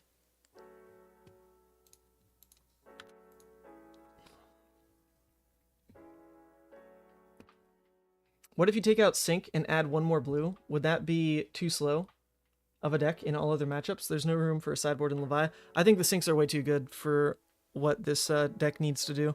It needs to slow down the game and find Blood Rushes into pretty much every matchup. And the Syncs really help in that. It's a cyclical card, right? You can put it in Arsenal, saves you life. Into pretty much every hero other than Kano right now. It's a very good card. And for the Kano matchup, like, we actually have such a glaringly good card in Deadwood Rumbler to replace the Sync. I think this is the difference. That's it. Give up on Gamblers. Give up on Scabs. Who cares?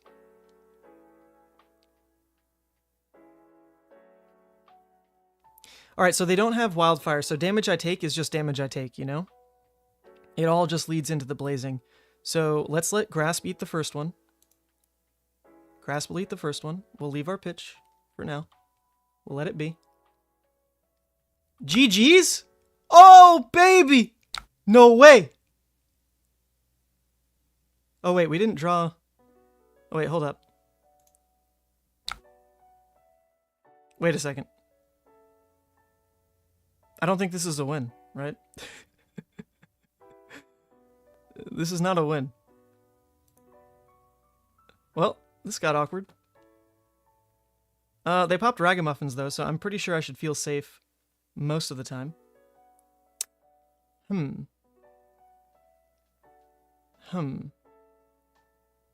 I could Skullhorn, I guess.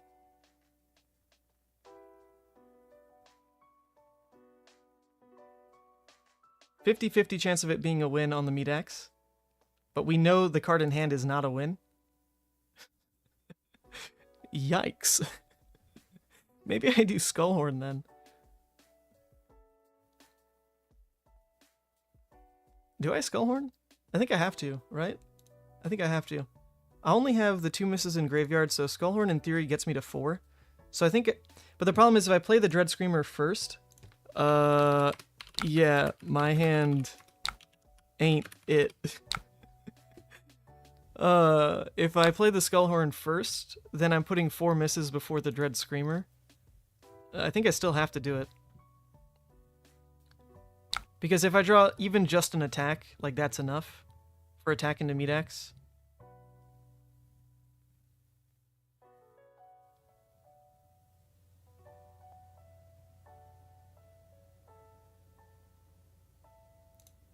I'm in. I'm in. No, I can't Screamer first because I don't know if I need the action point or not.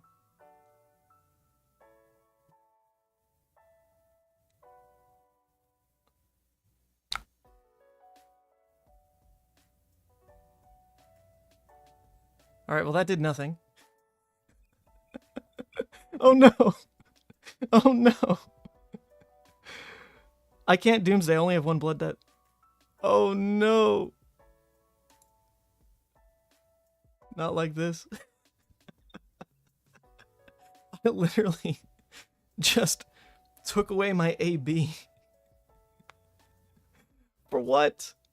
That was even a hit on top of the deck. Oh god. Oh god. Well, you know what?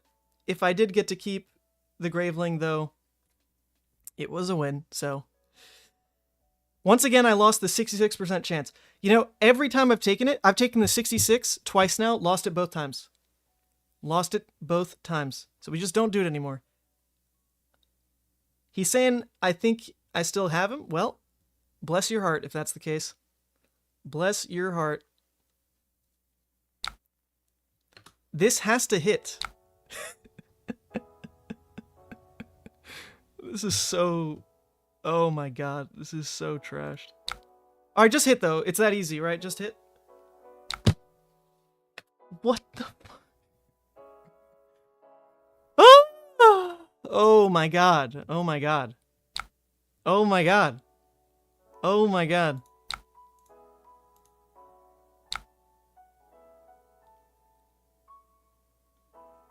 Woo! Okay, we can get over it. We can get over it. We got Dread anyway. But you know what? You know what? We're going to lead with Hooves. Because I don't want to commit all the pitch yet. If I Boneyard and they pop off, like, I'll want the pitch, right? And if they don't pop off and they commit to the Boneyard block, then I can just go Dread into Meat-Axe. That's the play. We got this. I also, you know what? I want to lead with the red, don't I? Don't show them I have the blue. There we go. There we go. Look, see, he thinks I only have reds. This is good. This is good. This is good. We're getting there. I mean, will AB1 do it? That's a toughie. I highly doubt. Highly doubt.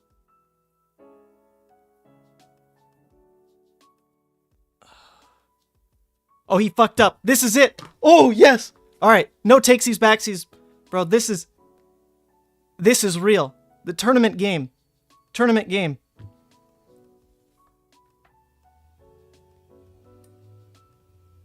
What's up, Dan Cheka?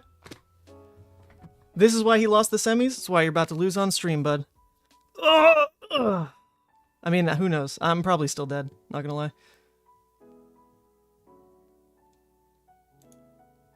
Oh my god.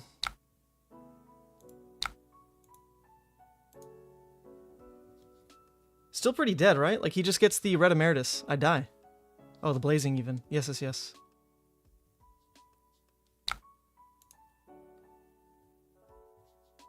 Uh-huh. Does Blazing count the Waning Moon?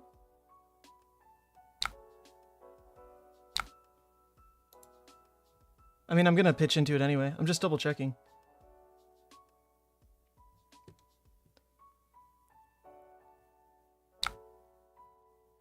Oh, wait, this isn't even one short. You're way off.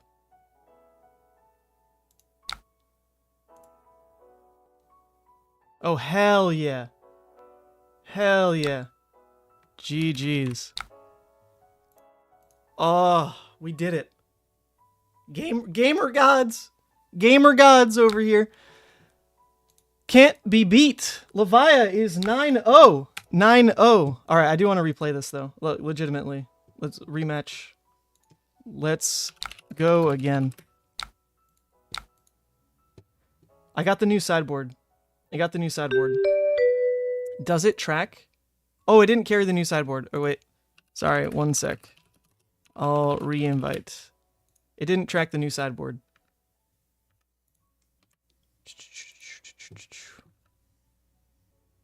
What? What? Oh, that's the wrong link. There we go.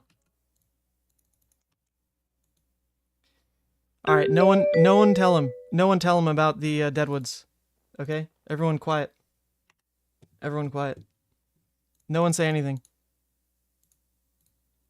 Look at this. Beautiful use of a sideboard. Oh, it's so good.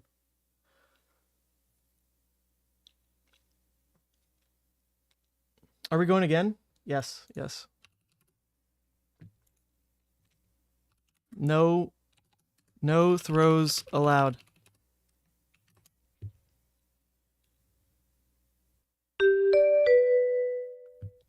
All right, baby. We're in.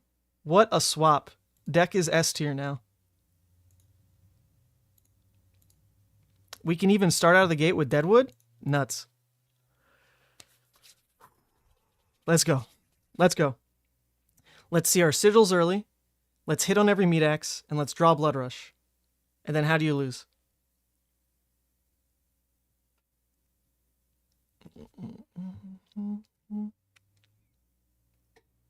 Not bad. This isn't even a leak. Not even a leak. Oh, actually, you know what? I should have overpitched. It's fine. I get to overpitch now, right? Oh, wait. Oops, sorry. Undo. I meant to click 2. And then overpitch this way. That was the plan. Boom. We're in.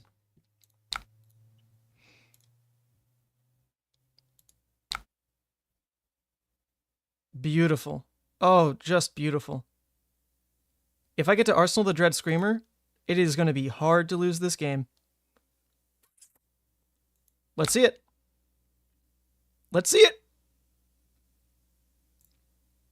Come on. Come on. Come on, come on, come on. Please, please, please, please. Okay. We're there. We're there. We don't even have to force banish Blood Debt yet. Oh my god. Levia is actually broken. And we got the swing big hand next? Who needs meat axe?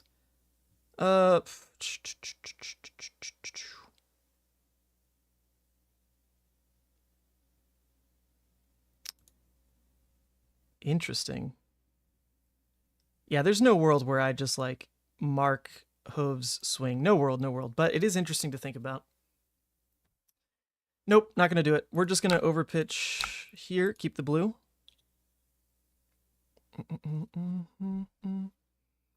Oh, music. Oh my god. Wait, how long has the stream been going? I had 4 hours of music queued up. Oh, we're just blowing past. Blitz is too fun. Blitz is actually just too fun. I lost track of time. No, that can't be true. That must have been 3 hours.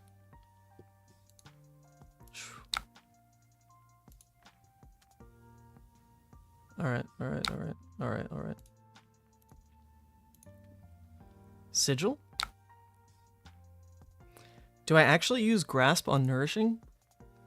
I mean, it's relevant, right? Like, it is relevant damage. I'm a little into it. I could see myself doing this.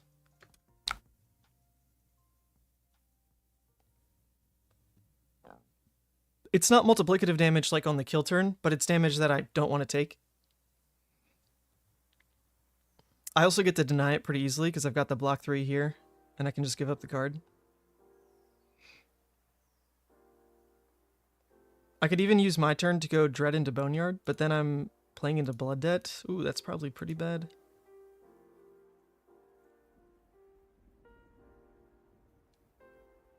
We're gonna do an experiment and see what happens if I block this way.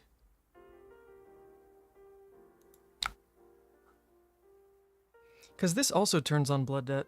Oh, that is awkward. That is awkward. Yeah, maybe we just play this game different. And we'll see what turning into like the Blood Debt playstyle does for us. It's higher pressure. We can still Arsenal the Sigil, right? Or are we going to need to... No, I'm going to need to play it. So I don't get to hold that info either. Yeah, no, I'm in. It's an experiment. Let's see. Let's see. I don't think it's worth grasping in like a real game either. But we are going to try it.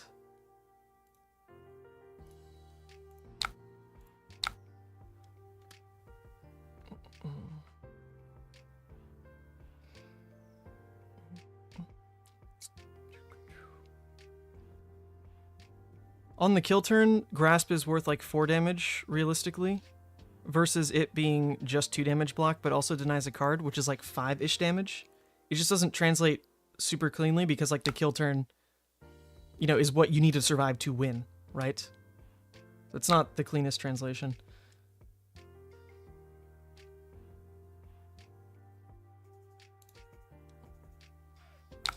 For Graveyard's sake, I could just swing the Meat Axe now. Or I could close the chain in Boneyard. I think that is so greedy to do the Boneyard play, so we're just going to do the Meat Axe here. Oh, milling a Blood Rush, though. Yikes. Yikes, yikes, yikes.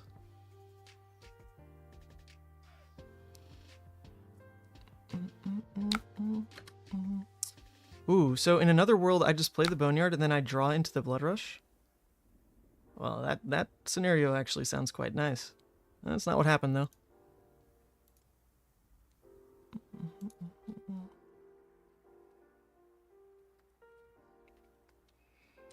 So even now, I think since I'm taking more aggressive lines, I can try Boneyard into Swing Big.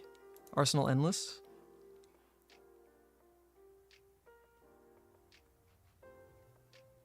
Pretend that that is a play.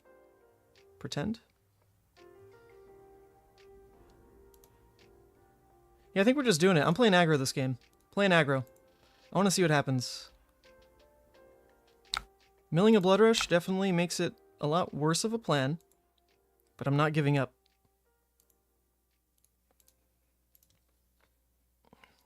Because if I just find Plasma Fet, that's pretty huge too. We're at 5 blood debt. There's a world.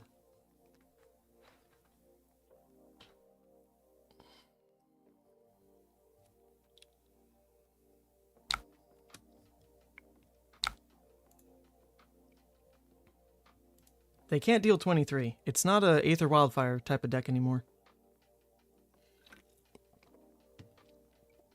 I don't even know like the hard cap on what they can deal, but you'd think in theory it's like double Red Emeritus blazing.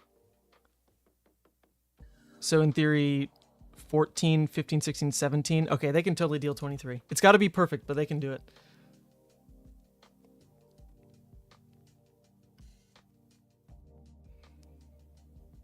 Don't do it. Don't do it. Don't do it. Don't do it. Please.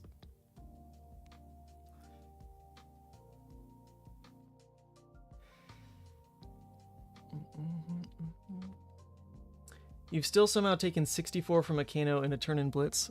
Yeah, that's what we're probably seeing right here, honestly. Without the blue, the hope is just, like, put them on the back foot until they, like, want to make sure they've got kill in hand. If they just go for it here and call me on not having the blue, like, I do just lose. But it's up to them to make that call. Although I think it's a pretty easy call on their end, because why would I keep a blue to Arsenal? The only blue you can really do that with is Diabolic. And we're not running Diabolic. Triple checking the math. Yep.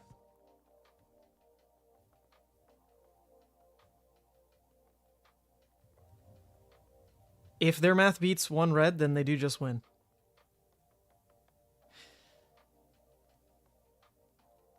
So playing aggro, would playing full aggro even with the Boneyard play have done anything different then? It would have meant this hand was the Blood Rush hand. So it would have been Blood Rush, blue, Endless, Boneyard? Wouldn't that be the 4? Something like that. Or no, the Boneyard was an Arsenal, wasn't it? Oh, no, actually it wasn't. We did draw it up. Yeah, so actually drawing the Blood Rush, leaving only 1 card in graveyard would have meant it was a live hand. And we would have just led into the turn with Blood Rush and they need to respond. Not necessarily right then and there. But we would see 2 cards deeper. So if we knew it was a Blood Rush on top, then yeah, never go for the Meat Axe, obviously. And just close the chain, play the Boneyard, go to 1 engrave, and just know that Blood Rush means you win next turn. Pretty risky line, though. Although it was the way the deck drew, so maybe just play for that.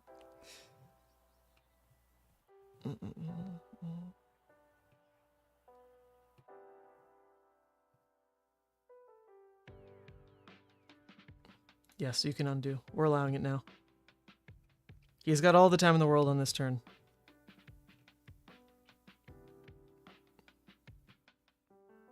Alright, Red Emeritus. Cool. It's nice that he found room to put that in Arsenal so early. It's pleasant. It's wonderful. There's the first increment of 7 damage. So Blazing still doesn't kill me yet, so in theory I don't need to show the card. It would still need to be before the Blazing for it to do full value.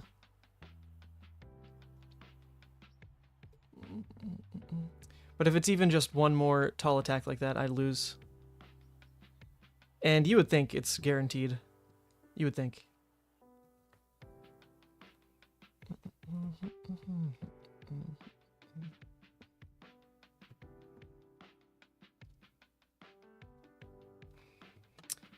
Epot for the next Wildfire. Blazing.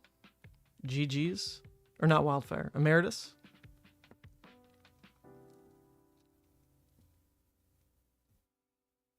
Uh-oh. Did not foresee this outcome? Oh no, what happened? What happened? What happened? Oh no. Oh no. No way. Wait, does that mean I actually win then? No. I still lose, right? This lesson can't tutor the next one, but I can still tutor the Blazing. All right, well, let Kano do his thing. Kano's still just pumping away.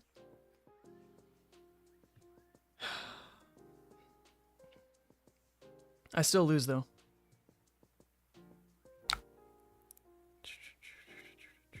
This gets to tutor the Blazing. The Blazing doesn't kill me, though, doesn't it? It depends if this pulls a damage spell. Oh, the Waning Moon. Oh, he gets to play the Waning Moon.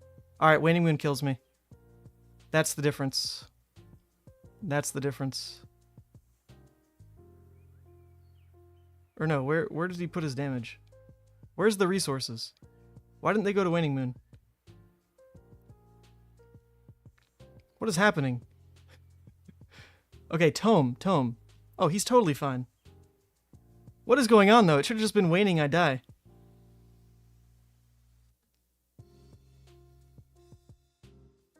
Alright, even if he draws 2 reds on Tome, it's Waning Moon, I die. Come on, buddy. You got this. You got this. You can do this, Kano. Oh, drew the blues anyway. Alright, that's it. That is enough. Right then and there.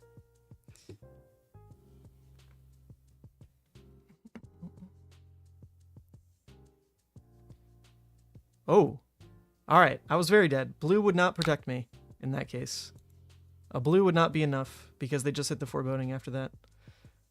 True. Never punished, he says. Very true. Alright, well, we died from 23.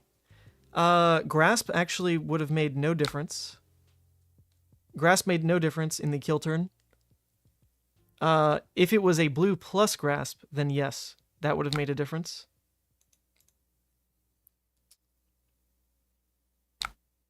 Love Kano! Woohoo!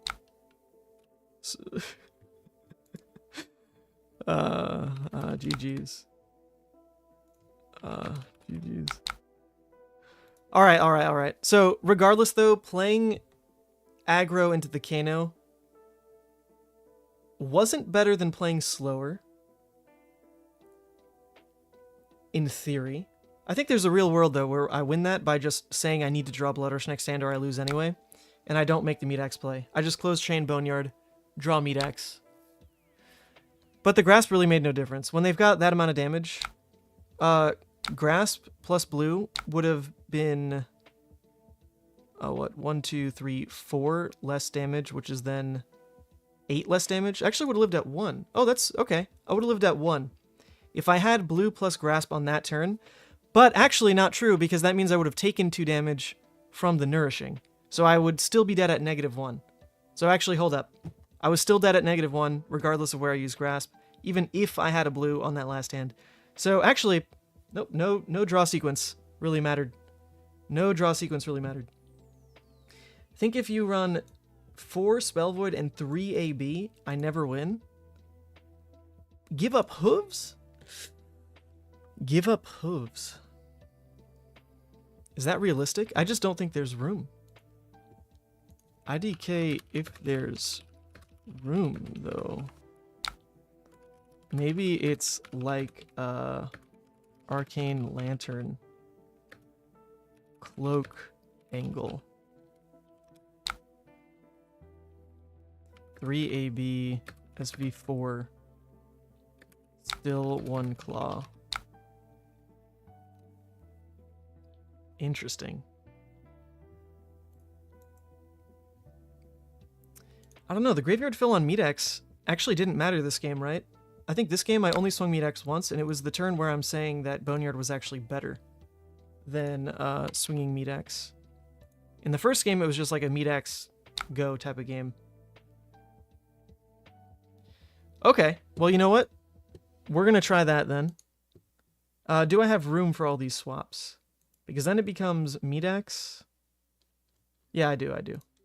It becomes Lantern, Cloak.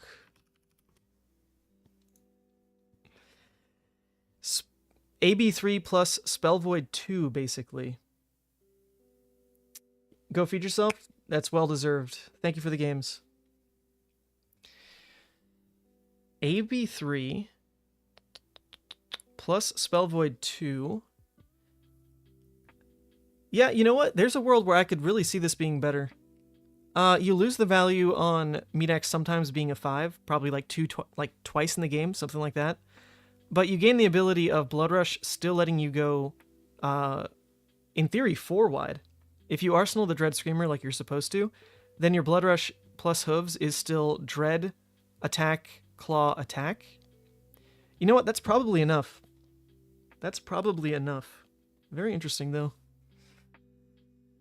I just don't know if you can get away with no Scabs Gamblers. Is the risk of adding these Deadwoods into Kano specifically. Maybe with the Spell Void 2, you just don't need the extra blue. And we can go back to this in the sideboard. That could be fair. I could see that. I could see that.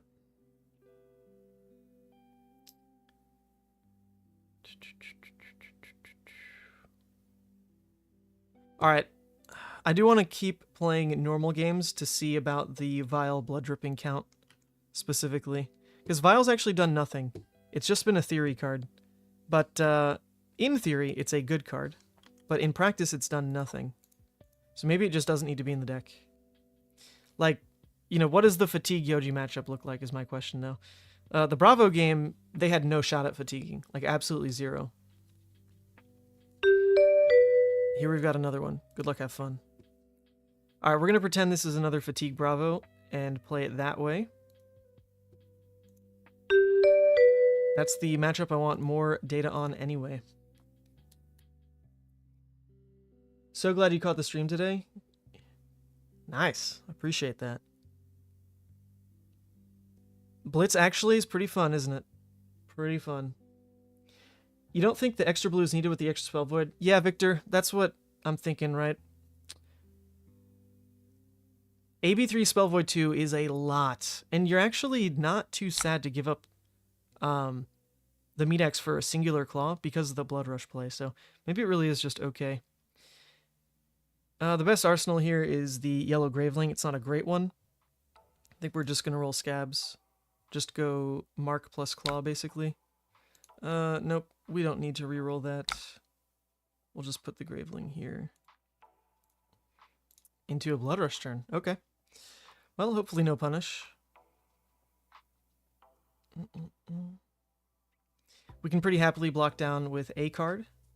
Discard the Mark the Beast. It turns on the Graveling for a 3-card 18.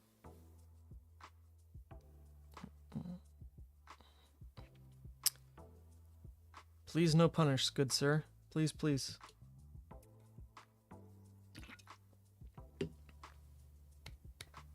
You know this guy? Ragnarok? This isn't Ravi, is it? I forget his name in Talishar. but it's a pretty good name, if this is Ravi.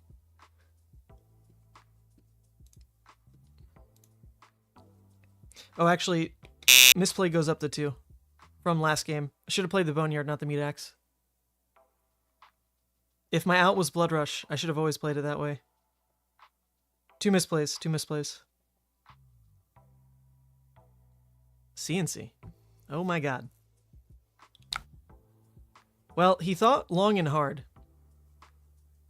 So it's not actually the CNC pummel, is it? It's not actually the CNC pummel. There's no way. There's no way it's the CNC pummel, right?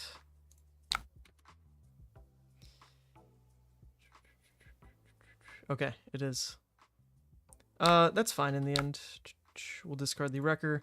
Our turn is just Mark the Beast, Arsenal, Blood Rush.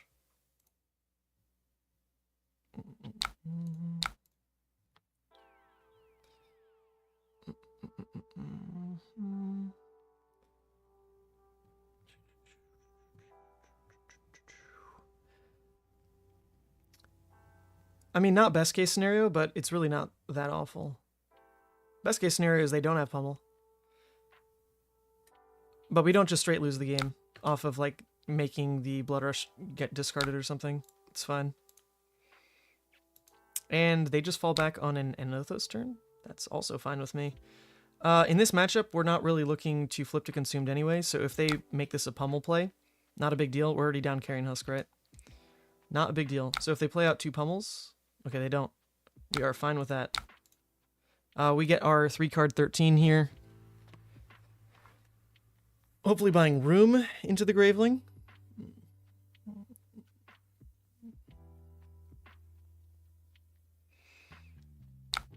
Although they're protecting their hand. Uh-oh. Is this the Crippling? Pretty big deal if it is. There's actually reason to still want to take Grasp plus Hooves into Bravo. Specifically because if it is the Crippling play, if you have Grasp plus Hooves, then you can go 1, 2, 3, 4, 5, 6, 7, 8 from hand. Where you can't do that with Scab Scowling. Oh, actually I drew Sync, so I can now. I take it back. I can block the 8.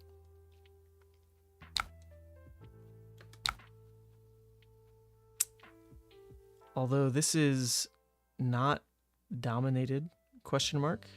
What the hell is that, a lunging press? Calm down, dude. Calm down. Either way, if we're trying to play around it, it's going to be to give the Sync, which would play around the lunging press anyway. So, okay, I guess I'll just block the 8.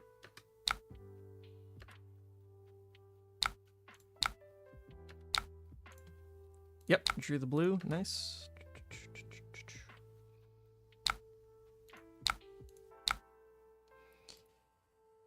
Okay, questionable now. Didn't draw the blue here. Ooh, man, really don't have a good play. I figured after seeing the 4 reds in a row, we'd get some resource cards here. Not the reality, though, is it? Not the reality. Rough. Oh, well, we do want to turn off Blood Deck, because we are at 4. Questionable. So, that's either Claw into Dread Screamer and just kind of let Dread Screamer do nothing. Or it's just play Deadwood and make it a 50-50.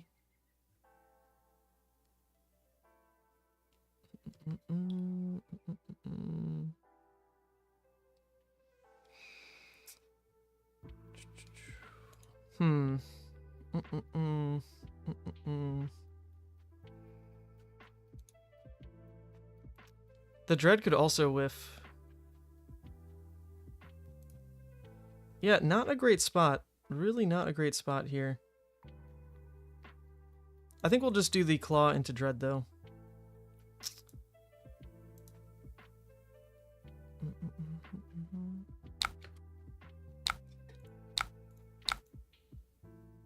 Okay, didn't hit any of the misses. That's very scary, actually. Oh my god.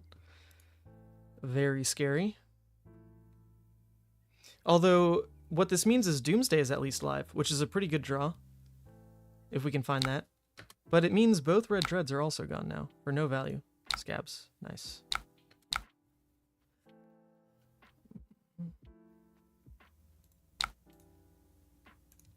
Alright, we have our Endless play to buy ourselves back into the game, hopefully. hopefully. This is actually pretty much best case then. We don't mind blocking down with either one of these cards. In the off chance it is a pummel, we'll want to hold the Beast Within. So we can always just take this 5 though, because if it is a Nothos next, then this blocks 6 then. So we can say no blocks on this, pretty safe. Into the Nothos now. Yep, there we go. So we think if he's a madman, that's a lunging press because of the way he played the crippling turn. Otherwise, I don't know why he wouldn't just dominate, right? You should always just dominate that instead of pay for the seismic. Because if he counts the way my equipment is, then I shouldn't be able to turn off the crush effect unless I have exactly the sync. And I don't know, does he know I run the syncs, yo? Okay, that's a second crippling. We're good. We're in the game. If you block with the second crippling, it's going to be very hard to lose. We can do this. We can do this. And we drew into another Endless Maw. Okay.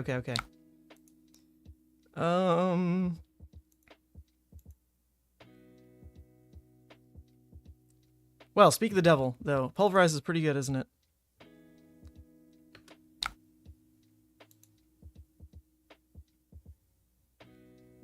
Holy moly. Yeah, we just died of the Pulverize. Goddamn.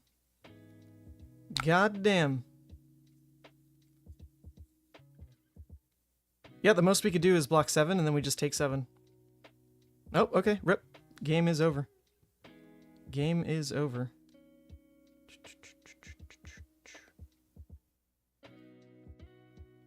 So that was a Pulverize in Arsenal, huh? Playing the crippling that way to hold the Pulverize? Oh, that's just so odd, though. That's just so odd. It's making it that way. I mean, I was blocking with Scowling no matter what, so it didn't really change anything on my end, to be fair. Yes, I do just lose. I get to summon Doomsday, which is cool, but it doesn't actually matter. This is where Vile Feast could actually save me. If I had Vile Feast, I could banish.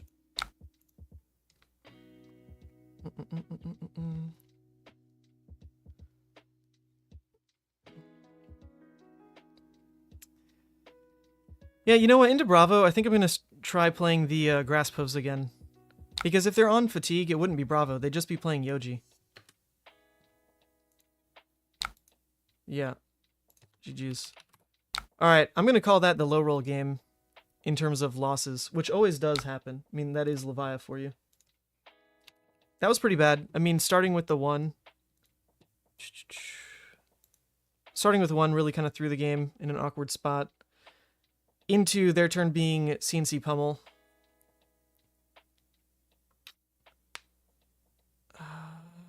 Yeah, that one just didn't line up. But the difference really would have been taking Grasp Hooves deliberately. It blocks the crippling without needing to really worry about it. In terms of life, it doesn't actually change what you get to work with. It's the same block. So in theory, we were still dead to the Pulverize, kind of taking the hand away the way it did.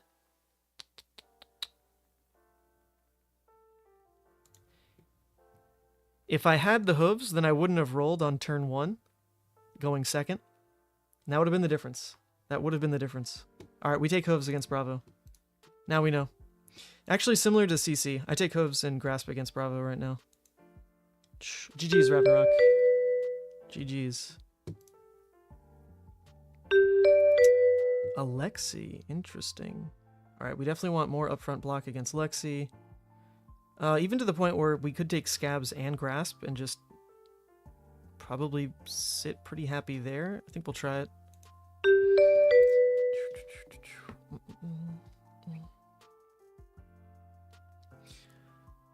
Just present a massive fridge into the Lexi.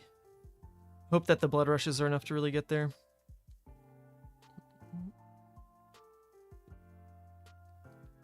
Oh, they dodged. Okay, never mind. You gotta watch the VOD to see the other side. Nothing too surprising. The only thing that really came up was trying to decide whether or not... Oh, what's up, Golden Gomez?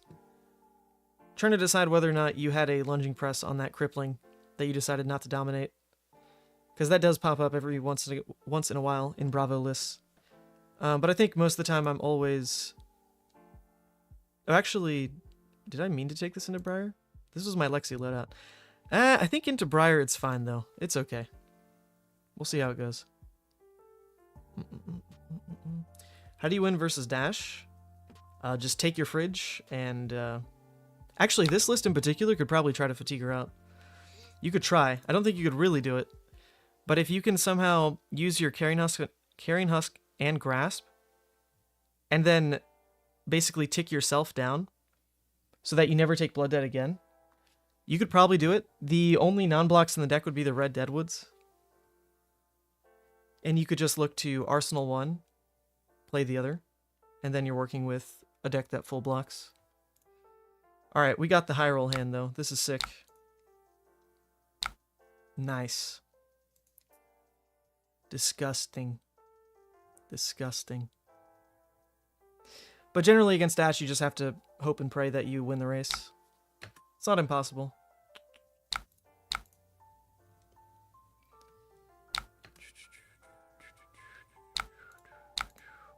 Beautiful. What a turn. We didn't even play into Blood Debt. So we're not forced to do anything next turn if we don't want to. But look at that. We just present lethal.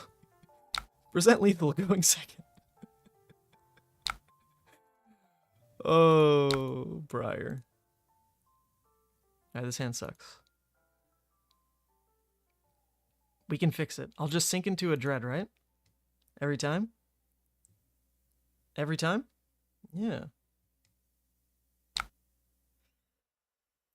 Alright, well, we're definitely going to have to use Husk on this turn, basically. They kept a 5-card hand. It turned into cash-in. They've got Belittle out of it, so they're getting a red Minnowism. And this is basically a full block hand. I don't think it's worth really sinking for low value on this turn cycle. It would be hitting a Dread specifically changes things, because then that means this will go to grave, I'll block with Scowling, that'll go to grave, and it's live. Well, you know what, that is worth it. I can take this 3. I think I can take this 3 every time. I can block with Scabs as well, because they're going to break the chain with Minnowism, you would think. So let's do this. What should you cook tonight? I made coconut shrimp the other day, and it was fantastic. I recommend. But if not that, can't go wrong with like a chicken, pepper, rice bowl, something like that. Seems pretty good. Oh, baby! Another Belittle. Oh, this is the hand. This is why they kept it. Damn, they'll probably win even though I went to freaking 3. Grabbed another red Minnowism. So far they've spent like no real cards on this turn, and they're presenting 6. That's nice. Guaranteed to have another 6 plus the Embodiment of Lightning that comes from it. Okay, okay. It's good stuff. It's good stuff.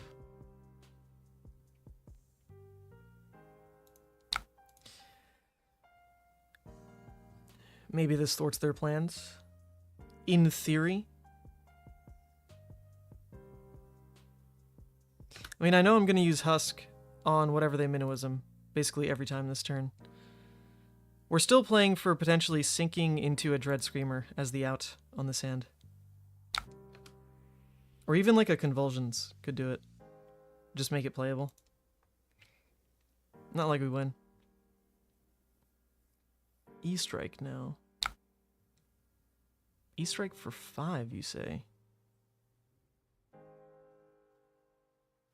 E-Strike for 5. Okay, well that's an interesting spot because we know something else is coming. So this must be a go again from Arsenal in theory. So I'll use Husk there. If it's not for some reason and they just needed to play this for the go again, then I can actually still play around the flip if it matters by using Grasp on the arcane damage. It's kind of interesting.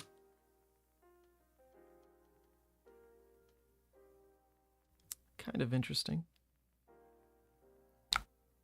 Alright, let's do this. Come on, baby. Okay, Deadwood's actually a very good draw there. This is quite live all of a sudden. Alright, Sync, pull in your weight. Well done.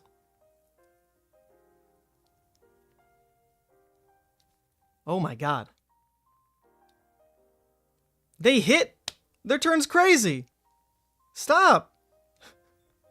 They hit freaking Give and Take and Swarming. Well, I guess it means they can't swing Rosetta if they want to play the Give and Take. That's okay. I'll allow it. And I know that I'm getting Husk value. Yeah. Okay, it's fine. Whatever. Whatever. Somehow we're not dead on their, like, insane-ass turn, so I'll take it. We can give this up. Don't care.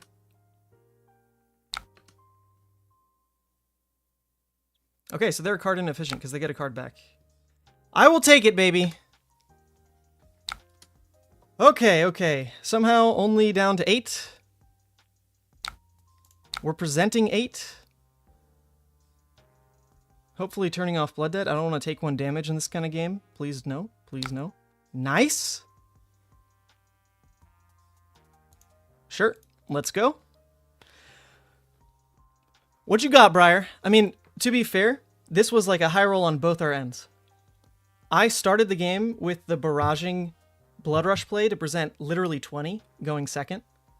But my opponent also had cash in the Minnowisms, or rather the cash in into the double red Belittle, into like a completely live hand. I mean, Scowling definitely pushed some inefficiency, so we know they have a Give and Take, and then isn't the other card the Minnowism? Actually, we don't know what the other card is because they played E-Strike. So it could be the yellow Belittle or it could be the Minnowism that they bottomed. The other one would have gotten banished. Because we saw what the other card was. So it's either the Minnowism or yellow Belittle in hand here. Or Give and Take. Like, you know, some combination of those 3. 2 of them exist. 1 is an Arsenal.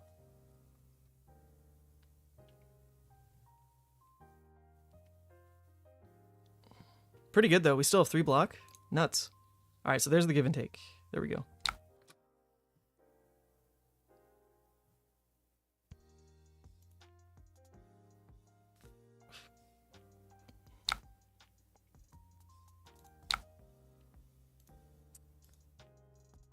Do I believe that I can sink into a blue? I think I believe. I believe. I don't want to let this hit because there's a world where they can flash in something, then Rosetta.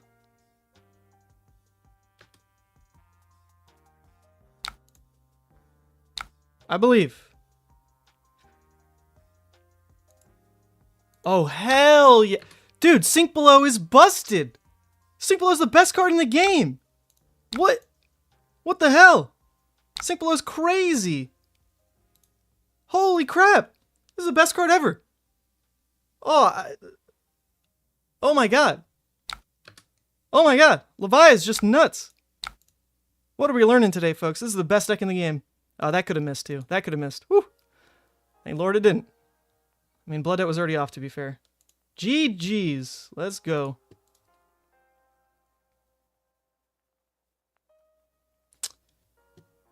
Alright, Levia. Alright, Levia. I see you. I see you. So you wanted me to beat a Briar. Thank you, deck. 4-turn game. Well, at least it's possible, because this is a slow Levia. Like, in theory, this is not a high-roll Levia. It is a slow Levia. And yet, it's getting there sometimes. Freaking sick. You too, man! Oh, wait, actually, you can hear me. I don't need to type. Dude, Oscar, come on. Your start was freaking nuts, too. That was high roll versus high roll, you know? I don't think there's ever a world where, like, a not Levia could bail out there. Like, it was the equipment. Right? Like, my start was good, but it doesn't matter. Your return was insane. What beats me that game is the fact that I have Husk and Scowling. Like, it would just... Like, that's nuts. That protected so much on that return to actually, like, let me play the game. Otherwise, you were right to go to... I mean, just go to 3. You win, basically. Crazy. Crazy, crazy. Forgot to account for flashback. Yeah, so, it must have hit the... What, so it was Yellow Belittle and Minnowism were the targets to hit. And then it didn't matter in the end because you just bottomed one with the E-Strike. So it hit the Minnowism. You E-Striked anyway. Okay, I see. I see. To still make the hand playable. Alright. Man, this deck. This deck. Vile still hasn't pulled weight. Like, can I just ask for Fatigue Yoji and see what happens? I'm gonna say, please Fatigue Yoji. Please play Fatigue Yoji. I think that'll be the kicker for me. I'm a little off Vile, actually.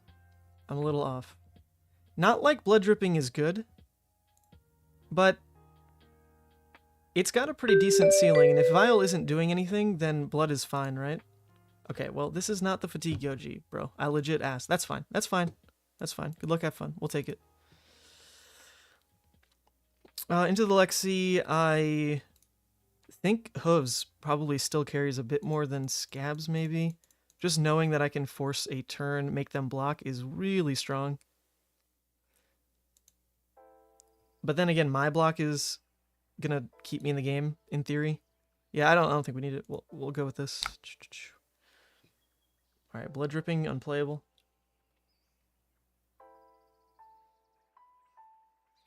Actually, is it unplayable? I could just do it. I could just do it. It would get me Writhing in Banish, and I would draw a card.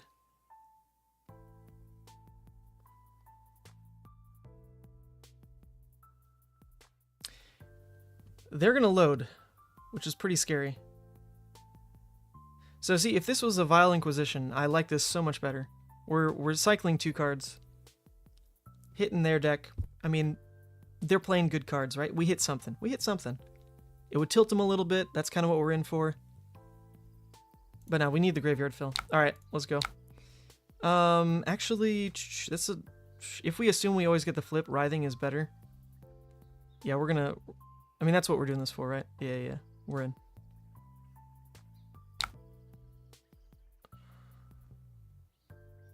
Sure, I'll put that in Arsenal. I don't hate it. Oh, wait, they're playing Death Dealer. Okay, so actually they can't load. This is an Ice Lexi. All right. Wait, what? Request undo? What is going on? What do they think they can do? Quiver? I guess. Yeah, they could quiver. Oh, Honing Hood. Oh, yeah, duh. Oh, back to the freaking Tales of Arya days. Yes. Very true. Is the deck list posted somewhere? I'll post it in the comments after. But there's the deck.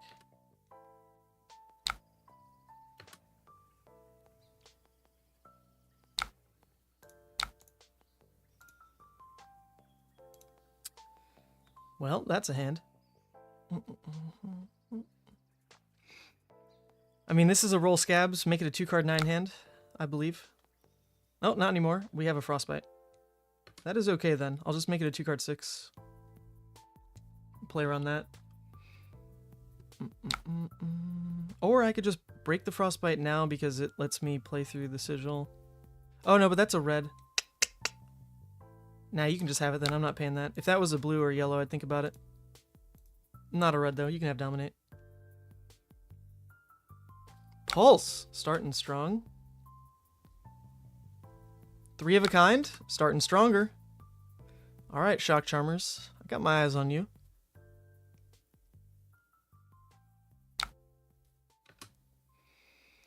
What you gonna do? A Cold Wave. Okay, I really don't think I care about that one at all.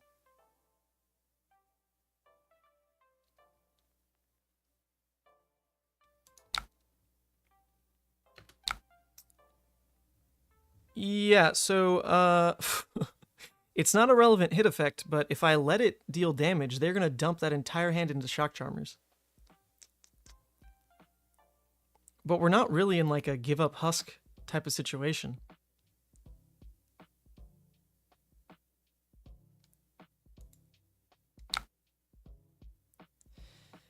I mean, worst case, if this is like 3 blues, it's 1, 2, 3, 4, 5, 6, 7. Wait, no, sorry, that's not how it works. 1, 2, 3, 4, 5, 6. If that's 4 blues, it could be an extra 6 damage. At minimum, though, I feel like we're taking a 3 or so here, something like that.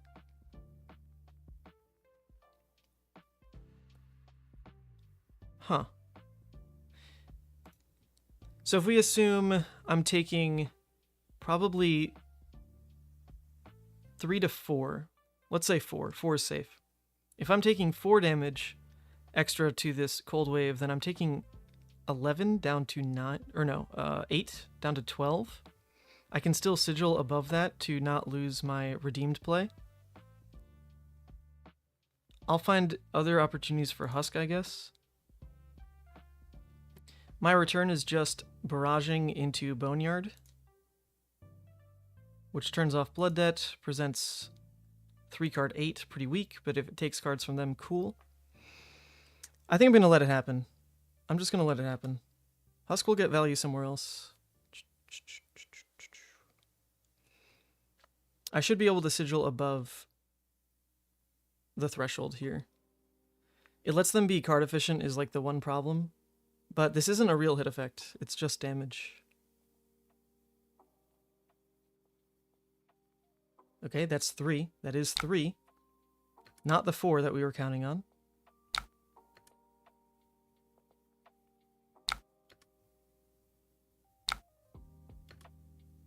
So now I sigil. Protect the Husk. Oh, but I have to pay another Frostbite now. Oh, you know what? That's fine. That is fine. It protects the Husk, after all. I didn't account for that. Rip.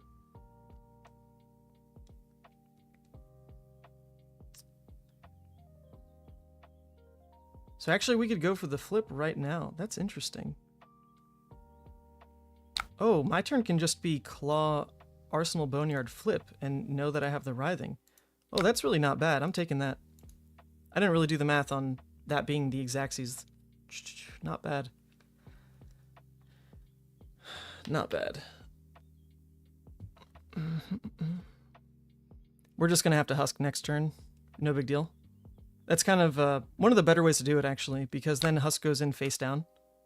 And you don't have to worry about milling yourself. All right, not bad, not bad, not bad. Sigil, big.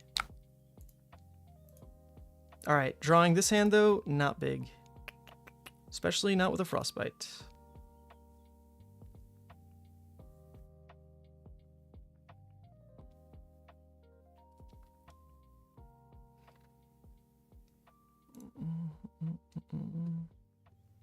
All right, so we know that we're using Carrion Husk every time here.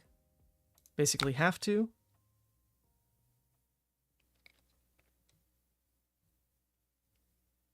I can't really play the Blood Rush.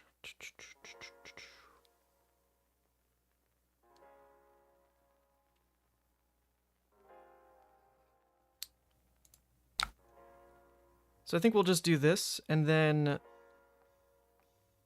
play out Boneyard, Arsenal, Blood Rush. Seems pretty okay. Seems pretty okay. If they Rain Razors, I have Grasp at least. I don't know if they'd run Rain Razors, though, to be fair. There we go. We'll do this. We had to say goodbye to Husk anyway. Lightning Press. Okay. Outplayed. Look what makes this block 11. Look!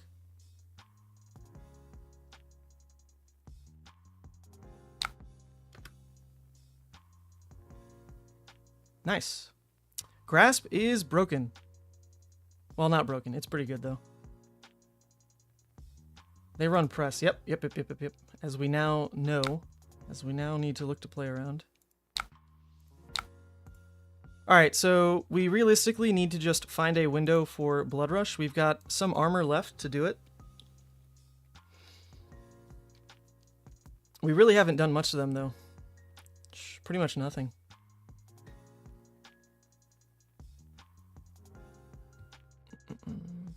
So just have to pretend. Give me room for like one Blood Rush turn. We have the Writhing sitting. Writhing is ready. Give me heavy blues. All right, that's what we like. Although if they flip, oh my god, sync. Actually, they were always going to flip, weren't they? Pretty much.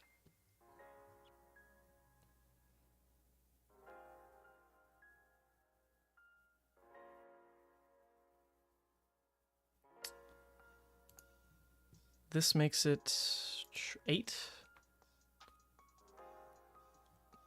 9, 10?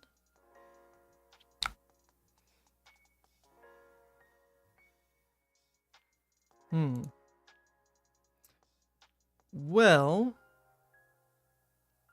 that hurts. That definitely hurts.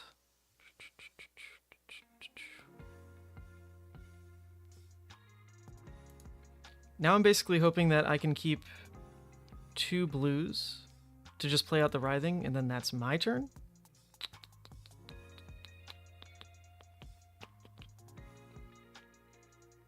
Huh. 1 more blue makes this proc twice. Twice more, rather. So chilling taxes me 3 blues, or 3 resources, rather, which is an entire blue. I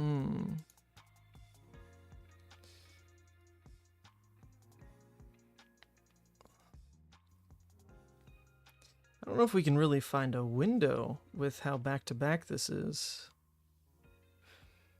Problem now being, if they can pay for this even 2 more times, which all it takes is 1 blue, right?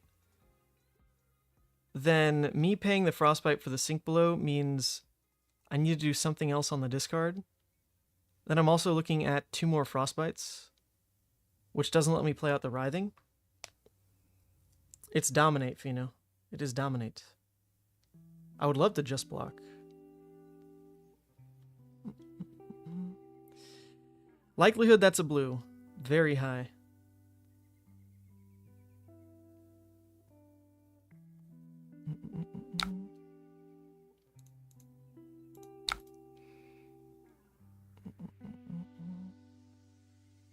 I also can't just say no blocks because well, no, they could pay in and then I could sink and I guess live would be the difference. Ending up with 2 Frostbites, passing into my turn with 1 blue, just doesn't do anything. Could you pay for the sink, then have floating for the Ice Vein? No, but that's what doesn't work out. I pay for the sink, I have 2 floating, but Ice Vein is going to hit 3 times if they have 1 blue. It's going to be Shock Charmer's innate Ice Vein trigger. And we know 1 card is Ice Quake from the reveal. That's probably the card they want in Arsenal. You know what? I think I'm just going to have to pretend it's not a blue. Just pretend it's not a blue. Or 50-50 it was Scowling. But I think if we're going to come back into the game, I need to save these armor pieces for a conjoined turn where they get value.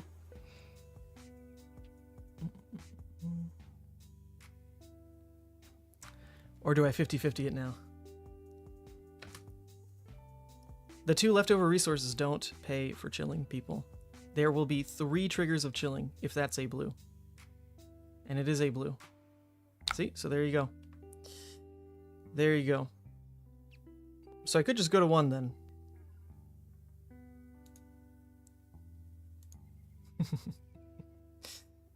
Could just go to 1. Then I just need to turn off Blood Debt or die. I mean, I would...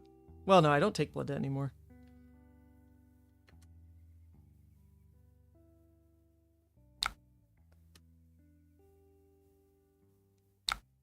Yep, see, so it's trigger 1, trigger 2, trigger 3.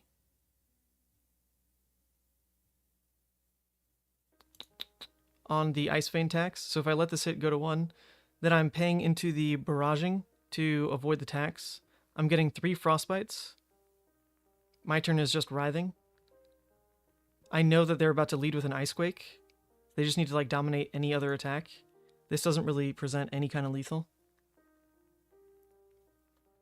That's what I got. I can't give up all these cards to just pass turn.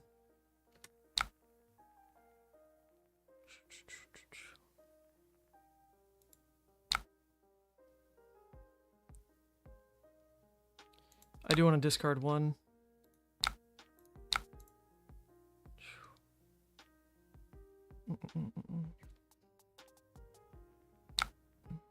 Okay, here we go.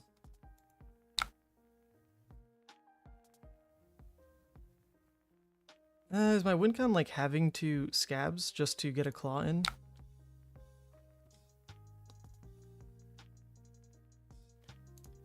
I'm in. I got this. I'll hit. Nope. Okay, here it is. Can't die to Blood Debt. Gotta hope we can block the entirety of their arrow with armor here and pivot into our Blood Rush. That's it. That's the entire plan.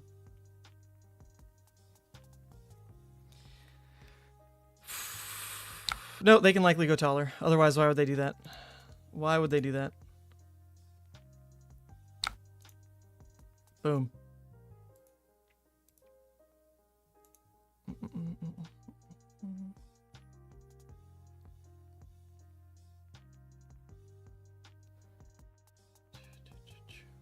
Winter's Bite, eh? Why couldn't you have that? Actually, last turn it wouldn't have done anything. Same tough choices. Pay 3 to avoid discarding? Well, no. I guess we just discard the non-block. 3 of a kind, again. Alright, come on. Can we wait out the Lexi? Can we wait her out? Can we wait her out? Can we do it? It's going to be insanely tough.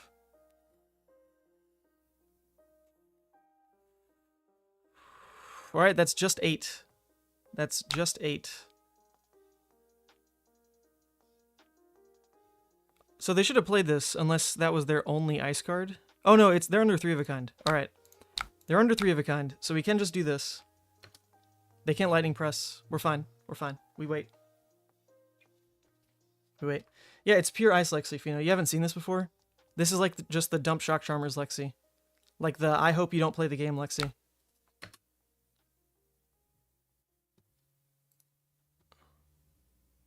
They're going to start with a red Weave Ice next turn. So we're probably still very, very dead.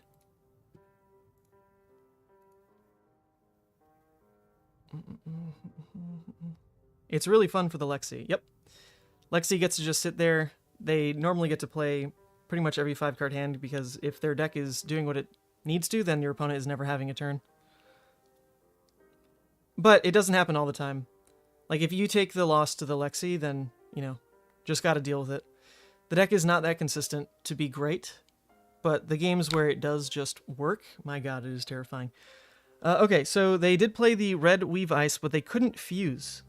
They actually could not fuse. So I'm still dead to the Lightning Press into Shock Charmer's dump. But we gotta pretend, you know? Gotta pretend.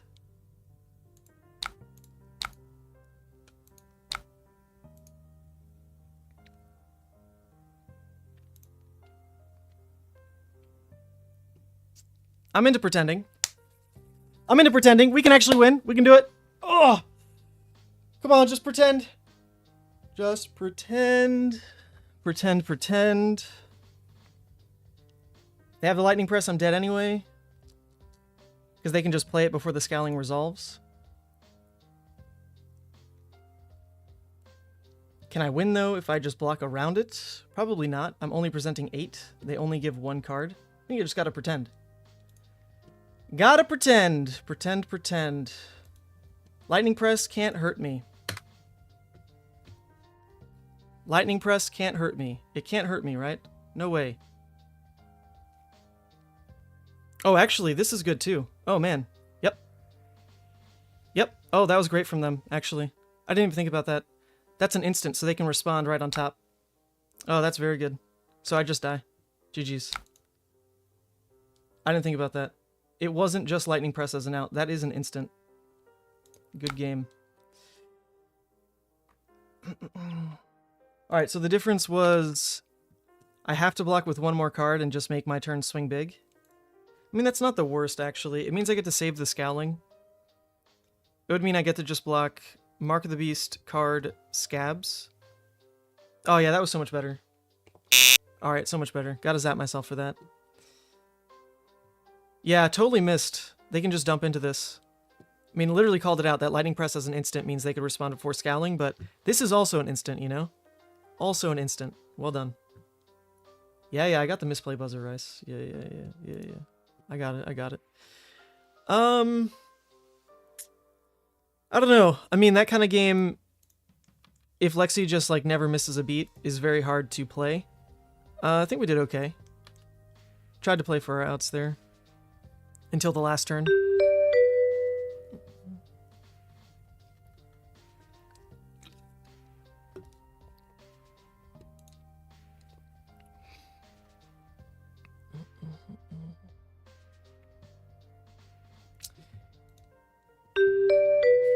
Adam T. Oh, what's up, Adam? You're in the chat. You are in the chat. Let us play this game. Alright, so previously, I didn't have an easy A-B piece to take into Vynnset. But now I do with Arcane Lantern. I wonder if I do that.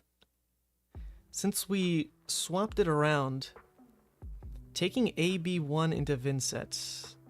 I mean, if you can, you do it, right? Significantly hurts what the Blood Rushes are going to do. We're going to try this, though, an experiment. I've played this matchup without AB before, and it's winnable, but only if they don't draw the nuts. Let's go. AB1. Oh boy, this hand. Vial actually helps them as well. Jesus Christ.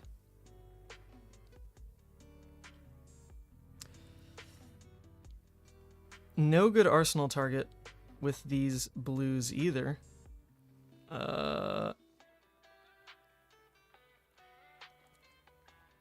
Man, I really want to cycle these blues, because if all I do is Arsenal barraging, because it's like the only playable card in Arsenal, and then pass, I'm drawing one card. If I claw, I'm giving them room to reduce to Rune Chant. Definitely don't want to do that. If I just play out barraging, Arsenal Convulsions, like sure I draw two, but Convulsions is garbage. If I pitch into Vial, I'm cycling two, Arsenaling barraging, so I get to see 3 more cards, which is pretty good. But this could help them.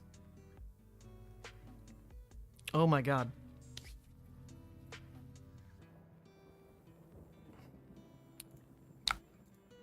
We got this. We won't hit. Ah! Well, we dealt him a damage. Sure, we gave him a playable. We dealt him a damage. I'll take it. No, that's so bad. That's so not worth the trade. Oh my god. Although, you know what? Maybe it gets stuck for a while, and then it deals, like, multiple damage. I'm down for that. I'll pretend.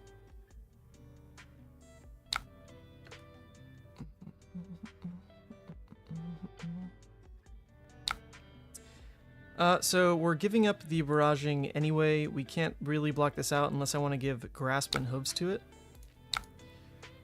Which I really don't want to do, so in that case, I'm fine to take the AB and then just block 9.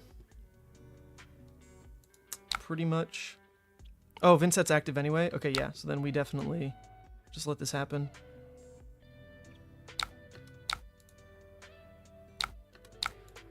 I mean, actually, this isn't so bad. We're taking 3, but we're getting Graveyard Fill. We're clearing out a terrible arsenal.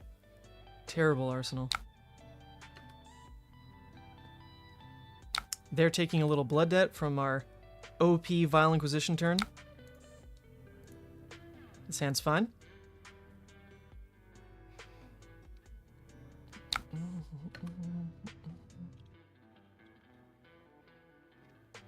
Another envelope. Or sorry, envelope. I've got to say envelope. I'm on Team Runaways, for God's sake.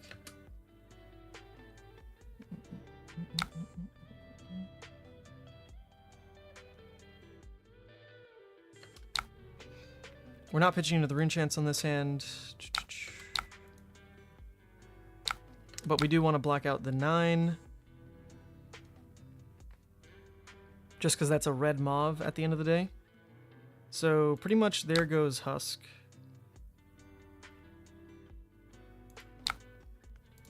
Pretty much.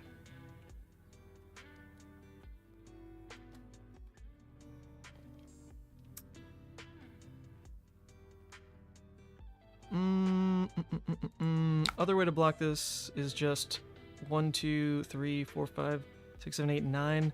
Gives up Scowling for no value. But it lets us keep Husk. It still puts us at 1 Blood Debt because of that. I do like the feeling a little bit more, though, of not blocking with Endless and instead blocking with Sync. That way I can go Endless. Arsenal Deadwood is a pretty strong back-to-back into Vynnset. It also means, though, I'm taking the Flail of Agony if I do that. Because I would want this to block the 1, in theory. Nah, I think we'll just do this. Hello from Spain. What's up, Lee? Hello, hello.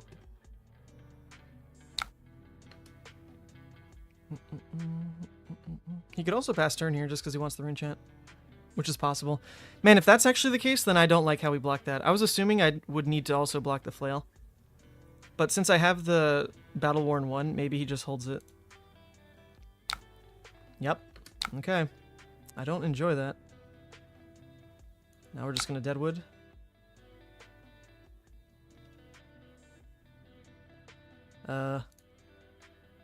Well, if I hit, I can banish Vial and flip. That's kind of cool. Come on. I guess. If I miss, it's a waste. Okay, I hit. Do we actually want to do that? I could banish Vile Inquisition and flip. Or do I want to just turn off Blood Debt? Oh, actually, hold up. I don't want to do that because I'm always playing out the Sigil.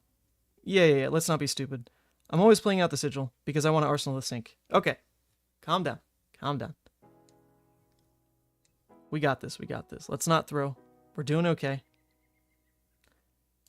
That Vile Inquisition has dealt 3 damage, alright? 3. Not bad.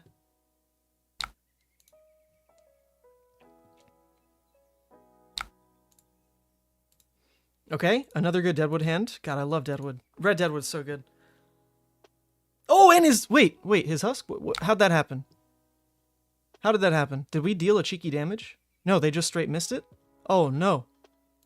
Oh, not like that, opponent. Not like that, Adam.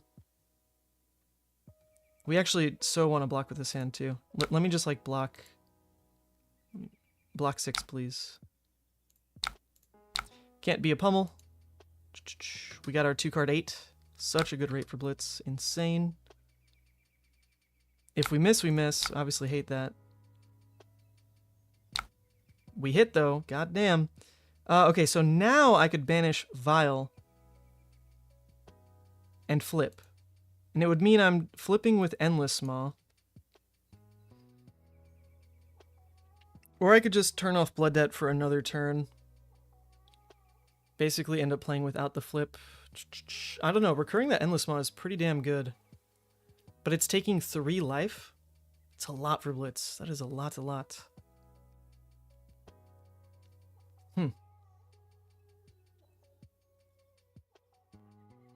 I don't think I really need the flip to win, but the fact that it's an Endless Maw is crazy good. You know what, we're gonna try it. This is an experiment after all. But there's a real world where, like, me going to 13 is such a throw. Vynnset can just drop damage out of nowhere. We're gonna do it. We're gonna flip. Yeah.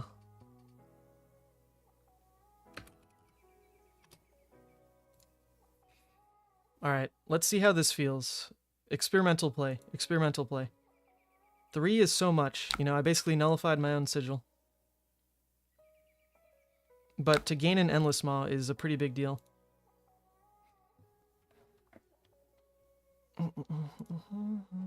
Alright, Vile, pulling through. Vile's so good. Vile not only dealt 3, but it's the reason I get to flip this game. Pretty decent. Oh man, that was their turn? Was straight pass? Oh, we like this. We like this a lot then. Yeah, so this blue Dread can't miss. So we can go Dread into barraging Endless Maw and probably just win. Oh, damn. We were close to being able to respond with Doomsday on top. That's 5 Blood Debt. Not quite, though.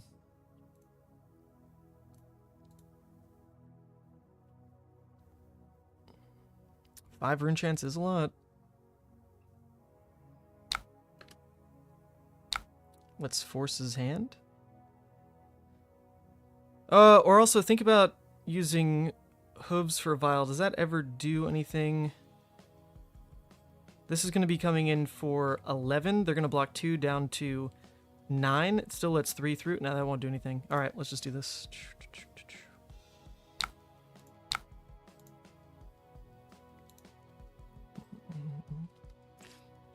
Vynnset's hands are very delicate, so there's a chance that, like, he just has no play because of what the barraging hit.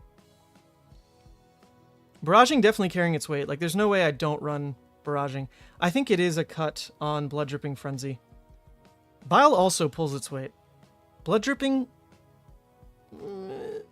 pretty mid. Like, it did nothing against that, the Lexi play. It just did nothing.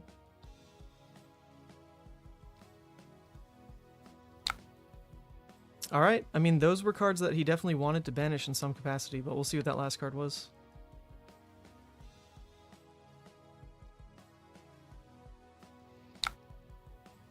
Banished a Blood Rush. Yikes. All right, we got our blood dripping turn. Maybe it's coming. Okay, so they banished the Mavrian. So we definitely hit well on the Intim. This is the blue Deathly Well that we gave them on turn 0 with Vile, so that kind of hurts. My turn, though, realistically, we can pitch in one of the blues to this because I don't want to block with it. Our graveyard's at exactly 3 anyway. This is only coming in for 4.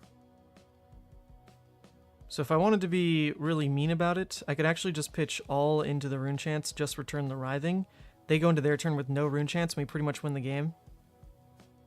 It's very hard for the Vynnset to go into their turn with no Rune Chance. Not impossible, though, so maybe that's just wrong. Could just be wrong. Oh, I actually have a Sink Below. Oh, I have a Sink Below for the 4. Okay. That's not bad. I think I'm going to do this. We're going to pitch in, deny the Rune Chance. Were there 6 total?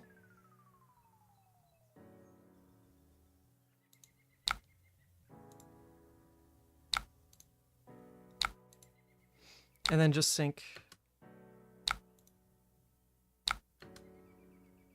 Just do this. Just do this. Alright, I like this spot. I mean, I'm not taking Blood Debt, right? I flipped and just kept a very healthy life total. So I think the flip was right then. The flip felt right. Yep, okay, so also the other reason to play it that way, right, is it messes up the reduces, which he hadn't seen yet. So that does help the end game here, which is cool. Cool, cool. Lantern, baby! You called it, Rice. So good. You gotta have the AB. I don't even need Blood Rush because the way Vynnset has to trade. Yeah, actually, this is a good point. The way that Vynnset has to trade, you don't need your Blood Rushes necessarily. Vynnset has to play card hungry to do anything super unique. So yeah, wow, that AB value, pretty nuts, pretty nuts. Okay, so we guarantee the win basically by just playing Dread into Boneyard. That's 12 damage, and they're going to take 1 Blood Debt here. We're going to present enough that they have to full block out, and then they just die. So we'll just do that. Oh, actually, I could even Vile. We're going to Vile for the memes as well.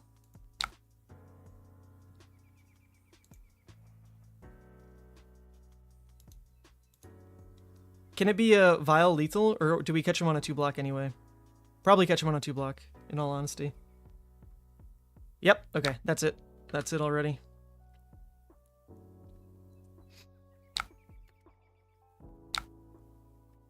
I really want a Vile. Should I just Vile? I'm just gonna Vile.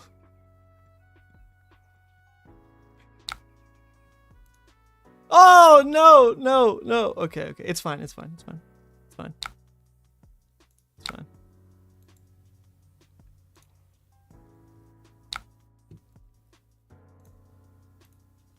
I just wanted to Vile, guys. I did. I should have just triggered Hooves on the Dread so I could still play it the same way. Alright, GG's.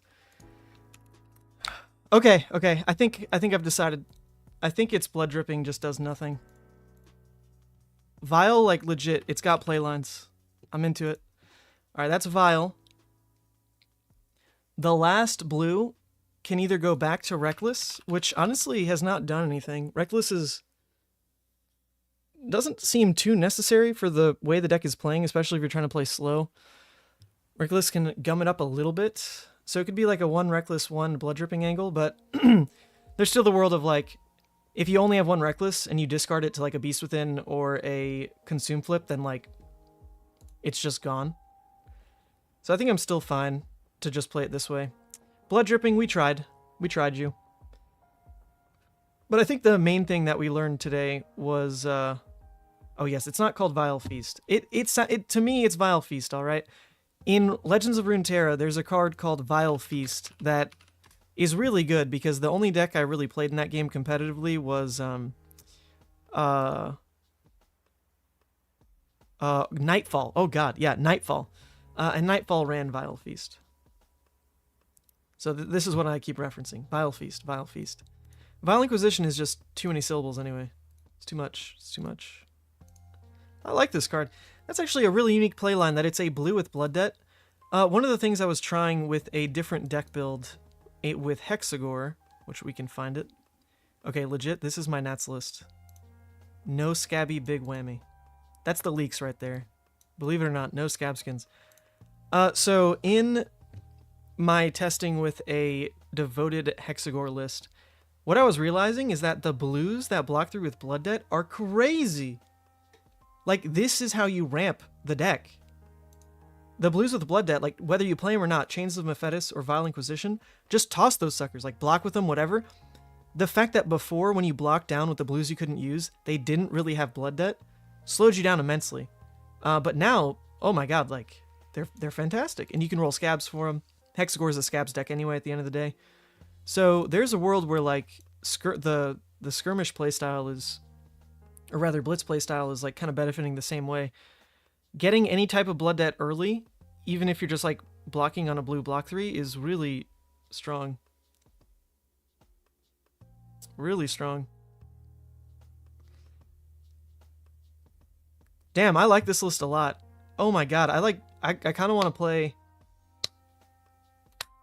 the constructed Skirmish now, just to see if this deck can actually win the whole thing. The record's kind of insane. We're 11-3 right now. Granted, like, 2 of those games were probably not real. One of our losses was, like, just a little bit of a greedy play into Kano. One of our losses was not like high rolled by an Ice Lexi, but just we didn't get to play a game against the Ice Lexi. And then one loss was the Bravo, which was a legit loss. So we're like 9-3 realistically. 9-3.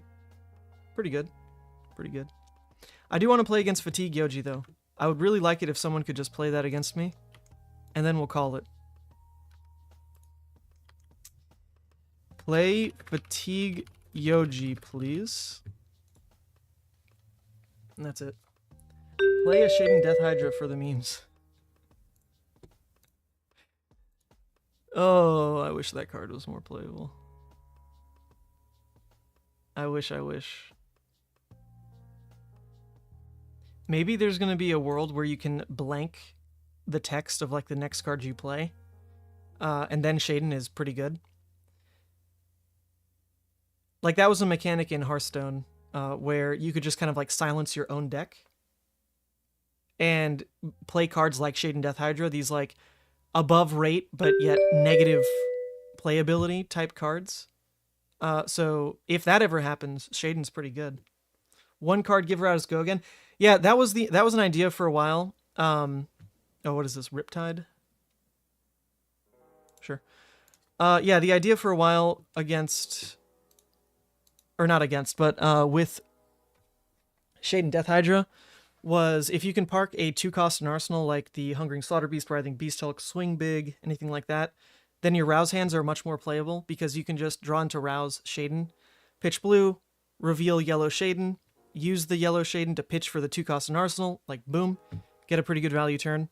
But you still need to draw those like 2 parts in sequence, Shaden plus Rouse, which is, I mean, you're basically playing Viscera at that point, drawing all your freaking 1-ofs in sequence.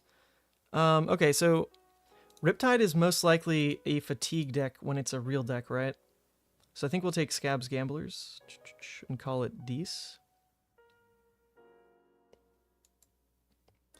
Although I'm not convinced I actually want Scabs Gamblers versus pretty much anything other than Prism. Hooves and Grasp is just so good. Okay, so we really don't want to play anything anyway because it would let them load.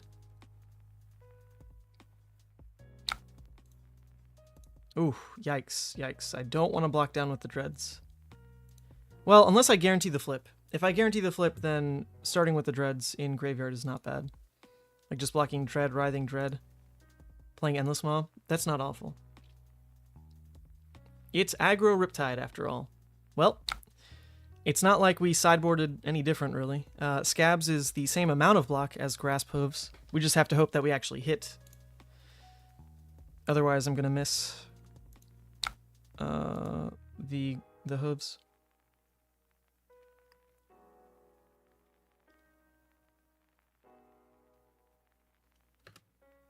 Sure, I don't really know what an entire turn of playables looks like out of Riptide, but I don't imagine we get super punished by blocking 3 here and then 3 and then 3.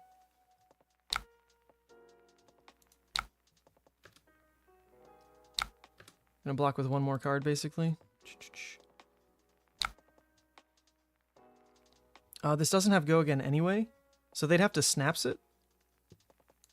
I guess if they want to use snaps, that's fine. Oh, they could also... No, yeah, it would be snaps. There's nothing Bullseye does for this turn. Alright, I'm in.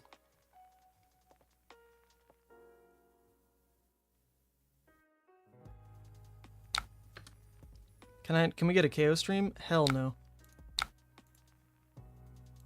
Hell no.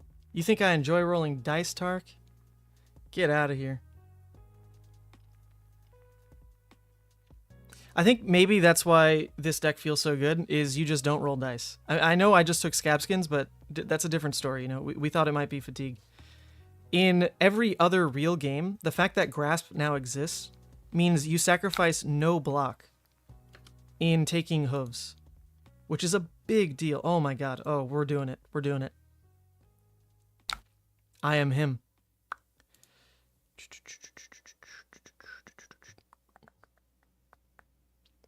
Alright, so we can get away with Scowling, maybe. They full kept this hand.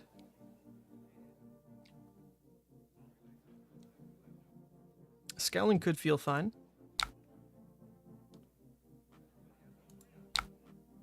Sure. Let's do it.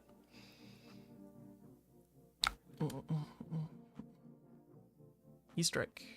They should say buff power. Yeah, they do say buff power. Okay, there goes Husk. That's fine as well.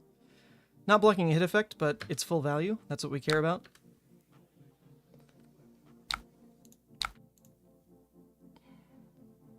Okay, playable.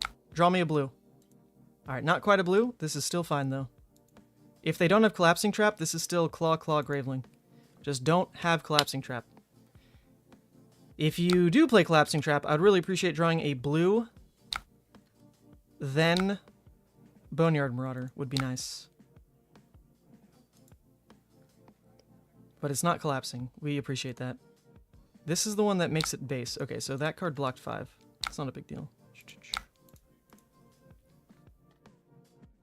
Be the most efficient, run Scabs with Grasp. Yeah, I've done that in a couple matchups now. Every time I've tried it, I did win. The fuck? Okay. But in case this was like the true fatigue, I do want the gamblers, right?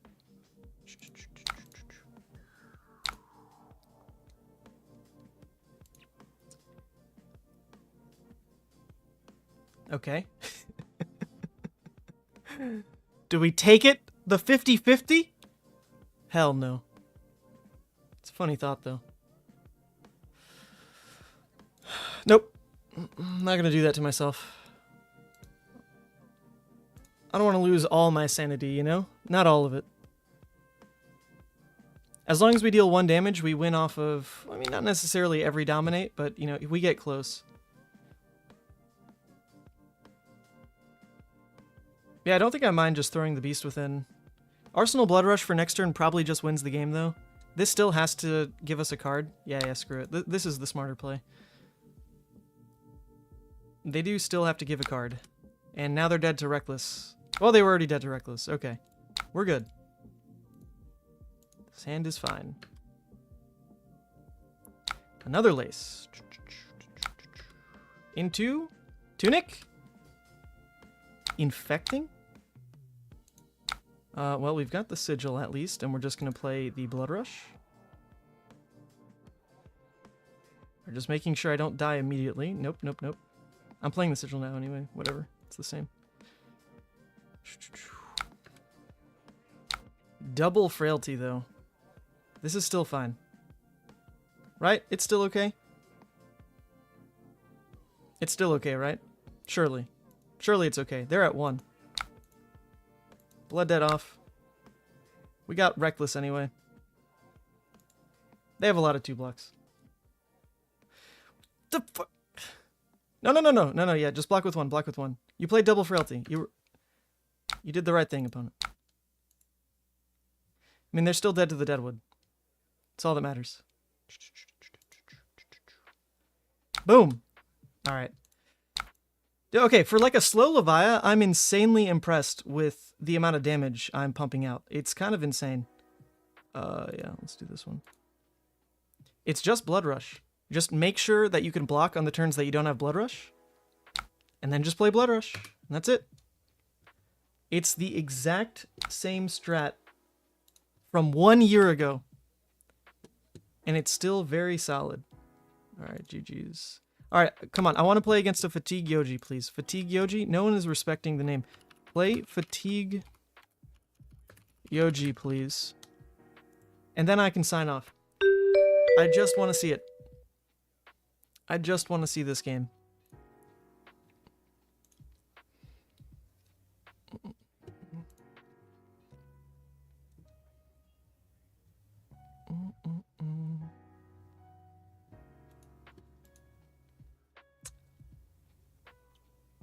Sounds like Rhinar with efficient cards but a bad hero ability. Bad hero doesn't matter because you got the good hero right here.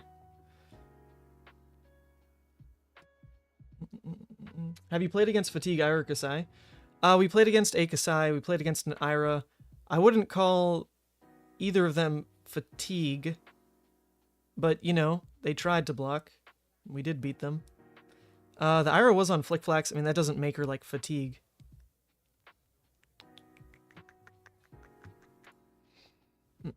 I just want to see the Yoji matchup, but we can call it. I've played against so many heroes today. I mean, we're looking at 15 games. 15 games of Blitz in like a 4-hour stream. That's nuts. But I haven't seen the Yoji yet. I would really appreciate this. Someone play Yoji.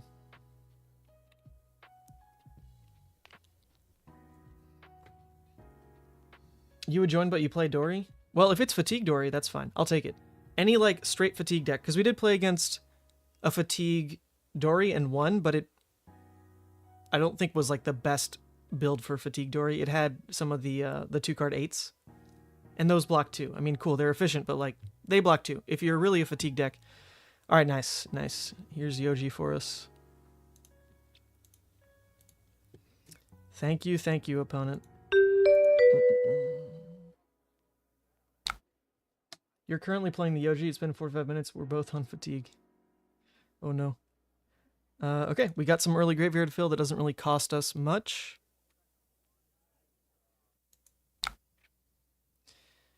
I don't mind pitching in the blue dreads for now. I doubt this is a consumed game. So let's just do this.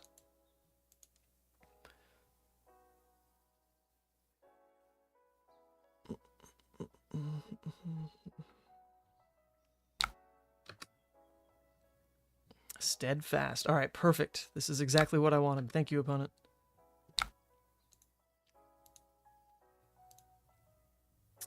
All right. Well, there's potential here to, like, really pop off. It would take a lot. It would take a lot. It would take discarding the record, draw 2 blues, hit on scabs, and we can go 30 damage. I mean, that's possible. It's using a Blood Rush early, but, I mean, what else am I doing, right? Okay, already a bad start. I could draw the other Endless. That's fine. This is fine. I'm gonna roll scabs here, though. No reason not to. We're about... Oh, shit. If I was rolling scabs, then yeah, I should have done it first. Oops. Maybe now I don't roll scabs. Uh-oh. I'd be giving him a free block. And that's worse if the scabs don't even hit, you know?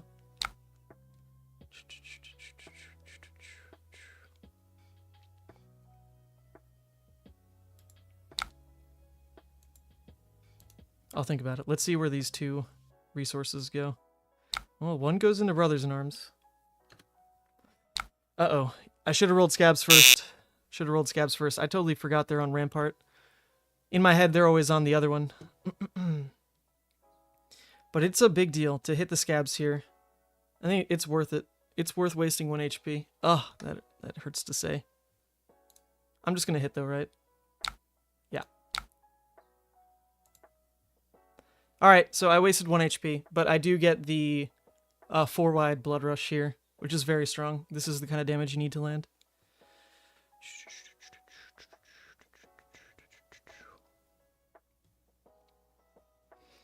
Alright, so this means Blood Rush number 1 was successful. It went 4-wide. We want our next Blood Rush to also go 4-wide, and we want to find windows to make sure damage lands at every other point, with Convulsions, with Dreads into Barragings, into Gravelings and all that. Not bad. It's 2 HP. Oh yeah, true, because they can pay again. Alright, I mean, we put him to 12, though, and this is a deck that's trying to full block out. We're just going to roll Scabs every turn. Let's hit. Okay.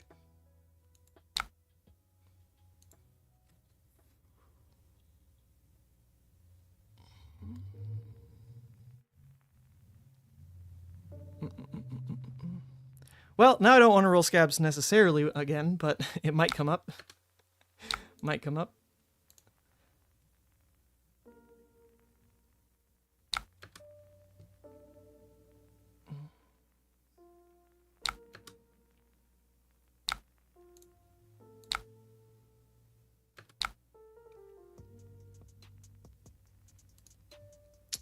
Interesting. No real reason to roll Scabs. I can't force the Doomsday this turn, even if I wanted to. I can only go up to 5. But I appreciate drawing the Sigil. That does help, you know?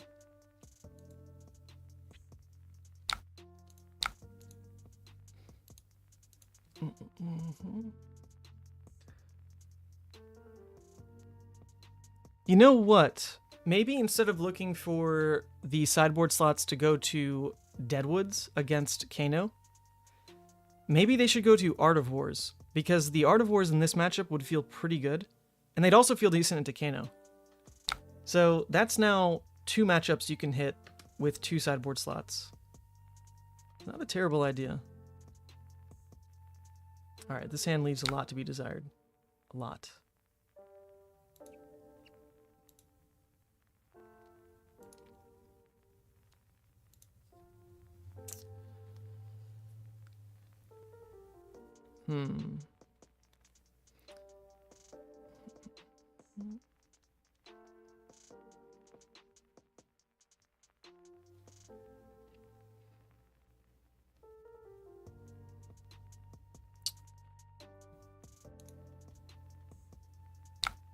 Nice.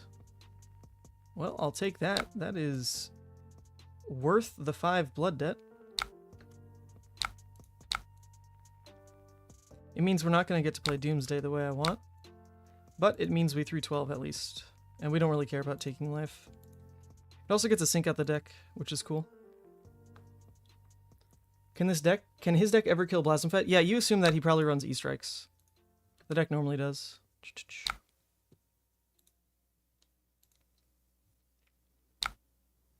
All right.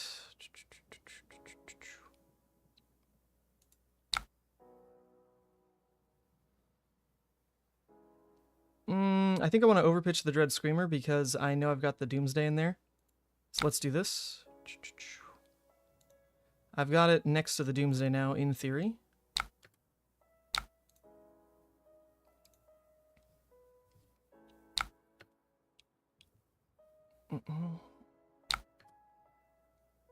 So we actually could fatigue them by deck out as well, is something to watch out for. Okay, so I really don't want to play Blood Rush here. I think if I play a slow turn of just Mark of the Beast, at this point, they'd need to have exactly Healing Bomb for their turn to really play that way. I think no matter what, though, they don't attack back into me, so the Sink Below could get eternally stuck, basically, would be the issue.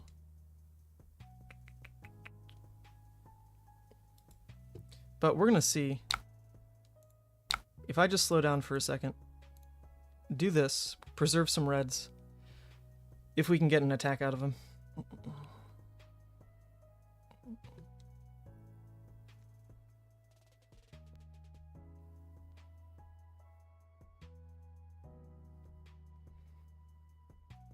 Wow, they're at 15 cards already. That's crazy. That's crazy. Just burning cards. Maybe we actually win through deck out. That's not possible though, right? Because they have the drones. So it would just be like them getting stuck on all 2 blocks. So we need to make sure I can just go wide in the late game. Which so far the pitch stack's been great. Pitch stack is awesome. We've got the Convulsions, Doomsday, Vile Inquisition, Dread Screamer, Writhing Swing Big. There's a lot of preserve threat there.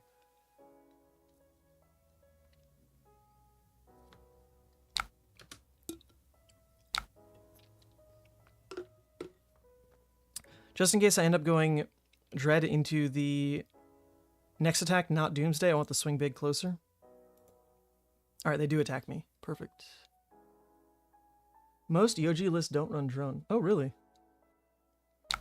Okay, I appreciate this, opponent. Thank you, thank you.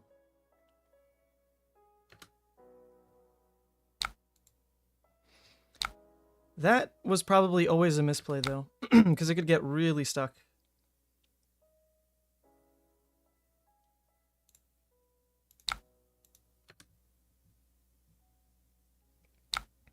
Okay, I don't mind just playing the Graveling here with Dominate, Arsenal the Blood Rush. Try to make sure I can go 4 wide on the Blood Rush play, in theory. That means 1 Convulsions is down, though. 1 Convulsions is down.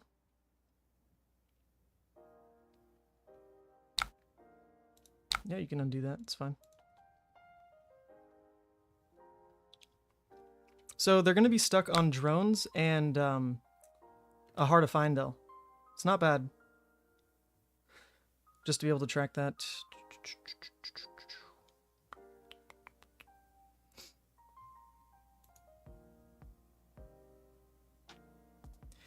You know, I really think I just don't run Scabs Gamblers. I think I put these slots towards Art of War.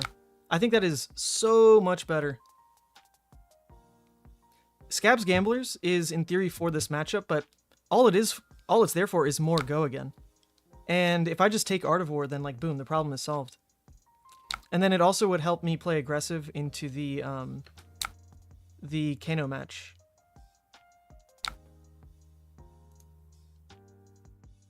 Alright, we can win this 50-50, I believe.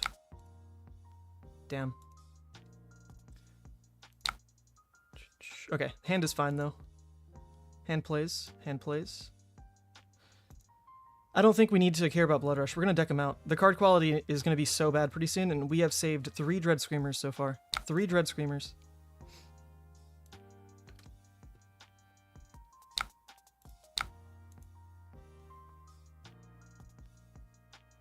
With Art of War consideration versus Liberty Diabolic, it doesn't fit the way this deck wants to play. I want to be able to block, first and foremost. The consideration on Art of War is as my 2 sideboard slots.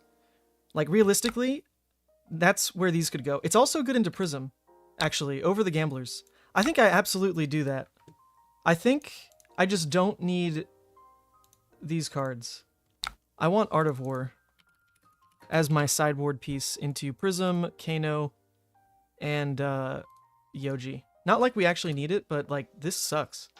I don't actually want Gamblers, you know? It makes us worse into KO. Absolutely worse into KO. But who cares?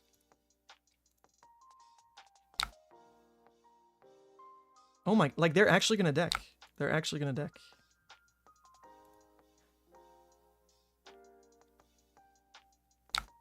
This is crazy.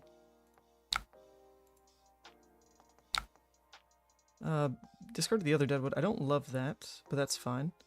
At the end of the day, I doubt they run Remembrance, you know, but just in case, let's get rid of Last Ditch Effort. Actually, we know they don't run Remembrance. We've seen their whole deck at this point.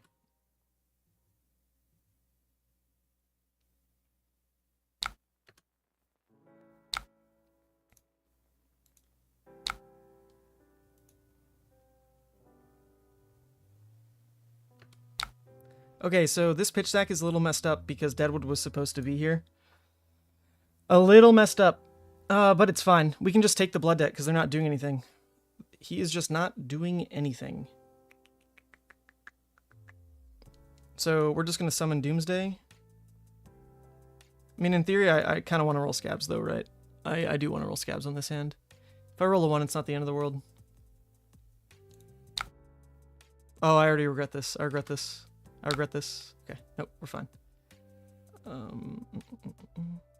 The problem is none of these cards in Arsenal make sense. You know, I want to construct, in theory, like a 5-card hand to win the game somehow, and putting these cards in Arsenal doesn't achieve that. I guess I could put the Reckless in theory. Can banish the Vial.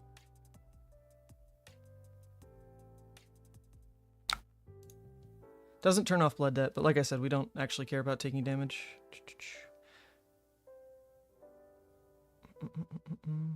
I think I'm gonna Arsenal it, just because. Oh no, I shouldn't. I should not. I should not. I should not. I should not. Oh, but I want to. Definitely am not gonna turn into Consumed. No, thank you. Oh.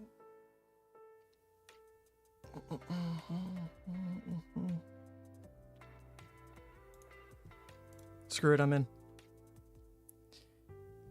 Yep, okay. So he spent a real card to kill Blasmo. We actually really appreciate that. We really appreciate spending a real card.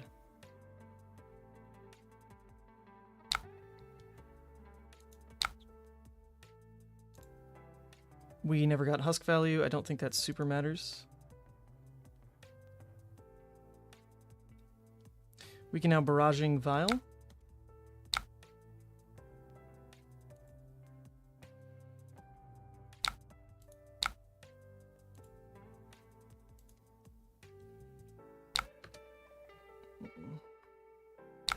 Also dodge Findel value. Nice. I didn't even notice. I mean, we're always taking Blood Debt, you know? It's not like there was a real way to control that. Alright, well, I can just flip into Redeemed at some point this game.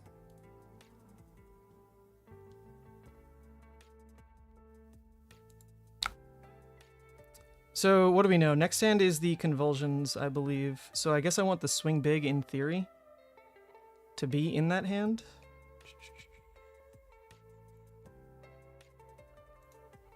Convulsions likely isn't live, anyway.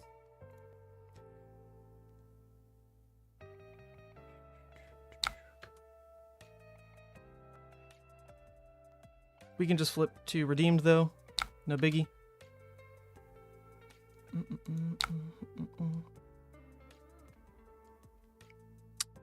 Yeah, so now we just flip to Redeemed, pretty much. Just make sure we don't lose.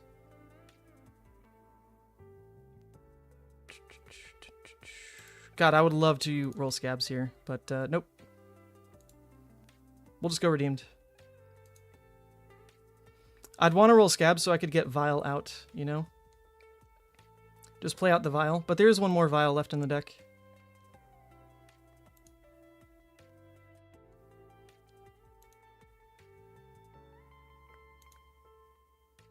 Ha! Okay, so the problem on this is going to be Graveyard Fill. I can't go Dread into the Swing Big. But I could also just, like, Swing Big, right? Like, I can just Swing Big, and that's fine. Seems okay. Obviously don't want to just take damage for free. We have the Convulsion, so I realistically need to save one more tall attack for the Convulsions. Is that how it's going to work? Because to just overwhelm blocks is going to be to pitch the Dread back in. Milling that Deadwood was kind of rough. I can't check what I have left anymore, which is kind of annoying. Kind of annoying.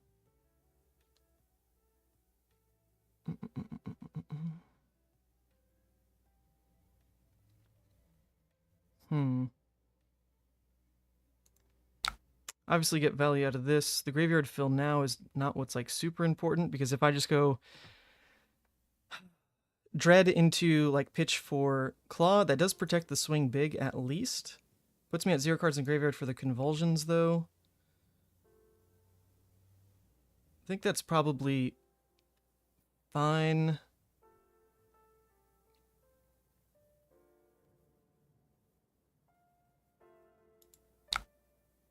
Yep, because there's a world where they block... Oh no, I can't even do it that way, where I would go Dread into barraging on the Claw. I'd have to block with the barraging.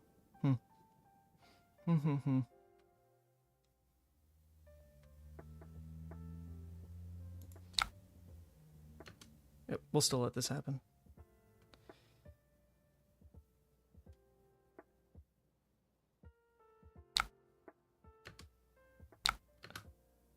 Alright, so his last cards are Drone, Drone, Heart, something, right?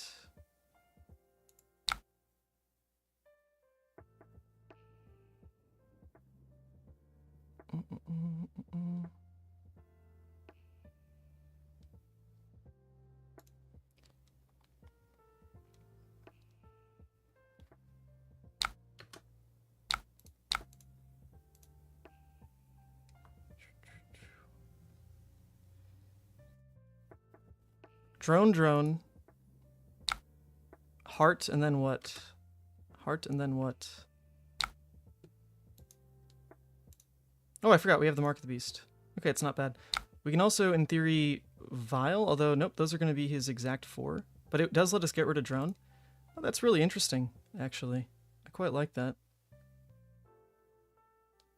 So definitely don't need the Beast Within. Don't need this.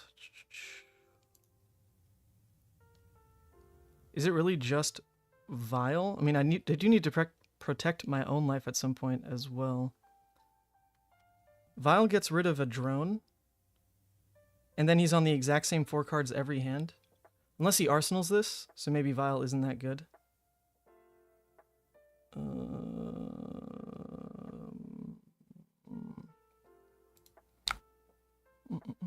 If I'm rolling Scabs, I want it to be for the 12 damage. And I think I am rolling Scabs.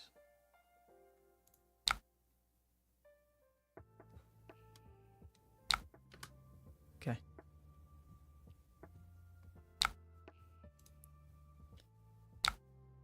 Oh, nice. Oops.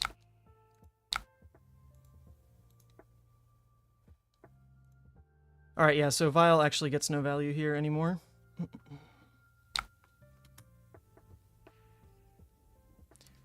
Last card was a Staunch, so... Now we throw this. It is 3 drones and a heart. 3 drones and a heart. Can't claw, unfortunately. Vial actually will do nothing.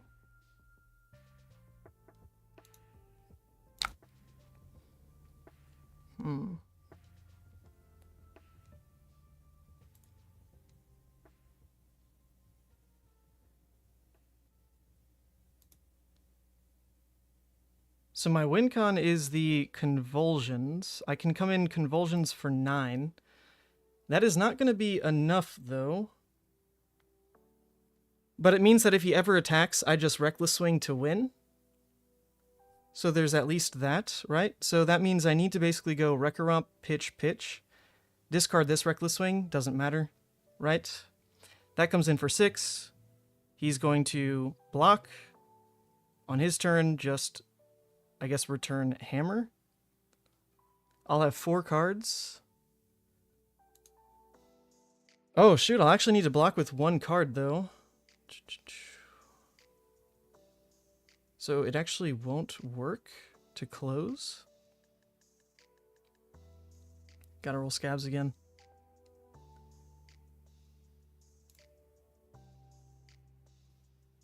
I got this. Nope, nope, nope.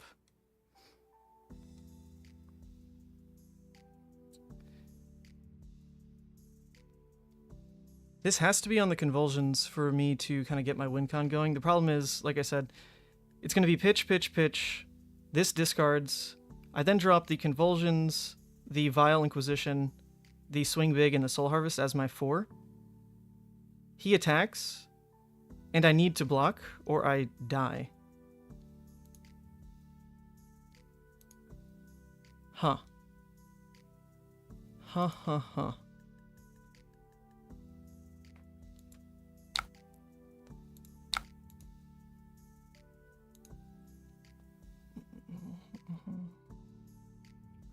Yep, there's this.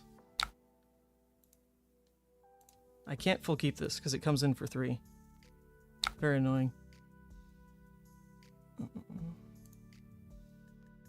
So what is the win?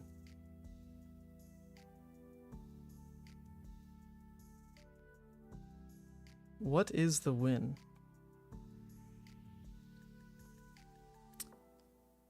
Pretty much nothing. Wow. In a bit of a pickle here. In a bit of a pickle here. Yeah, we can't beat the 4-card lock. The Vile doesn't do anything. In my head, like in a late game situation, I can kind of like mess up their draw, but I can't. They'll just always draw that 4. They will always just draw that 4, so Vile does nothing.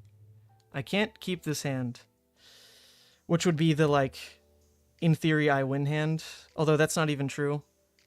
They would block 2, go to 2, pitch into Titan's Fist, I would just die. Because at that point, all I can do is Reckless Swing. They'd live at 1.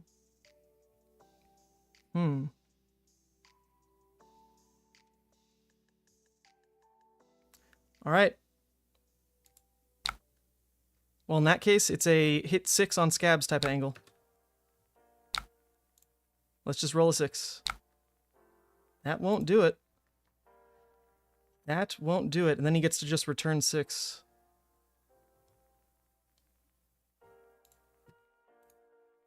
Huh.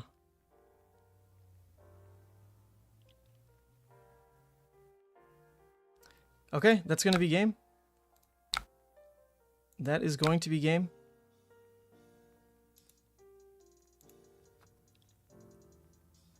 There's no way out. There's no way out. Yeah, so Scabskin's Gamblers sucks in the end, doesn't it? Doesn't it? It needed to be Art of War in these slots over the Scabs Gamblers because this gave me a 6 once and a 4 once. We could use the 6, which was interesting. Not like it was the best play. I mean, it was a freaking Wreck-A-Romp turn. Alright, that's it, though. Nah, these just need to be... These slots need to go to Art of War, and this should not be a problem. GG. Oops, good game. Alright, now we know. Now we know. And we already made the change in the list anyway. Yeah, I think Art of War is better anyway into Prism, Kano, and I guess Fatigue Yoji, which is what we're looking at here. But also, one Blood Rush was really forced. I don't really love the turn that we played Blood Rush. It was like the only real thing to do on that turn. But it broke the trend of the intent of playing Blood Rush as a 4-card play. Or 4-wide play. And, like, that's it. How many times did I Reckless in these games? I think, like, twice. But I'd rather have it than not have it. Is the unfortunate reality.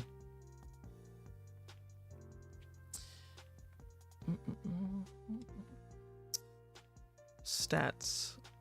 Reckless. Where do we see... Is it results? Oh, Reckless Swing. Reckless Swing. Played? I mean, that's... Is that real? 17 times?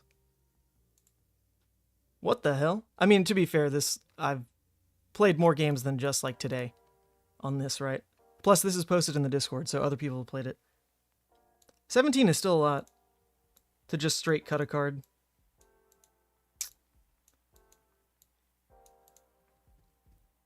It is just you're out sometimes, but in terms of the deck's point of playing slower, blood dripping. There it is. Maybe we do just want the blood dripping instead of the reckless. That is tough to say. Tough to say. It in Arsenal was definitely bad. But there was a world where that could have been the line to win on the swing big, dealing 7, pushing them to 2. We'd have to take 1 somewhere, so I guess I like misblocked on equipment at some point in the game, which is fair. I would have had to purposely go down to 2 to play around that every time, which I could have done, because I didn't need to block with scabs in one of the turns I did. And then it actually would have been fine as a potential win condition. I mean, like, Reckless alone was the reason we almost got there without Art of War, because it's just like a lock state. You know, your opponent can't attack you, or they win. Or rather, you win. So I can just sit there, roll scabs every turn. The moment I hit 4, I'm, like, dealing a damage. Oh, but then they could heal back on the... Oh, that'd be like an inevitable game state. Because the moment I hit 4, I get to Claw. They can only block 6, but it's across 2/2/2. They take 1, they return, heal 1, they're at 2, they can't win, blah, blah, blah. Although that's not true, because what would they pitch the heart into? They would have to pitch the heart into something. The only thing they could pitch it into would be Titan's Fist. Oh, okay, so actually you do win that lock. You do win that lock. I don't think I can cut it. I can't cut it. Deadwood Rumbler. This is just not a real stat, though. This is, for some reason, very wrong. Seen 5 times? That's just not even possible. We played, 16 games today? We did not see Deadwood Rumbler only 5 times. So this is just not updated for some reason.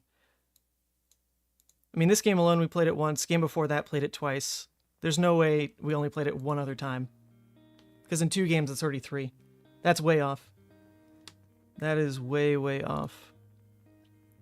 I think this is it. This is the only change that needs to be made. After talking in circles like that, it's the Art of War. The Art of War is the missing go again in the matchups where you need it.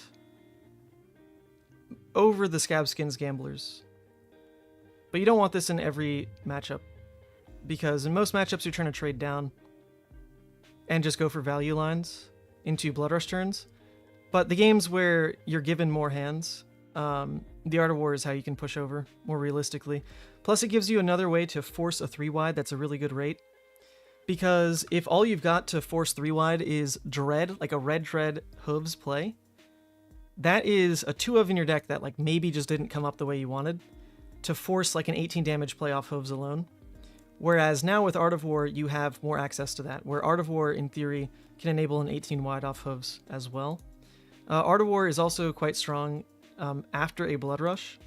It's more reliable to let you go 4 wide. After a Blood Rush, before a Blood Rush, not as much, but after, yes. What did we side for the Art of War? You probably just don't need as many blues in that matchup, right? So if we're looking at main menu. If we're looking at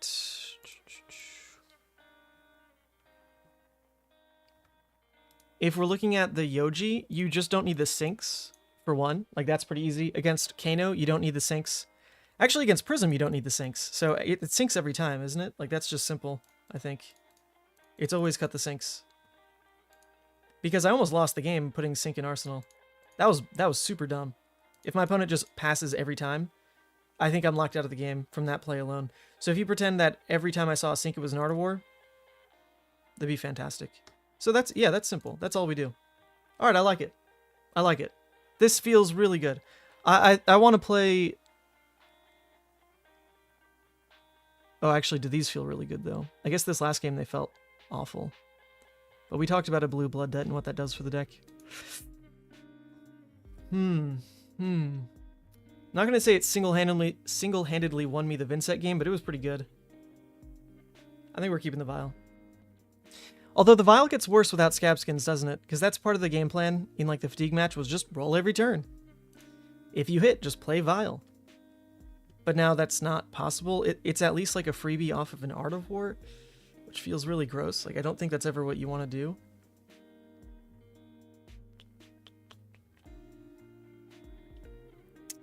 I don't know about Vial anymore. Without scab skins. I think I'll keep it in. For now, I'll keep it. For now, I'll keep it. With the Art of War in, the one thing that it might make more sense to go to, though, is back to Blue Endless Maw, rather than the Blood Dripping Frenzy. Blue Endless Maw is actually a pretty good... It's a decent rate. I mean, 2 card 7 as a blue. Also, the Art of War synergy in being able to banish it for go again. I don't hate this over the Vial, but it's worse turn 0 plays. BDF instead of the Vial. I don't think Blood Dripping Frenzy did anything for the deck. There was just the one cool play where it let me play a Dread Screamer Doomsday turn. Although, you know what? You know what? Sure, it's Blood Dripping Frenzy, because with the Art of War in a slow game, in theory, you can more realistically get off the Blood Dripping Doomsday turns. In theory. In the slower matchup, it is slightly more value, especially if it doesn't need to be Dread Screamer. It can now be an Art of War. Shaky. Yeah, you can't banish Vial with Art of War. Yeah, I know. I'm just saying after the go again with Art of War. No matter like what you drew, you can just say, okay, like burn you for a life, mill you a card, refill graveyard. It's just like the incidental blue blood deck card in your graveyard that feels so good. Vial can banish drone. That was the idea, but the reality was my opponent got down to just 4 cards in deck of Heart, Drone, and then Vial never works. Because they're always going to draw up at the end of their turn, right? So I don't have a window to Vial with a drone in deck. Was kind of the problem.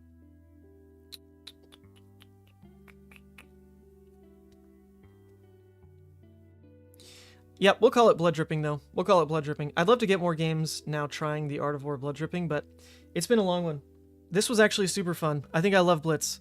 I'm legitimately going to crop out the stupid-ass, like, 20-minute rant of Blitz is bad, because this was a lot of fun. A lot of fun. When you can roll scabs, attack, they block with drone, and you break chain, put them in deck and Vial. Oh, that is so smart. Hold up, dude. Wait, that's nuts. I didn't even think of that. Alright, Vials are back in. Vials are back in. That's how you do it. Wait, where's mine? That is how you do it. What does drone read? If it would be put into the graveyard from anywhere, instead putting it... Okay, Vials are in. Vials are in. The Gamer 101 is the best gamer among us. That's the play. That's absolutely how you do it. Well done. Well done. Genius. Genius. Alright, we're in. Deck is perfect. Absolutely perfect. We've got all the lines figured out now. We got 16 games in the tank. It was a really fun stream. Thank you, everybody. I don't know. Go win a skirmish with this, I guess. I'm going to try this weekend.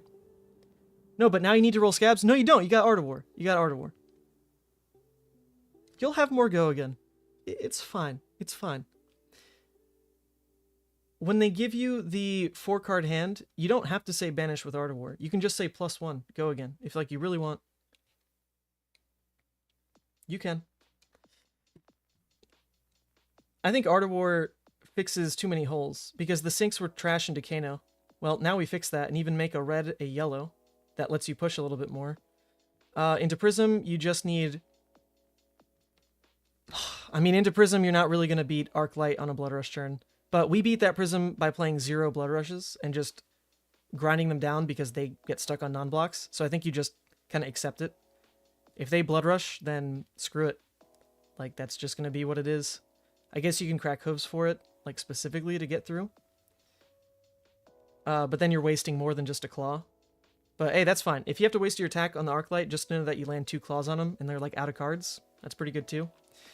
Alright, that's it. Enough talking. God, this deck was fun though. To break the drone lock with Vial, it just means you gotta keep hooves till that state. Yeah, but if that wins the game, then boom. If that wins the game, then like just save hooves. And then that's it. Like you won. That's all you need to do. If all I need to do is break the lock, then just do that. Okay, goodbye, goodbye, goodbye, goodbye, goodbye. This is enough. It was fun, though. Peace. Woo!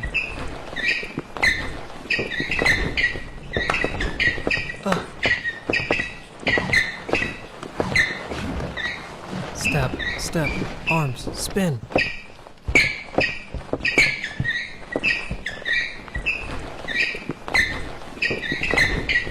What? Woo!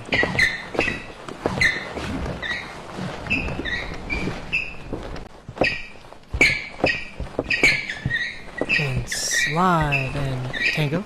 1, 2, 1, 2.